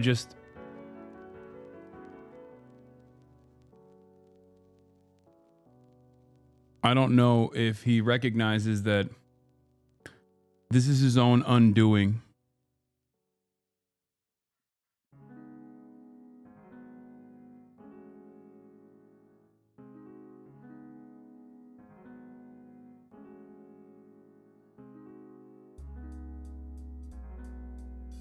But yeah. Where's that one chatter who asked that question? I assume he fucked off immediately after saying immediately after coming in and saying like this is, you know. Nah, he said some other stupid shit. I mean, that's clearly not the messaging of the video. If you're saying his claim is you scared him, like do you have any media literacy whatsoever? Do you think I need media literacy to understand a YouTube drama slop video? Like, what are you talking about? You're making it seem like this is a formative work. It's very clear what the intention of the video is. And also, notice how you move the needle, you move the goalpost. I said that it's out of context. You demanded I describe to you what the context is, and you immediately moved on, and you're like, well, that's not the major point of the video. At a certain point, you have to understand, like, okay, well, if this is incorrect, do you like being incorrect? I guess you do. I guess you don't care. I myself, I don't like being incorrect.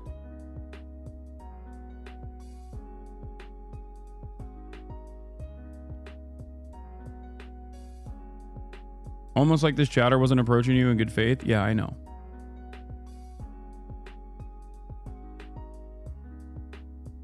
How do you know he collaborated with Sex Pestiny? Ethan claims not to know him. He used untitled, unlisted videos from DGG Orbiter accounts that were titled HasanAbi. And also Dan Saltman admitted that he was emailing back and forth with Ethan. Also, he does know who Destiny is. What are you talking about? I've had conversations with him about Destiny before. He has had conversations with me about Destiny before. He knows exactly who the fuck Destiny is. That's crazy.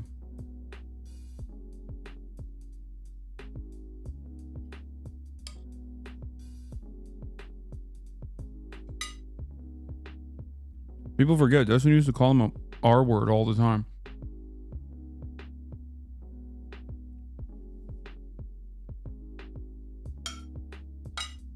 You know, back when Ethan was my ally.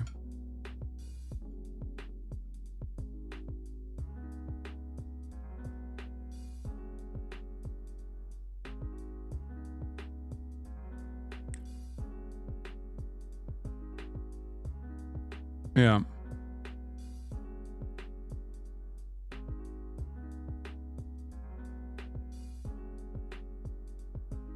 he also used like Photoshop memes that Diddy Gears made.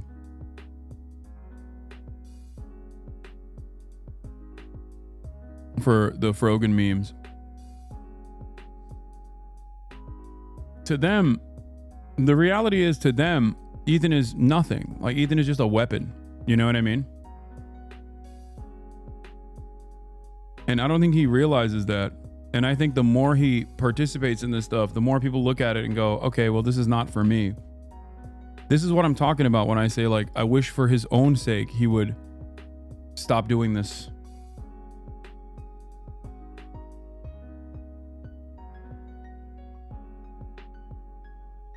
But yeah.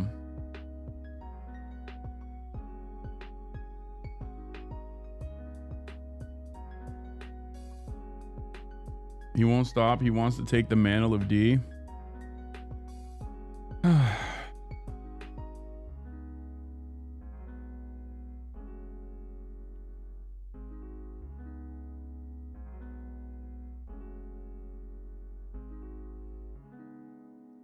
Did you move? It feels weird in this angle? No.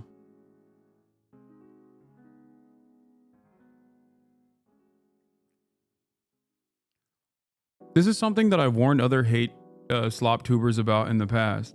If your entire content revolves around like toxicity and bad faith, flipped out of context shit about a content creator that has a, you know, fairly sizable audience of haters, and if your job is to simply make videos like that, you can only tap that vein so much until it runs dry.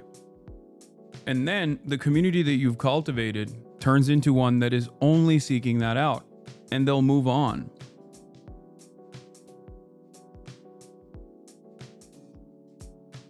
And that's it.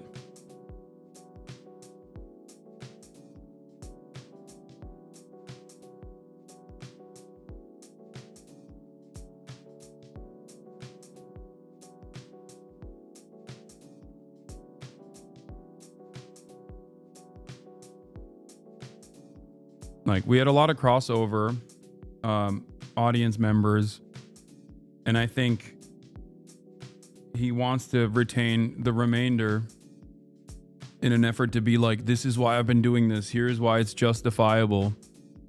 And since the quote unquote content nuke didn't work, now he's just gonna go and you know, engage in petty shit, slander.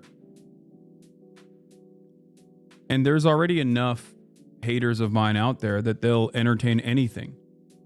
In the same vein as the way, you know, Trump supporters will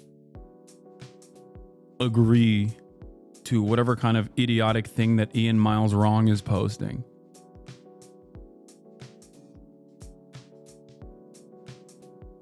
That's it.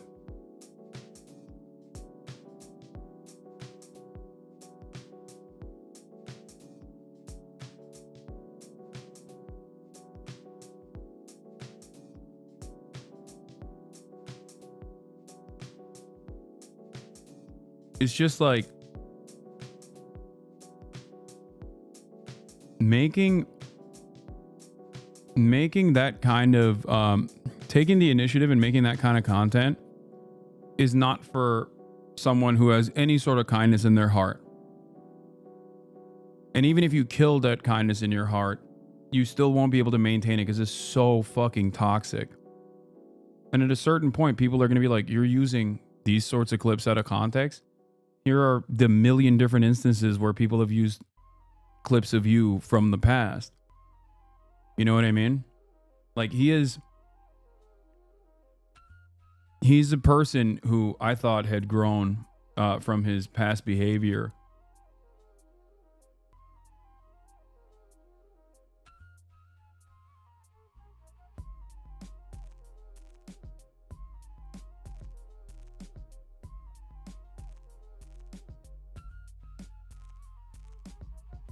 The H3 subreddit is insane now, and Ethan copy strike the Snark Reddit for doing exactly what they're doing.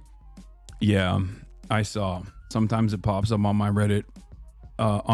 It's shocking how much a community can turn in like a matter of 6 months. Like, it's pretty crazy.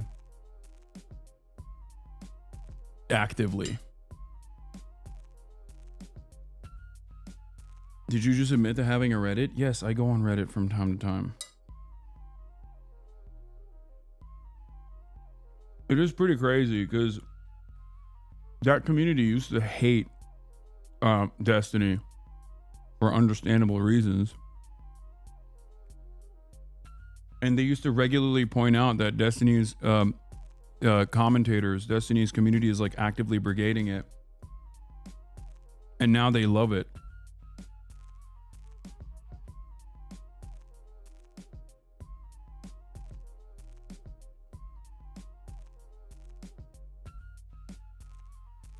So yeah.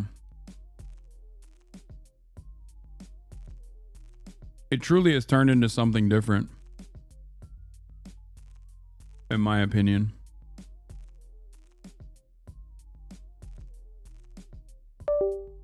Fuck.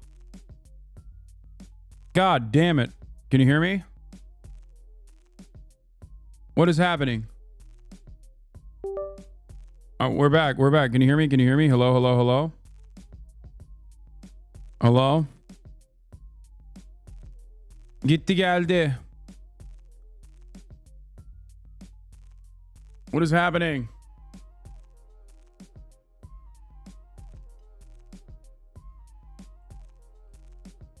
I'm still here. I'm still here. We can't see you. I know. I know. I don't know how to fix it. Hold on.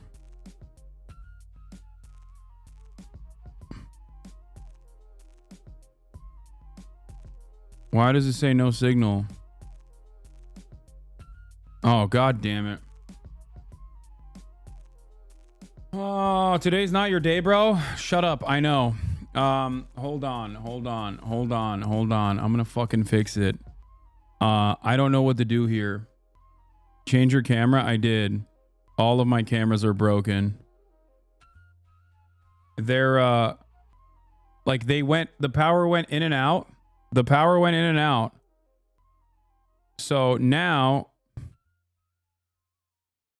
the cameras are just like not working. And I deactivated and activated again, but it's not working at all. And I don't know how to fix it, but you can at least still see. You hold on. I'm going to fix it.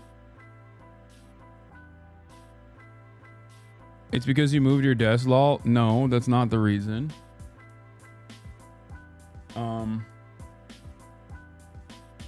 I don't know how to fix this. I genuinely don't know. Feel free to call me if you need. Cameras might need time to boot. Might need to unplug, replug the cams in. Let me see. Hold on.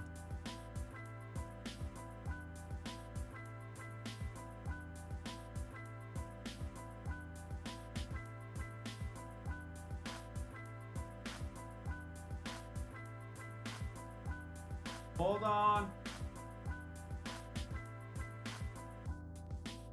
Up. Back.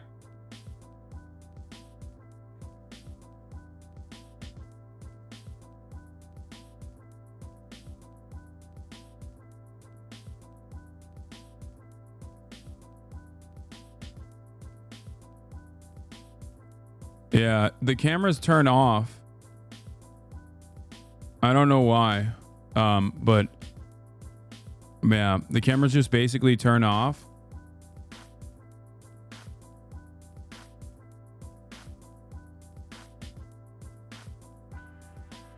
That's crazy, dude. 3 seconds of fucking camera. The camera going out for 3 seconds, and 4K people are like, I'm done. Fuck this. I'm out. Your IT department's snoozing on the job, fam? No, dude. It's because... God, I don't want to get into it. Anyway, oh no, now everyone's gonna ask if I have a UPS. Yes, I do. I do have a fucking UPS.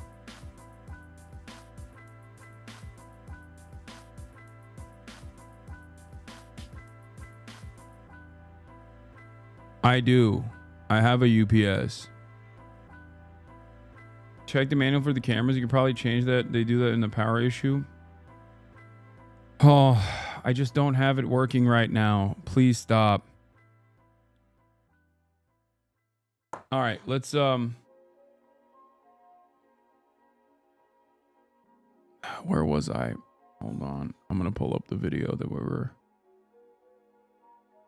I can't believe that chatter derailed me this much.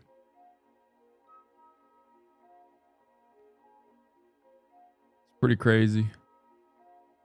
And then he just left. It makes me sad that people come in and they're just like, I have no interest in hearing the truth whatsoever. And I'm simply here to talk shit and leave. Everyone is saying you're scared to debate Asmongold. It's true. I'm terrified. This is true. I'm legitimately worried. Legitimately scared. All right, let's get back to Arab Americans in Michigan react to President Trump. United States, a community which helped Trump carry the critical swing state. He won 42% of the vote in Dearborn versus Vice President Harris with 36% and Jill Stein with 18%. In 2020, Biden handily carried the city with 69%. Faye Nimmer voted for Trump in 2024 out of frustration over the previous administration's support of Israel. Now, she is troubled by the president's proposal to move Palestinians out of Gaza. I mean, it's very concerning and it's infuriating. Personal feelings, you're infuriated, but standing by your decision for now to have voted for Trump. Correct. And what would move that needle for you to say, you know what, I made a mistake? Palestine is the red line for this community. Nimmer says she suspects Trump is bluffing and is using his proposal as some sort of negotiating tactic. That's the same sentiment shared by Amar Zar. First, this is clearly not going to happen, right? And real estate broker Ali Al-Farajala. A lot of people are calling me and texting me saying, hey, you know, how did your vote work out? You know, how was that third party vote? Both were so-called protest voters. Neither supported Trump or Harris. Are there any sort of second thoughts now about having supported a third party candidate? Absolutely not. And I'll still do it again and again and again. I didn't vote for Trump. So a protest vote, I don't know. I would say it was a targeted vote of conscience to say that the children of Gaza have to mean something. Their death has to mean something. And while Arab Americans here were divided in the past, going forward, one point is uniting them: opposition to Trump's proposal to move Palestinians out of Gaza. The community will be unified. I will tell you this. The Palestinian people would rather die and live in a demolition site than to be ethnically cleansed and being sent out of Gaza to Egypt or Jordan. So again, Anderson, after spending some time here in the Arab American community, you really get a sense that they feel like they've been let down by both Republicans and Democrats. Certainly there's a great deal of frustration after hearing what Trump is proposing, but there's also a feeling that had Harris been elected, had it been a Harris administration, the feeling here is that Palestinians would still be suffering. Anderson? Just Carol, thanks very much. And Dearborn with me now. Put some numbers to the stories. And senior data reporter Harry Enton. Generally speaking, has there been much an appetite in the U.S. for to get involved in rebuilding Gaza? No, there has not been. Look, we have no new polling since last night, right? Polling works fast. It doesn't work that fast. But in the polling that we had prior, that was taken towards the middle end of last year, what we saw was the overwhelming majority of Americans opposed the idea that the United States should take a lead role in reconstructing Gaza. You can see it right there, 57% opposed, just 37% support. And what I should note is the support was lowest among Trump's own base of Republicans. So the idea that this is going to sell among the American people at large or the Republican base, simply put, he definitely wasn't looking at the polls before he went out there and made a statement that was heard around the world because of how crazy it sounded to most people. How did Palestinians view President Trump during his first administration? Yeah, so like you know, we're talking about Americans, right? But at the end of the day, the Gaza Strip is filled with Palestinians, right? So the question is, how did Palestinians feel about Donald Trump during his first term?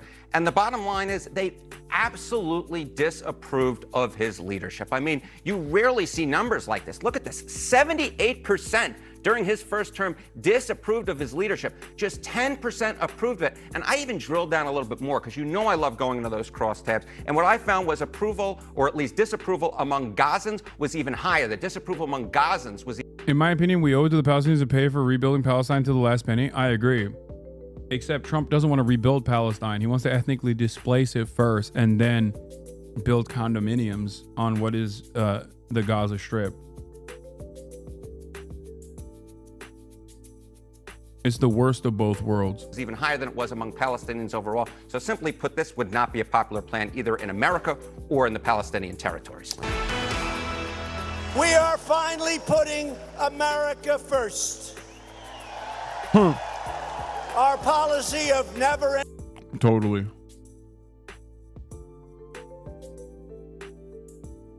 I love putting America first.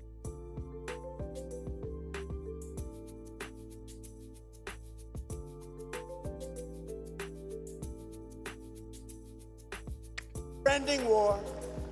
Regime change and nation building is being replaced by the clear-eyed pursuit of American interests. We do not seek nation building. We're going to end the era of nation building, a disastrous concept, a disastrous era. Why are we nation building over there? We want a nation build over here. When President Donald Trump first entered politics nearly a decade ago, he did so with promises of putting an end to nation building and removing the U.S. from foreign entanglements in the Middle East. But now he's, of course, said that he has a new plan to redevelop the Gaza Strip. Or as his Secretary of State, Marco Rubio, put it, quote, make Gaza beautiful again. Rubio clarifying some of the details of the president's proposal yesterday. The only thing President Trump has done very generously, in my view, is offer the United States willingness to step in, clear the debris, clean the place up. As the Israel's defense minister readies its military for the, quote, voluntary departure, end quote, of Palestinians from Gaza, one thing that's clear, President Trump and his plan have the full support of his Israeli counterpart, Prime Minister Benjamin Netanyahu. This is the first good idea that I've heard. It's a remarkable idea. And I think it should be really pursued, examined, pursued, and done, because I think it will create a different future for everyone. He's the greatest friend that Israel has ever had in the White House. All right, joining us now, former Chief of Staff to Benjamin Netanyahu, George Birnbaum. Sir, good morning. Thank you very much for spending some time with us today. Good morning, Casey. I'd like to start with the meeting itself, and especially the look on the Prime Minister's face there, as well as some reporting that he was as surprised by this as almost anyone. The New York Times wrote this, quote, it wasn't only the Americans who were scrambling after the press conference. The announcement came just as much of a surprise to Mr. Trump's Israeli visitors. Soon before they walked out for their joint news conference on Tuesday, Mr. Trump surprised Prime Minister Benjamin Netanyahu of Israel by telling him he planned to announce the Gaza ownership idea, according to two people briefed on their interactions. You've obviously worked closely with Netanyahu. What did you read into his reaction, and how surprised was he? Well, I would say this. Netanyahu is a very astute follower of political chess. And we saw a few announcements prior to the prime minister's arrival that were a little strange. One was the announcement that the King of Jordan would be coming to visit the White House in a couple of weeks. And while, with all respect to the King of Jordan, I could think of 24 world leaders that the president...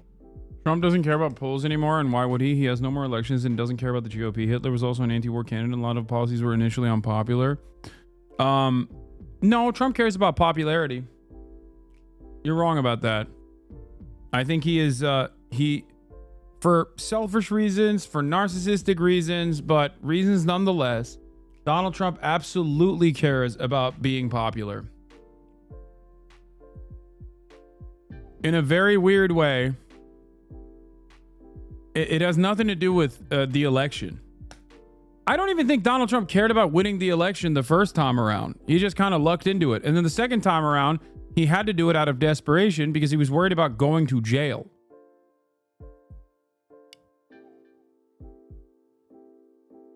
He literally said he wanted to ban TikTok in his first term. And then now is known as the savior of TikTok. Why do you think that happened?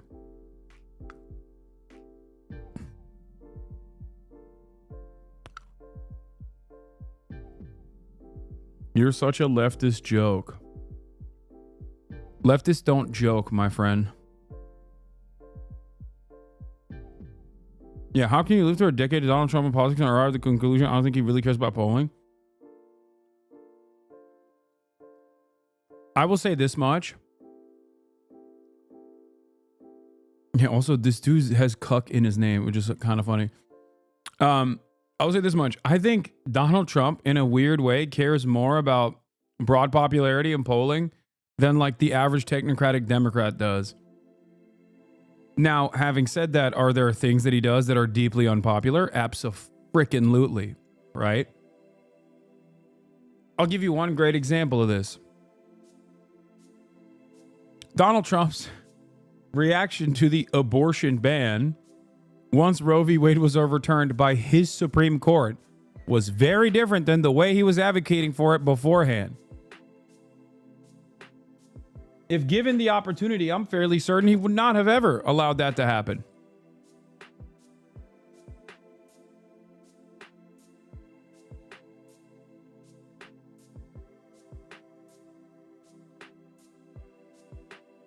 It's even more sinister that CNN has been talking about this nonstop for the past couple of days while they were dead silent when Israel was openly committing genocide and war crimes in Gaza.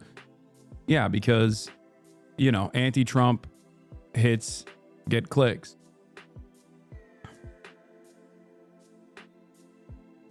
Anyway, what I was saying is he cares about popularity, but he'll say deeply unpopular. I mean, deeply unpopular things. Especially when there's money to be made for himself or others. He'll still try to present it as the popular option, though.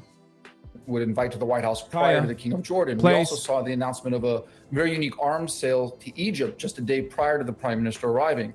Of course, Egypt and Jordan being two key players in President Trump's plan.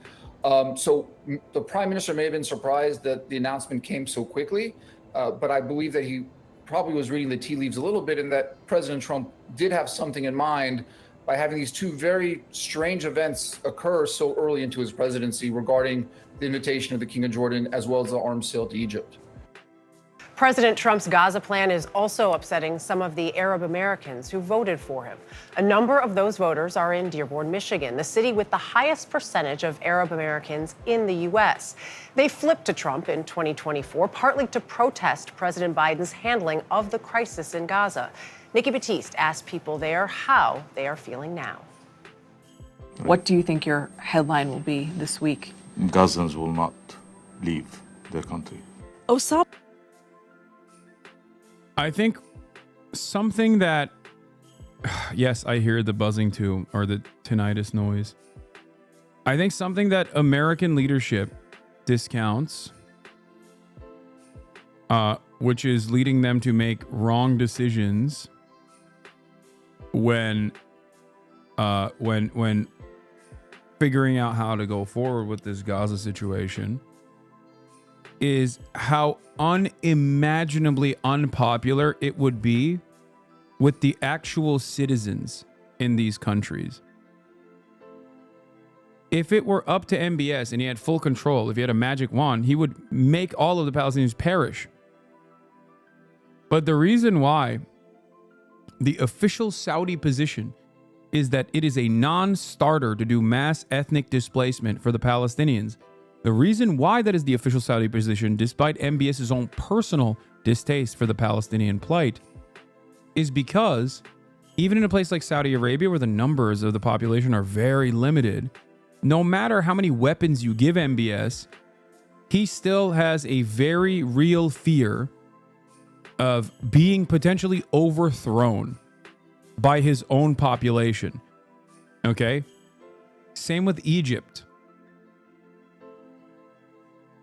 If MBS were to basically say, I don't really care, go ahead, we're normalizing with Israel, okay, there's a likelihood that he get assassinated by an immediate family member even. MBS doesn't have an election to win? Yes. In countries where they don't have American-style theoretical democracy, they do things a little differently, okay? This is one of those issues where enough members of the public would absolutely make a big enough stink and try to actively overthrow their rulers, okay?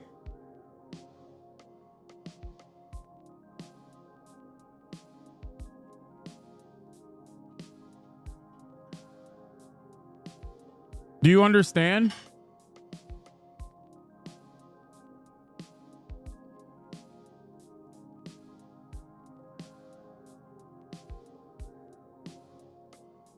They just kind of killed the leaders, Lamau. Just look at Sadat in Egypt as an example. I'm saying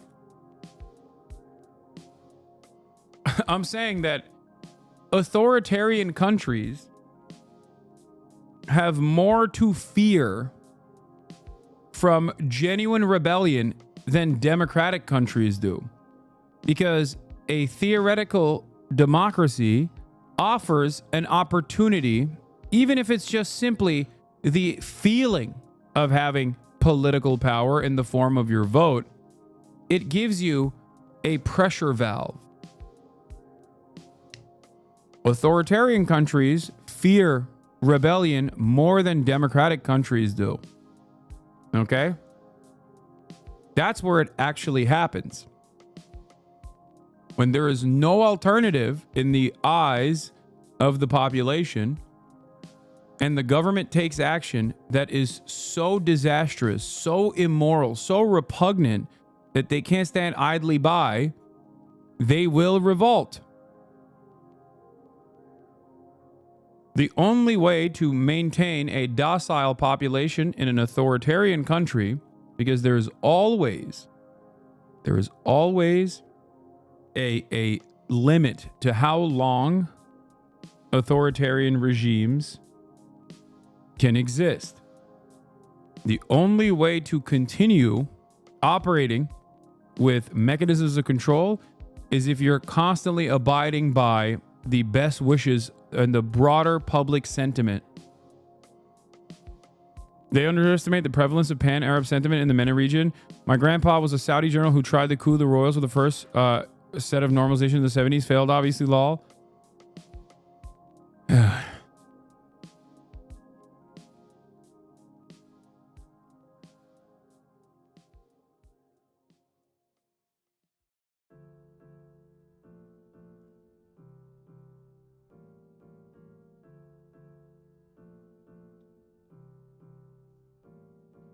Anyway. Thomas Sablani's Arab American newspaper has shared the stories of the country's largest Arab community for 40 years. We have expected from Donald Trump the worst, but he is shocking us of how worse he can be. Here in Dearborn, Michigan, the Democrat usually wins, but last November, President Trump captured more than 40% of the vote to Vice President Harris's 36%. Part of her loss was due to people not voting for either major party. Sablani says he didn't vote for anyone, but blames Democratic candidates for the rare results. The vote for... I will never get over how easy it would have been for Biden to actually reverse course on Gaza. One phone call, proven by Steve Witkoff, going and telling Benjamin Netanyahu to cut it out, and then Benjamin Netanyahu actually cutting it out. And yet he chose not to do so, even though there was a severe electoral consequence there. It's crazy. Remember when Joe Biden said he had a red line when Israel decided to do the complete final solution on North Gaza with the hopes of permanent annexation of North Gaza? Biden said, I'm going to give you A red line, Jack. He gave another red line at Rafah. We all know how that turned out. But the second time was even funnier because he gave him 30 days, which was after the election. And then, of course, he did not abide by the red line. Israel never followed through, and Biden kept giving him more weapons and rewarding him. All the way till the last day, his State Department ran propaganda for Israel. I did not forget. If they were truly worried about Donald Trump fucking up the situation, if they truly cared about the plight of Gazans, they could have wrapped this shit up ever before it reached Trump's desk. Okay? They handed over the reins to Donald Trump with no care or consideration for Palestinians whatsoever because they don't care. It's that simple. There's no reason to dance around this issue. And many liberals are pretty open. I was told by a prominent liberal streamer today that the Rafah red line was an example of Biden saving the day, giving people time to leave Rafah. Oh my God. This doesn't make sense even in like their own moral system. Okay, even in the world that they've invented, where Biden somehow has the power to halt this, give a stay of execution, but also can't stop the execution in its entirety. You know what I mean?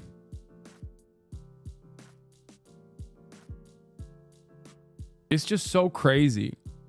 It's just wrong. I don't know how else to describe it other than purely wrong, you know?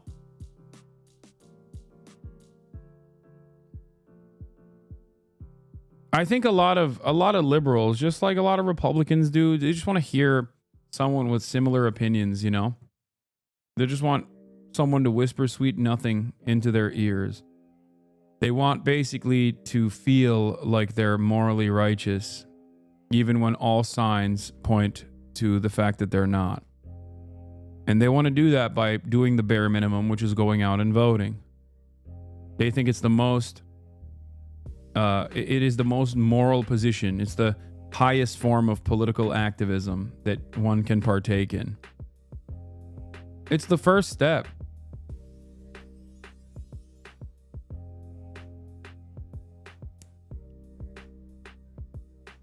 Kaya.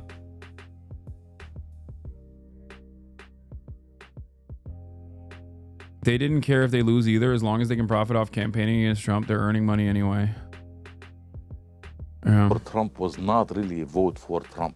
It's a vote against the Biden-Harris administration because they could not stop the carnage that's happening in Gaza. If you were to give President Trump a grade for how he's handling Gaza, Middle East, what would it be? I would say like a C+. College senior Sarah Shaban voted for Trump. She says she gasped when she saw his remarks. Insane to yap for hours about how much genocide Joe sucks when we can't change the past, but you can say I told you so. Meanwhile, Trump just called for ethnic cleansing and there's still shit that can be done to stop him. I mean, there's even less shit that can be done to stop Donald Trump than there was for Biden. So no, I think covering Biden's ineptitude on this issue is still fairly important to understand. You know what I mean? Like, this was happening during an election, man. There's no clearer indication that America does not give a single shred of a fuck about democracy than not responding to the public pressure, major demonstrations, and only responding by telling everybody that they were Hamas supporters and that they were maybe being funded by Iran, and then also arresting 3,100 college campus demonstrators. Like, that is crazy. Those numbers are insane. They rarely got coverage in the media, but I have not forgotten, and neither should you. A couple of years from now, when you wonder how we got here, remember that the Democrats also were actively pushing to get here. My favorite thing about this whole situation as a Palestinian is that the party collectively told me and all of mine to go fuck ourselves nonstop, ran a dog shit campaign where they told us that they were going to win without us, and we didn't matter, and now turn around and reveal the Klan hoods they had hidden the entire time. I mean, did they hide the Klan hoods?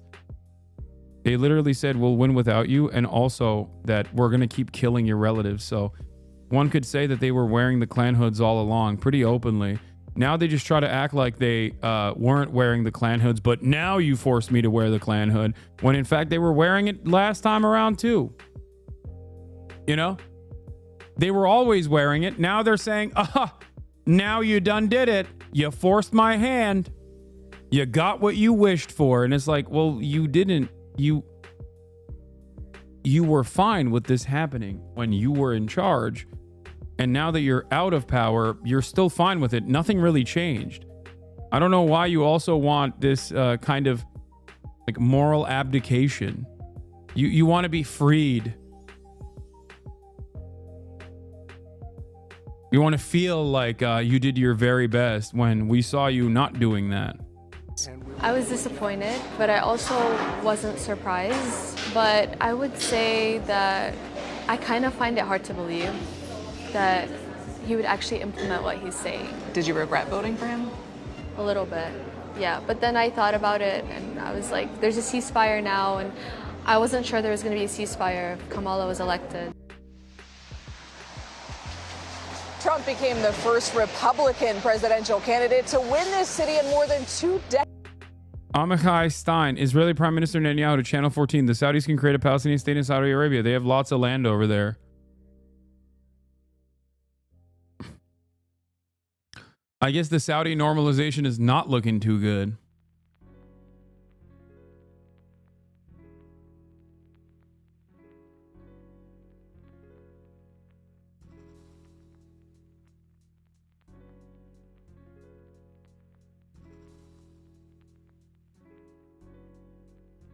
What's your prediction? Do you think Trump will follow this at all? I mean, there's no reason to assume that Donald Trump is not going to actively try to do what he promised that he's going to do.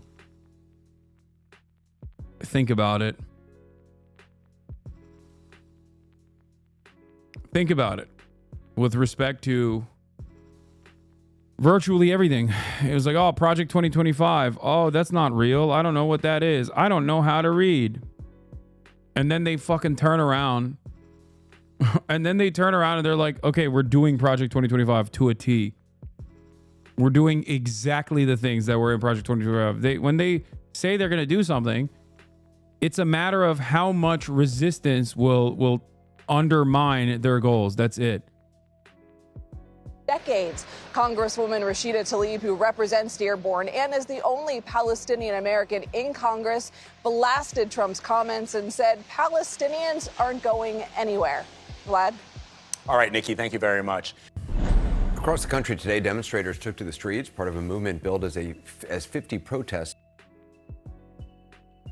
God. I don't know what's wrong with my goddamn computer, dude. It is so busted. My pooter. I am aware that my camera is really far up. Why are chat so brain dead to this reality? A solid 5,000 kids probably got blown off when Joe dropped out and Kamala ran on the Democratic ticket. He looks like the peaceful guy, even though he's not to the normies across the nation. Kamala and DNC fucked up the easiest presidential layup of all time.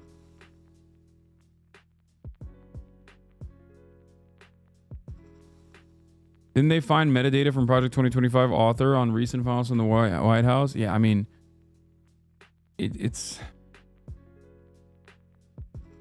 is a part of the same organizing unit, okay? It is the same body. There is no difference functionally between Project 2025 and the Republican Party's agenda. It is one of the same, and it always has been, and it's not new. It's not a new project. Yeah, Project 2025's co-author was just confirmed by the Senate as OMB head, was the tweet. Yeah.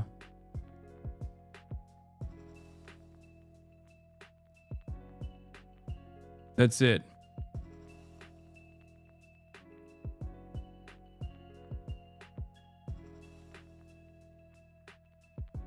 Here it is. Senate confirms Project 2025 architect to head the Office of Management and Budget.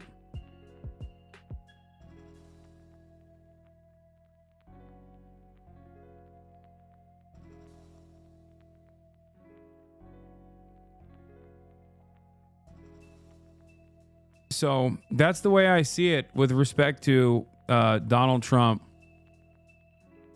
and his ambitions in Gaza. When he says he's going to do something, it's a matter of how much of a stink people can put in front of that. How much mass mobilization will occur, how much the Democrats will try to just throw procedural hurdles in the way. That's it. It's not a matter of like, will Trump do it if left on his own? The answer is yes. That's it. That's always the case. One day.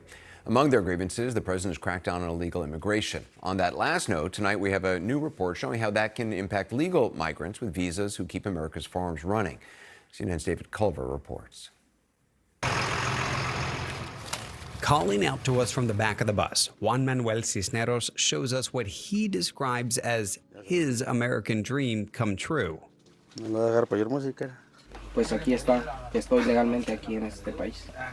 I said, do you always carry that document? The Netherlands about to find out when the U.S. wasn't fucking around with the Hague Invasion Act? No, you don't understand. That's why I'm saying there's obviously hurdles in front of that sort of thing. Like invading the Netherlands would be insane. But then again, Trump is crazy. But who knows? I don't think it's the case. I don't think it'll, because if anything happens, he can pull it out and say. It seems unlikely, but who knows? Everyone on this bus can say the same. They're farm workers here on H-2A visas, which allow foreign workers to fill temporary or seasonal agricultural jobs. They come here for about 8 months. All the folks on this bus who are on their lunch break are from Mexico. He says they're able to work the field, and as he sees it, it's a good solution to be able to make money and yet at the same time be here legally. But with that visa comes grueling work.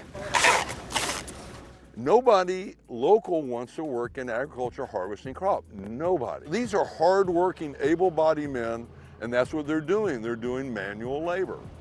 And they're doing it in a place that might surprise you. That's east. Yeah. If I go far enough, I'll hit Mar-a-Lago. Yeah, you will. You need only travel about 40 miles from here, as Roth Farms sits just on the western edge of Palm Beach County, Florida. Certainly doesn't feel like the beaches of Palm Beach. But it has the weather. Which can be brutally hot and humid for those working these fields. Yet despite his need for a reliable and cost-efficient workforce, Roth says he supports President Trump's stance on immigration. Is it going to get more difficult to get workers, you think, under President Trump and the crackdown on immigration? No, I think it actually will get easier. We just want people to be vetted, and we want good workers that are come out here. So the H-2A visa program may seem like a perfect solution to keep predominantly migrant workers employed on farms like this one here in Florida. But critics point out that it doesn't cover every person or every situation. Say, for example, those migrants who are fleeing violent and dangerous situations and don't have a home to go back to once the season's over. Or those who simply want to live and work with their families year-round in the U.S. And then you've got small farmers who say that the program is just way too costly and way too complicated. For now, though, Roth sees H-2A visas as the best way to keep U.S. farms running. He hires a third-party company to handle the logistics. They recruit the workers from abroad and then place them at several different farms, including Roth's. You hire them in Mexico, and you transport them over here. You pay all the transportation You're costs. paying for that. I pay all the transportation costs. We put them up in housing. We pay all the housing costs. The only thing we're allowed to charge them for is the cost of the food when we feed them. So what is it like for these workers? So here it is about 5 o'clock in the evening, and these workers have just finished their shift at Roth Farms. They're arriving back at their housing complex. Juan Manuel and the others invite us to meet them after their workday is over. ¿Cómo está? Bien, bien. Yeah? What do you do this time of the day? Yeah, when you get here from work. Comedor a las 6 de la tarde, llegamos a comer. Dinner's at 6? Sí. We can go with him. He's inviting us up. Well, muchas camas aquí, no? They've been working 10 hours today. They work 6, sometimes 7 days a week. They have just a few things that they need, a few changes of clothes, some snacks, and not much privacy. Juan Manuel shows us his setup. Nada de la familia. No, no traje nada. He says what he makes is about $16 an hour. So here, what you make in an hour, as he puts it, is an entire day's work in Mexico. This is his third year on the visa. HasanAbi watches Republicans destroy the government, violently deport people, and escalate Palestinian genocide. How could Democrats do this? Who lost to the Republican Party on an incredibly defeatable, against an incredibly defeatable candidate?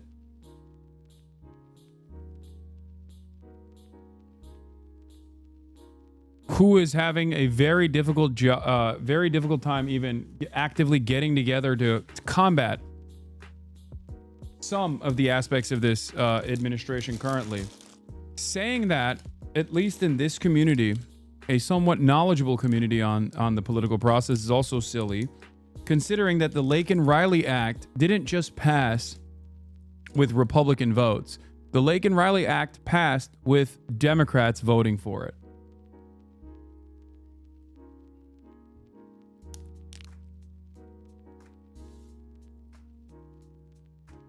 Somewhat knowledgeable.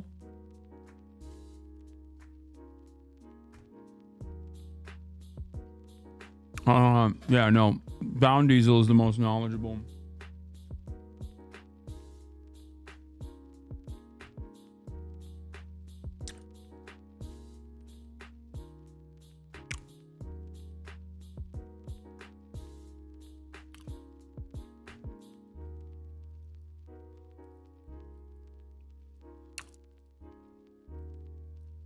Why do Democrats act like they won the election? Like, they're so smug. They literally behave as though they won the fucking election. Maybe in the process, they got so used to... In the process, they got so used to advocating for Republican positions that it kind of feels like they won, you know? Even though they lost. On the policy front, they're getting, you know, an even more aggressive version of the agenda that the Democrats were advancing.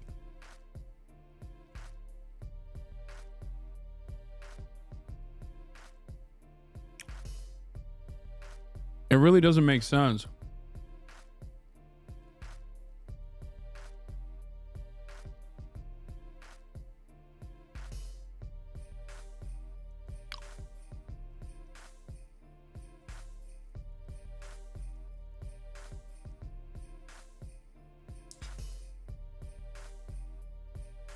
The work program.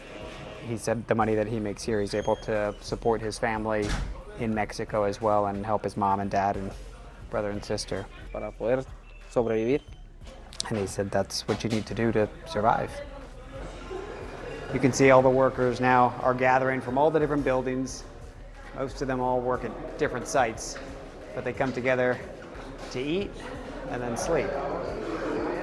And then they will be back at it on the fields in about 10, 11 hours from now. David, the farmers you talked to, do they believe that President Trump would support expanding this program, especially given his belief that foreign workers are taking American jobs? The farmers that we spoke with, as they support President Trump, they also believe that he has to move forward with this, Anderson. They say, really, you look at the food supply in this country, and it is reliant on these workers. The visa program, though, has its limitations. They say under the Department of Labor, it is just really cumbersome, really complicated, and they say it's got to be made cheaper, particularly when you think about those smaller farmers. David Culver, appreciate the report. Thank you. In the final campaign stretch, Trump's focused relentlessly on immigration, and it has gotten ugly. They're coming from 181 countries as of yesterday. Right, and we're a dumping ground. We're like a. This is a re-upload. We've seen this already. I knew that there was going to be chaos. I had no idea how bad it was going to be. An American city suddenly thrust into a political firestorm. The small city of Springfield, Ohio. I'm eating my Japanese haichu for those wondering. Maybe you remember it. In Springfield, they're eating the dogs, the people. John Oliver sneaky like that? Yeah.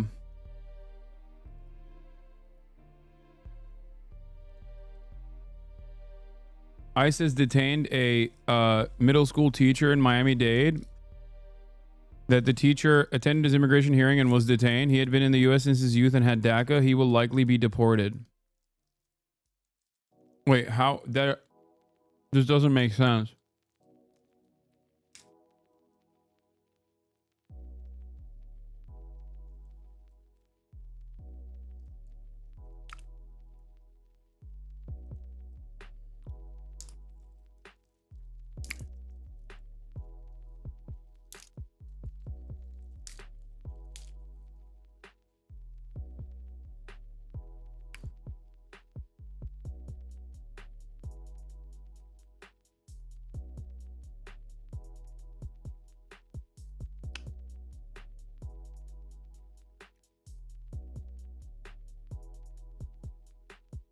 You can't even have a DUI, so how did he become a teacher if he's undocumented? DACA.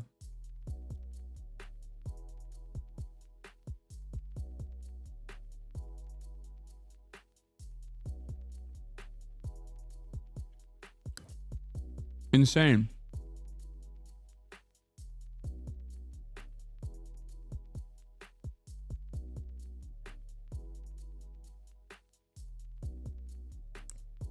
This person is not undocumented. This person is literally documented. They have deferred action on childhood arrival. It's DACA. If you come into this country as a child, although our system is ruthless and cruel, the Obama administration at the very least created this process where, you know, you're functionally stateless at that point. It would be uniquely cruel and unusual if you were to be deported from this country that you grew up in.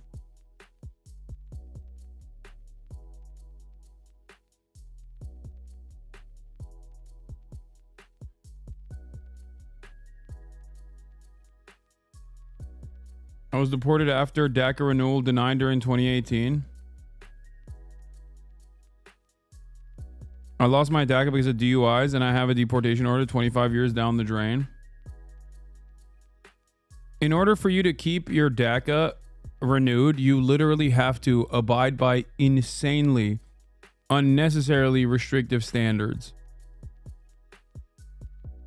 Like you get a college education. You have to have a job. You can't leave the country. There are so many different rules that you need to abide by. If you get any sort of, if you get into trouble with the law, you will lose your status. You need to pay a lawyer.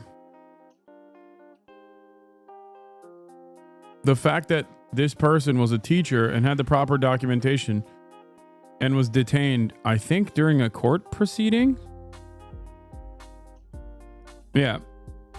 Or no, never mind. After they were detained by U.S. Customs Immigration Enforcement officials, the teachers union confirmed Thursday.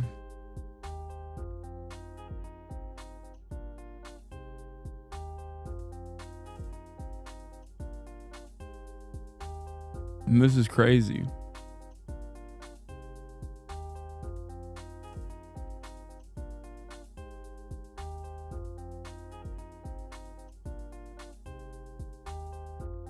It's right there in the middle.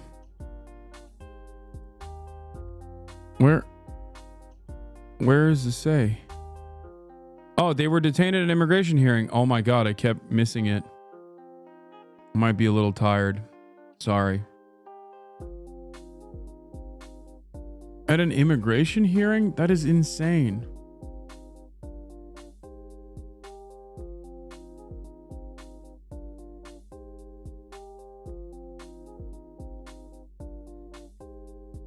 Hasan, over here in Chicago, ICE is literally going door to door. A lot have no criminal background. The only good thing is community here have been teaching them not to open the door without a warrant.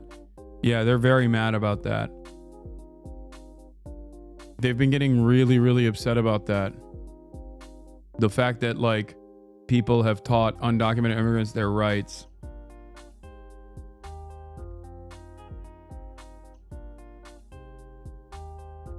Yeah, nothing scarier than an informed public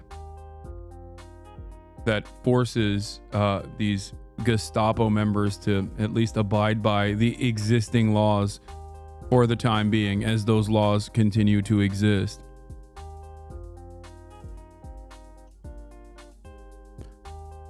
Here's another story that I wanted to cover as well. Man falsely poses as immigration agent and traps Latino men in their car. You got caught, Mo. Where you from? Mexico?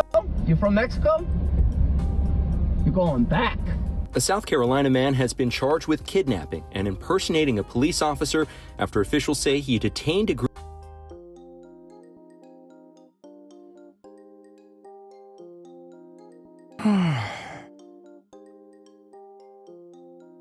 Of course he's been arrested. You can't impersonate a federal law enforcement officer. Chatters, are you kidding me? I'm sure they'll deputize people soon. There's like a bounty system some of these states want to implement. But even in that structure, you cannot portray yourself as a court-ordered law enforcement, federal law enforcement officer.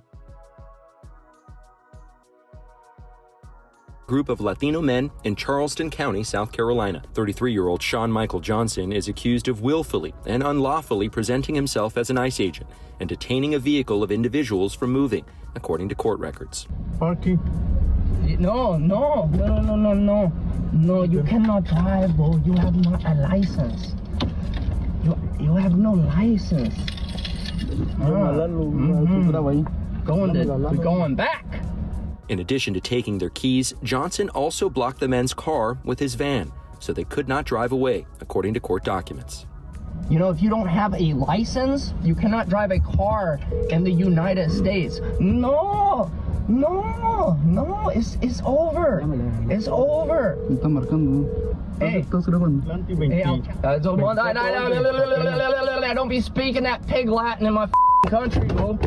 Be speaking that. I mean, this is literally a hate crime too, on top of everything else. Like, what are we doing here?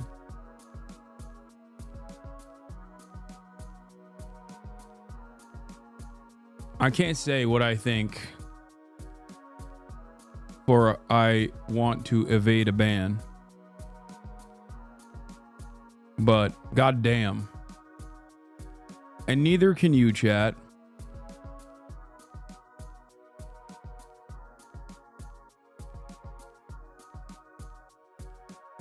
People tell me I'm crazy for saying re-education camps. What do you do with this guy? Re-education camp for this guy is an infinitely better solution than what most people would advocate for. You know? That pig Latin here. Johnson was charged with 3 counts of kidnapping and 1 count each of impersonating a law enforcement officer, petty larceny, assault, and battery, according to jail records. The men in the vehicle are not facing charges, according to local police. Have fun.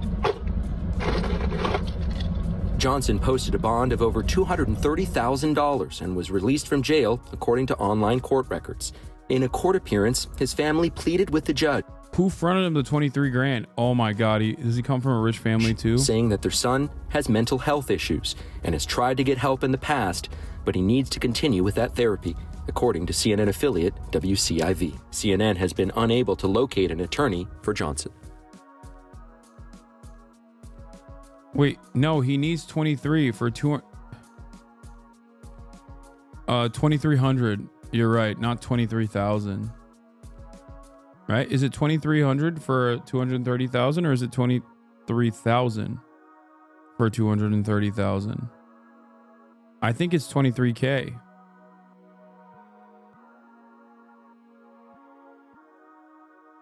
Yeah, I got it right.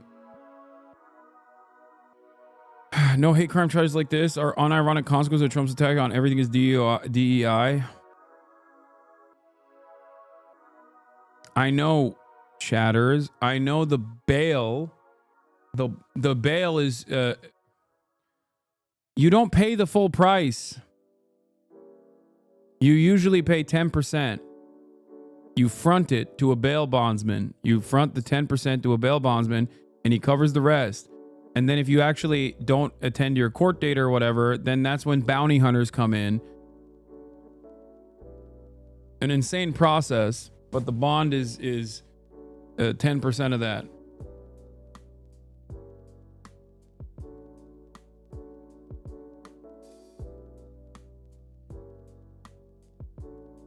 That's how bail works. There's the conversation that pro-life people don't care about the baby once it's born. There are a bunch of people that believe that. But I wanted to find the people that don't believe that. We have a petition here to support universal school lunch and universal child care. We just think people should have access to this, and we thought the best place to get signatures for this petition are the March for Life. This is the place where everyone cares about life. Would you like to sign the petition? I don't really appreciate being ambushed on camera, but I do know that there are a ton of people down there that would definitely be willing to sign. No, I actually don't believe that schools should be providing kids lunch. I think it's up to the individual and the parents.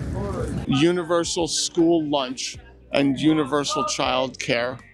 And we're trying to get people to sign to show that, you know, we care about babies when they're out of the womb. Would you like to sign the petition? Like Vance said, I'd have to look it up. Are you interested in signing it? I'd rather read about it first. Pre-K and school lunch. That's it. Nothing crazy. Nothing radical. We're just trying to show that it's universal school lunch is bipartisan and that universal pre-K is bipartisan. Very divided country, but we want to show the public that there's some unity there. No, you don't understand. Them babies got to pick themselves up by the bootstraps. We're here to make sure that the women are forcibly carrying pregnancies to term, nothing else. You understand me? Once the baby's out the pussy, it's time for bootstraps, baby. Dumbass baby, get a job. Learn the value of a dollar real quick. Lunch debt is a good thing. Big hand of government gets involved. They tend to manipulate preconditions that I wouldn't. This is how so many people sound when they try to sound smart about politics but have no fucking clue what they're saying. Including but not limited to people that come into my chat and, you know, try to repeat talking points from someone else. When the government gets involved, there's preconditions that determine the aspect of the governance that you can't contend with, libtard. You don't understand. After all, the government's gonna offer free food to children in school. That's unacceptable. What if they actually offered delicious sandwiches? Would necessarily not support. We have a petition for universal school lunch. We have another petition for universal child care. We wanted to show that this is a group that cares about children. Are you interested in signing the petition? We're trying to meet the rest of our group. Oh, you got to get to your group? Oh, okay. I appreciate. It's a petition for universal school lunch and universal child care. Okay. Yeah. Nobody signed it yet? No, nobody signed it yet. Aww. There you go. There's at least one. There's at least one guy, you know. Goddamn.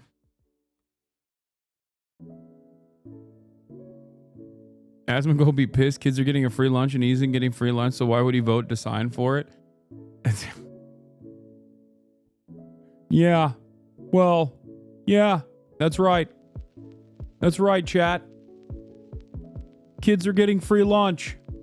I'm not in favor of that. And why should I be? Why should I be in favor of that? Really? Yeah. You were the first person. Why? Congratulations. So you're the first signature of the day. Very good. Okay. Thank you. Donald Trump. You think Donald Trump is going to support universal child care, universal school lunches? Listen, why not? If enough of his constituency pushes for that, I feel like that could be something that's like bipartisan. We want them to be born, and we want them to be happy in school and get. There's the Hawaiian diff. I don't know how you're Hawaiian and also simultaneously still a Trump supporter, but I guess, his heart is in the right place on this issue at least. Fed, Yeah. I always had a hot meal. Yeah, thank you for that. You can say yes or you can say no. I'm going to say no, but I'm going to explain why. Because I don't want to be like, I don't care about kids. I believe in trying to... Actually, children don't deserve a free lunch. Let me explain to you with logic and reason why this is a bad thing. Even though it demonstrably improves educational outcomes across the board. Make change in society and culture so where we can have that happen and it's not something the government has to provide. So we're doing a petition for universal school lunch and universal child care. Oh, okay. Would you like to sign this petition? Oh, sure. Yeah. Yeah. Yeah, I think everyone should live abundantly, right? Like, you know, it's not, I'm not just for like, yes, child born, and therefore, you know, good luck, fend for yourself. No, like everyone should have a chance to live abundantly, right? You know, to what extent is up to the law, of course. But you know what I think the problem is? Yeah. The politicians that are representing the pro-life movement don't think that. No, they don't. No, they do don't. not. They don't. Thank you. Yeah, Thank you for saying that. Universal school lunch to feed children and universal child care to make sure. Funded by individual states or by the federal government? That's a valid question. What's your personal opinion on that? So I know in Maryland, especially during COVID, they had free lunches and all that. And I noticed, especially even myself, we abused that ability. We would go in and get multiple lunches, all that. So there would have to be a form of either means testing. Yeah, means testing, or whether it be like more regulation on like who gets food, how much food. But we also need to look at the economics. So like in Maryland, if you're within a certain economic bracket, you're eligible for free lunches. Because if there's kids who don't need it, you know, why burden the taxpayer with a kid who... Oh my God. Oh my God, everyone is a liberal, dude. Everyone is a liberal. Well, I guess it's because modern day, you look so annoyed. It's because I am, because modern day liberals are so invested in neoliberalism that they look like a conservative. They look like the conservative party of the 90s. When you hear a conservative now, it is indistinguishable from a liberal in terms of social safety nets. It's very frustrating how much like the broader outlook of the party has changed. Burden the taxpayer with children who are children who don't need to pay for school lunch is so stupid. It's especially stupid because it's called taxes. There is a way to do means testing after the fact, okay? It's called taxes, all right? If you really want to do that, you can do that. Except you don't want to do that. That's the problem.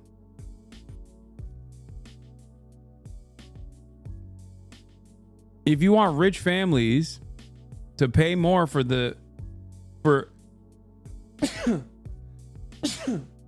oh, Jesus. Japan pays well less for education and has home cooked meals for every child.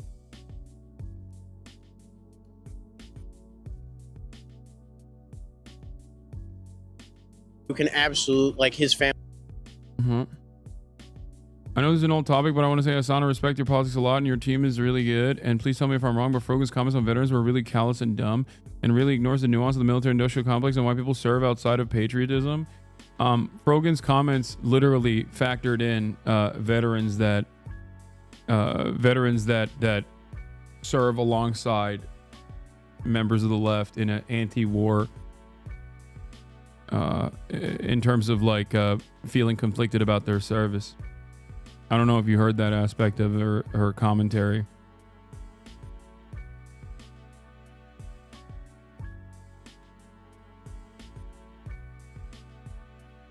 Does he think millionaires are sending their kids to public school for free lunch?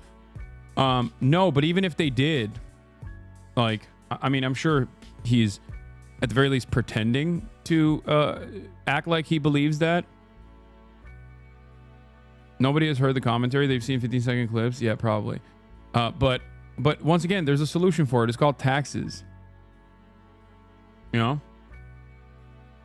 Why are people asking about Frogan? As far as I know, you aren't Frogan. I don't know. I actually don't know. I assume, well, part of the reason why people attack Frogan is because she's a mod in my community, despite the fact that she's also a content creator on her own. So that's the reason why a lot of people, every time something gets clipped out of context, or every time she says something, people will immediately turn around and say like, oh, you must address this take. Not just a mod, but head mod. Oh, a head mod. Family can absolutely, take care of him. So if I'm telling you that this is for people, If you're asking me why Frogan gets attacked a lot, yes, this is correct. Easy target, woman, has a hijab, wears a hijab, smaller creator, isn't apologetic. Also does have a little bit of a penchant for drama, given her old Stan Twitter ways. It's a perfectly nuclear combination. But the first three factors are the most significant.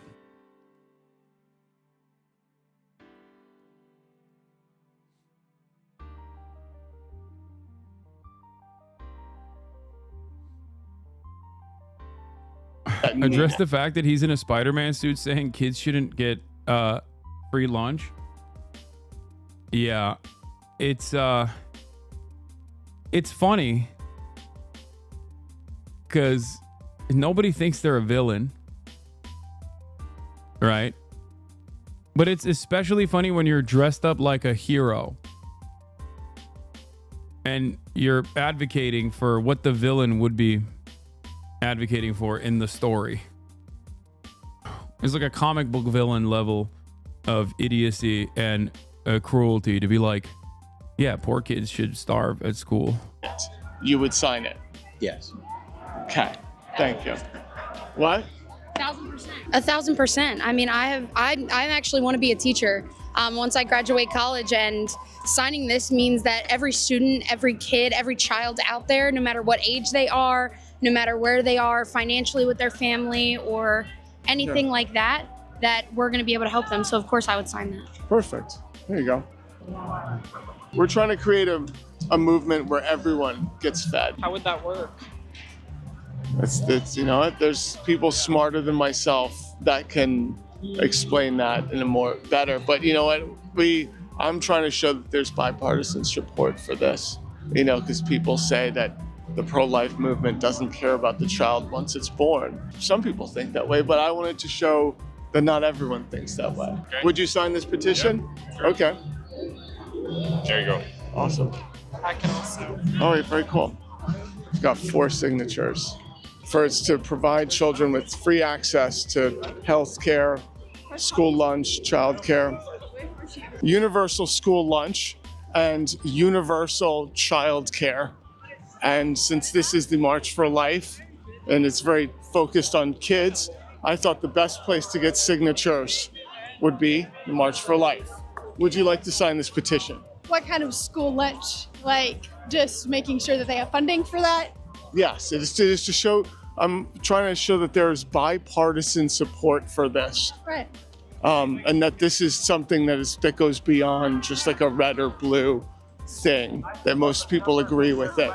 Right. For, you know, making sure that every child is fed in this country, that every child is educated, that mothers can go to work and not have to worry about child care. I feel like our politicians, you know, they get to divide us on these issues like abortion. A good amount of people here actually think that we should feed children. The politicians representing the pro-life movement don't think that every child should get fed. And I wanted to show that. It's a very complicated issue that I'm trying to show. Some of the people here would not sign this petition. I only have 7 signatures here. These people do exist. I also wanted to show that there are a good number of people that don't care about the child once it's out of the womb.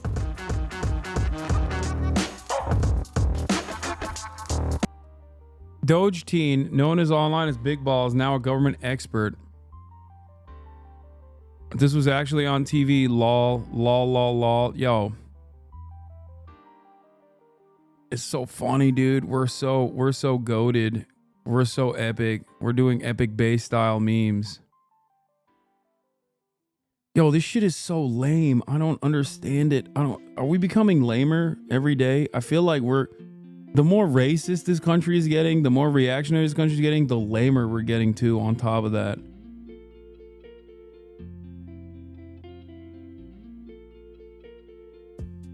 Giga Dark Maga based +1 Reddit gold.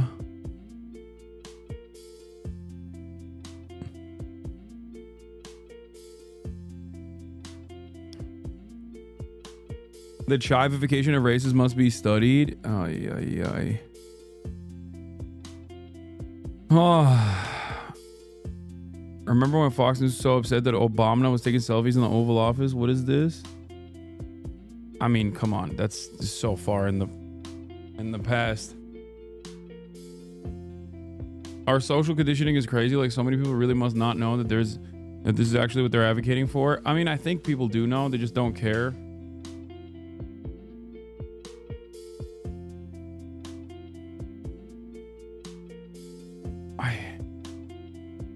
The marketing on this kind of stuff is so bad.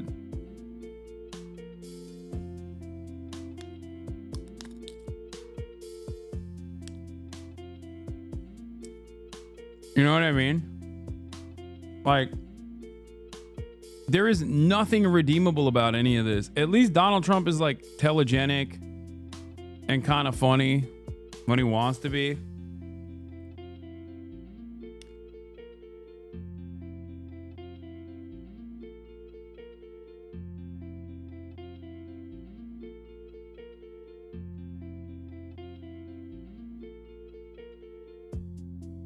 So much of this just doesn't hit.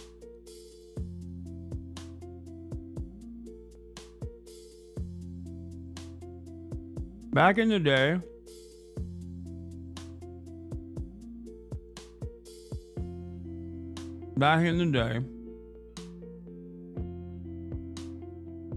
Republicans still couldn't joke.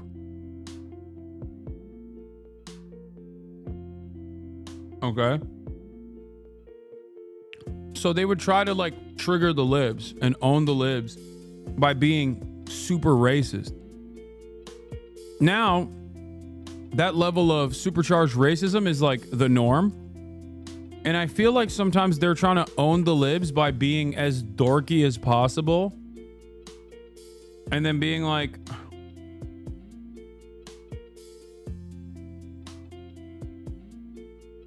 yeah, we're funny. And the liberals don't know we're funny. Is that a way to own the libs? Maybe? I don't know. It just doesn't feel like they're putting a lot of thought or effort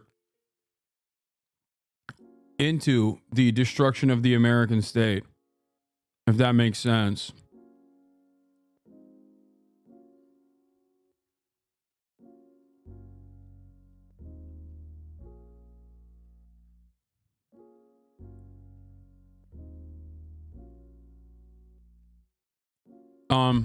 Speaking of Elon Musk's epic meme team, one of the guys just got shit canned for being outed as a Nazi.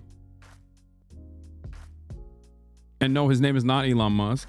One of the other guys. One of the guys that Elon Musk hired. Shocking absolutely zero people. Yeah, real shocker here. 25-year-old rooting around in the code of the U.S. government's payment system likes to post things like normalize Indian hate.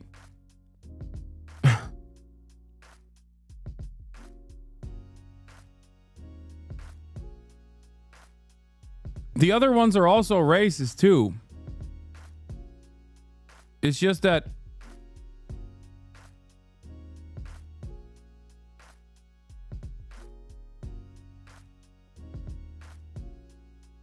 this one is the one that got cooked. Was it the 19-year-old white kid or the other 19-year-old white kid? Well, I assumed that it wasn't the Indian one, considering he's talking about normalizing Indian hate. Wasn't one of them Indian? There's 2 Asian kids.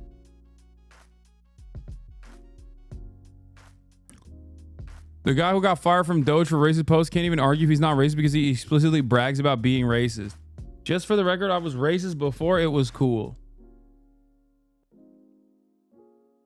Null PTR posted in July.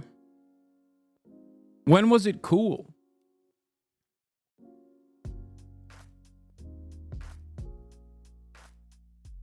Did it become cool?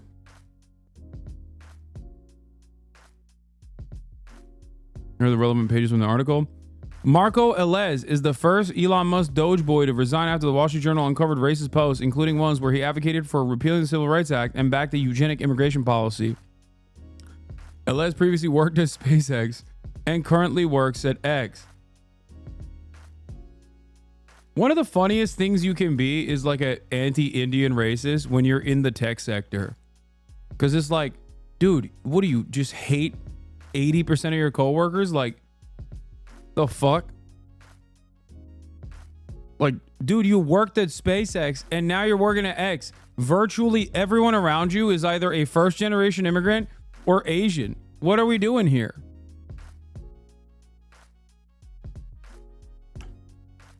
That's exactly what it looks like in tech, to be honest. 25-year-old employee Marco Elez resigned Thursday after the Wall Street Journal asked the White House about his connections to the account. The deleted profile associated with Elez, who was embedded in the Treasury Department to carry out efficiency measures, advocated repealing the Civil Rights Act and backed the eugenic immigration policy in the weeks before President Trump was inaugurated. Oh my God. He was popping off right before he got this new job, too. You could not pay me to marry outside of my ethnicity, the account wrote on X in September. According to a Wall Street Journal review of the archive post, normalize Indian hate, the account wrote the same month, in reference to a post noting the prevalence of people from India in Silicon Valley. The account, null pointer, a misspelling of a keyword in the C++ programming language, was deleted in December, but hundreds of brash, sometimes sophomoric posts have been archived. The user appeared to have a special dislike for Indian software engineers. 99% of Indian H-1Bs. Oh, that's why he had to resign.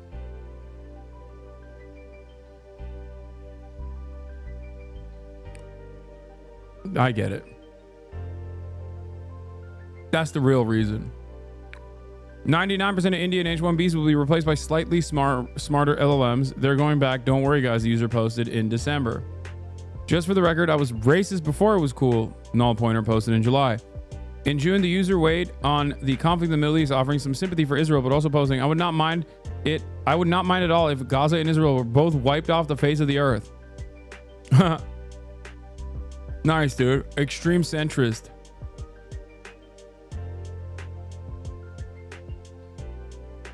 Okay, it could be because of the H-1B thing, or more likely it could be because of Israel.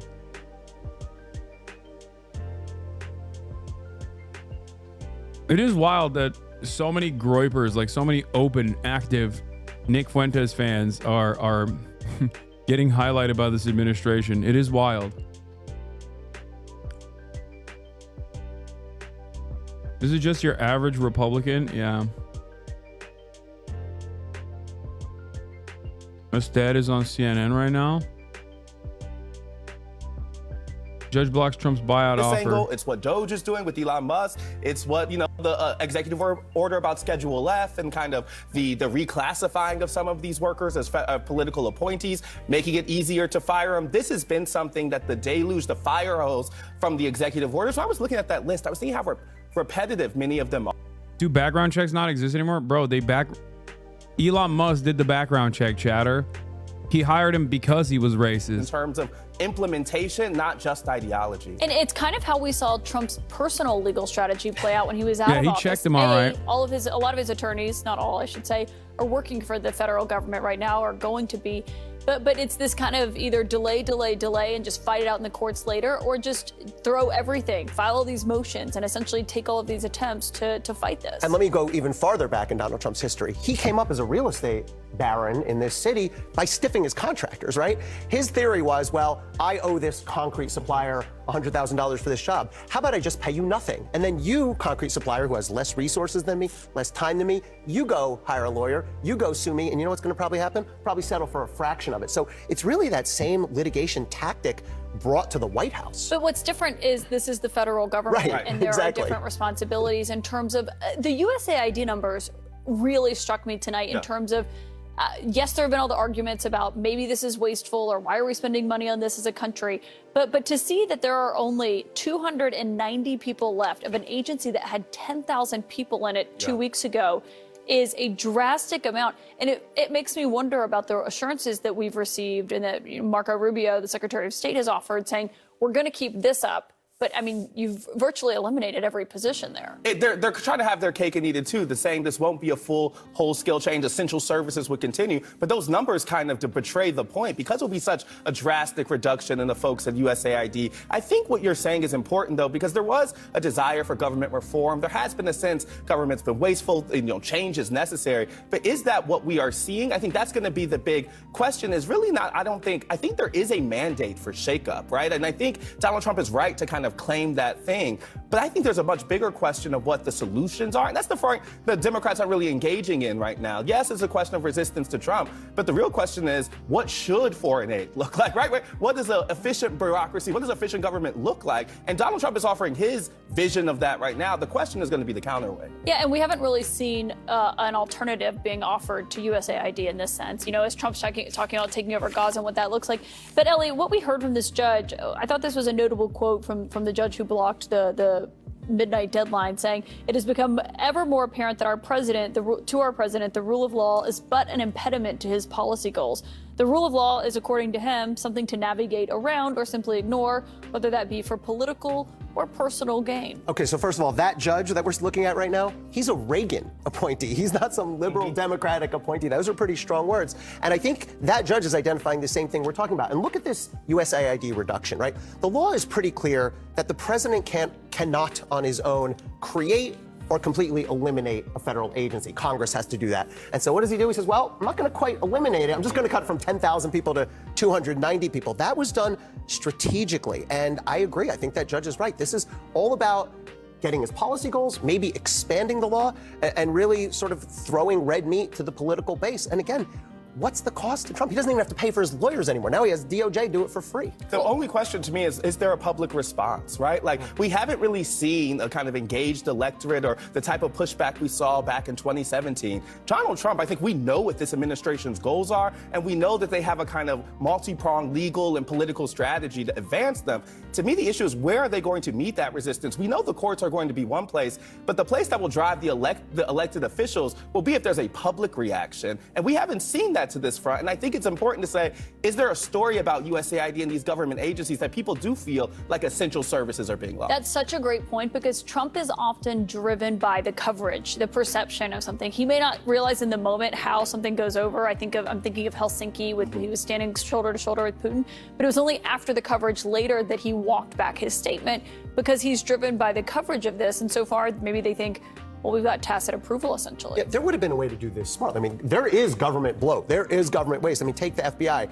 I could point out some people who may not be super necessary to the FBI. Can you explain really quickly why a buyout in the federal government is different than a corporate buyout? Because people might be sitting at home saying, okay, well, corporations do buyouts all the time. Why are you guys freaking out? A lot of people like corporate buyouts. The difference, though, is in the federal government, Congress has to allocate money. It's not just like a water faucet you can turn on and off. And so Congress has to allocate both the amount of money and the time in which it needs to be spent or cannot be spent. And here, if this buyout plan goes through, suddenly you're going to see, what's the math? 50,000 people times 7 months of benefits. I mean, that's probably hundreds of millions of dollars. So yeah, buyouts are not inherently evil. In fact, they can be quite productive and helpful in the private sector. But here, the real question is it constitutional? And that's where I think he's going to run into problems. Ellie Honig, Ested Herndon, that was robust. People love losing their jobs. They love layoffs, dude. It's the Treasury Department's central fan favorite. Yeah, I mean, people love corporate buyouts. You know who loves them? CEOs, shareholders. Symbolizing a deadly attack.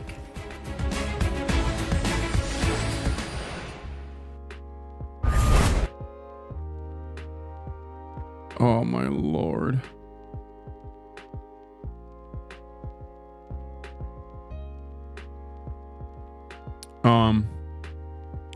What else?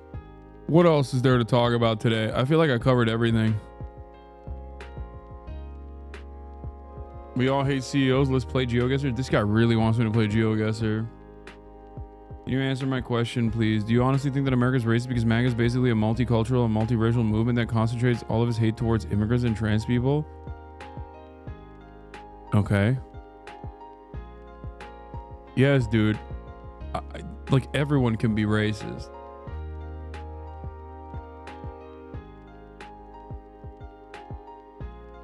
It's like saying, how could you say ICE is doing the bidding of racists? They're 52% Hispanic. I know. Dude, this is a really funny thing that's been happening. A brief note here. Newly pardoned January 6th rioter Andrew Take has been rearrested. The Harris County, Texas DA had an outstanding warrant for Take's arrest on charge of an online solicitation of a minor. Fantastic stuff. Turns out many of the January 6ers that were arrested and were in jail were maybe not in jail for the reasons that they should have been in jail, but so many of them are taking the last 2 weeks of freedom to do everything in their power to go back to prison. Okay? They're working tirelessly. They are working tirelessly. They're getting final destination, but for jail. Yeah. Emily Hernandez, pardoned for capital riot since the 17 years in fatal DWI crash. There was another guy who literally got killed by a cop. Did they think that like getting pardoned means like immunity for crimes of the future as well? Like, is that actually what's going on here? But they were like, oh, dude, I got pardoned by the president. I'm unstoppable. Let me go do some crimes real quick. He's like, finally, finally, I can live out my dreams of soliciting minors online for sexual intercourse. Now that my president, Donald Trump, has given me the right to do so. I got immunity. Permanent immunity, brother.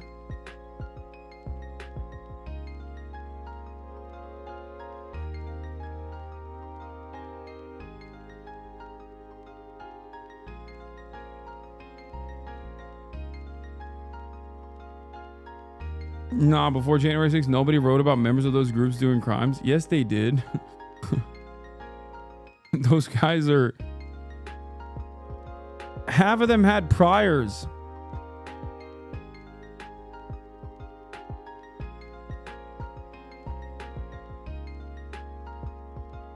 They should get immunity again. Donald Trump should just release them again. Really set the standard. Set a precedent that if you've ever done something at the behest of Trump, if you've ever defended Donald Trump, then you get to you defend Donald Trump once, you get pardoned forever.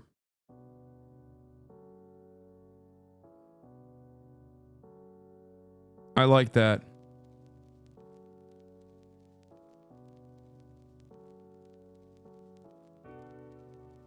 There was a new alt-right playbook. Double wrong.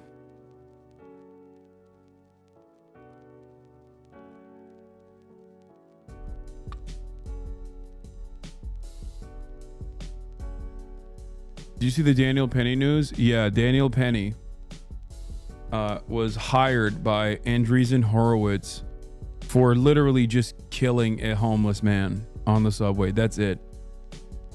Like, they did not hire him for anything other than the fact that he got famous in conservative circles for murdering a homeless person.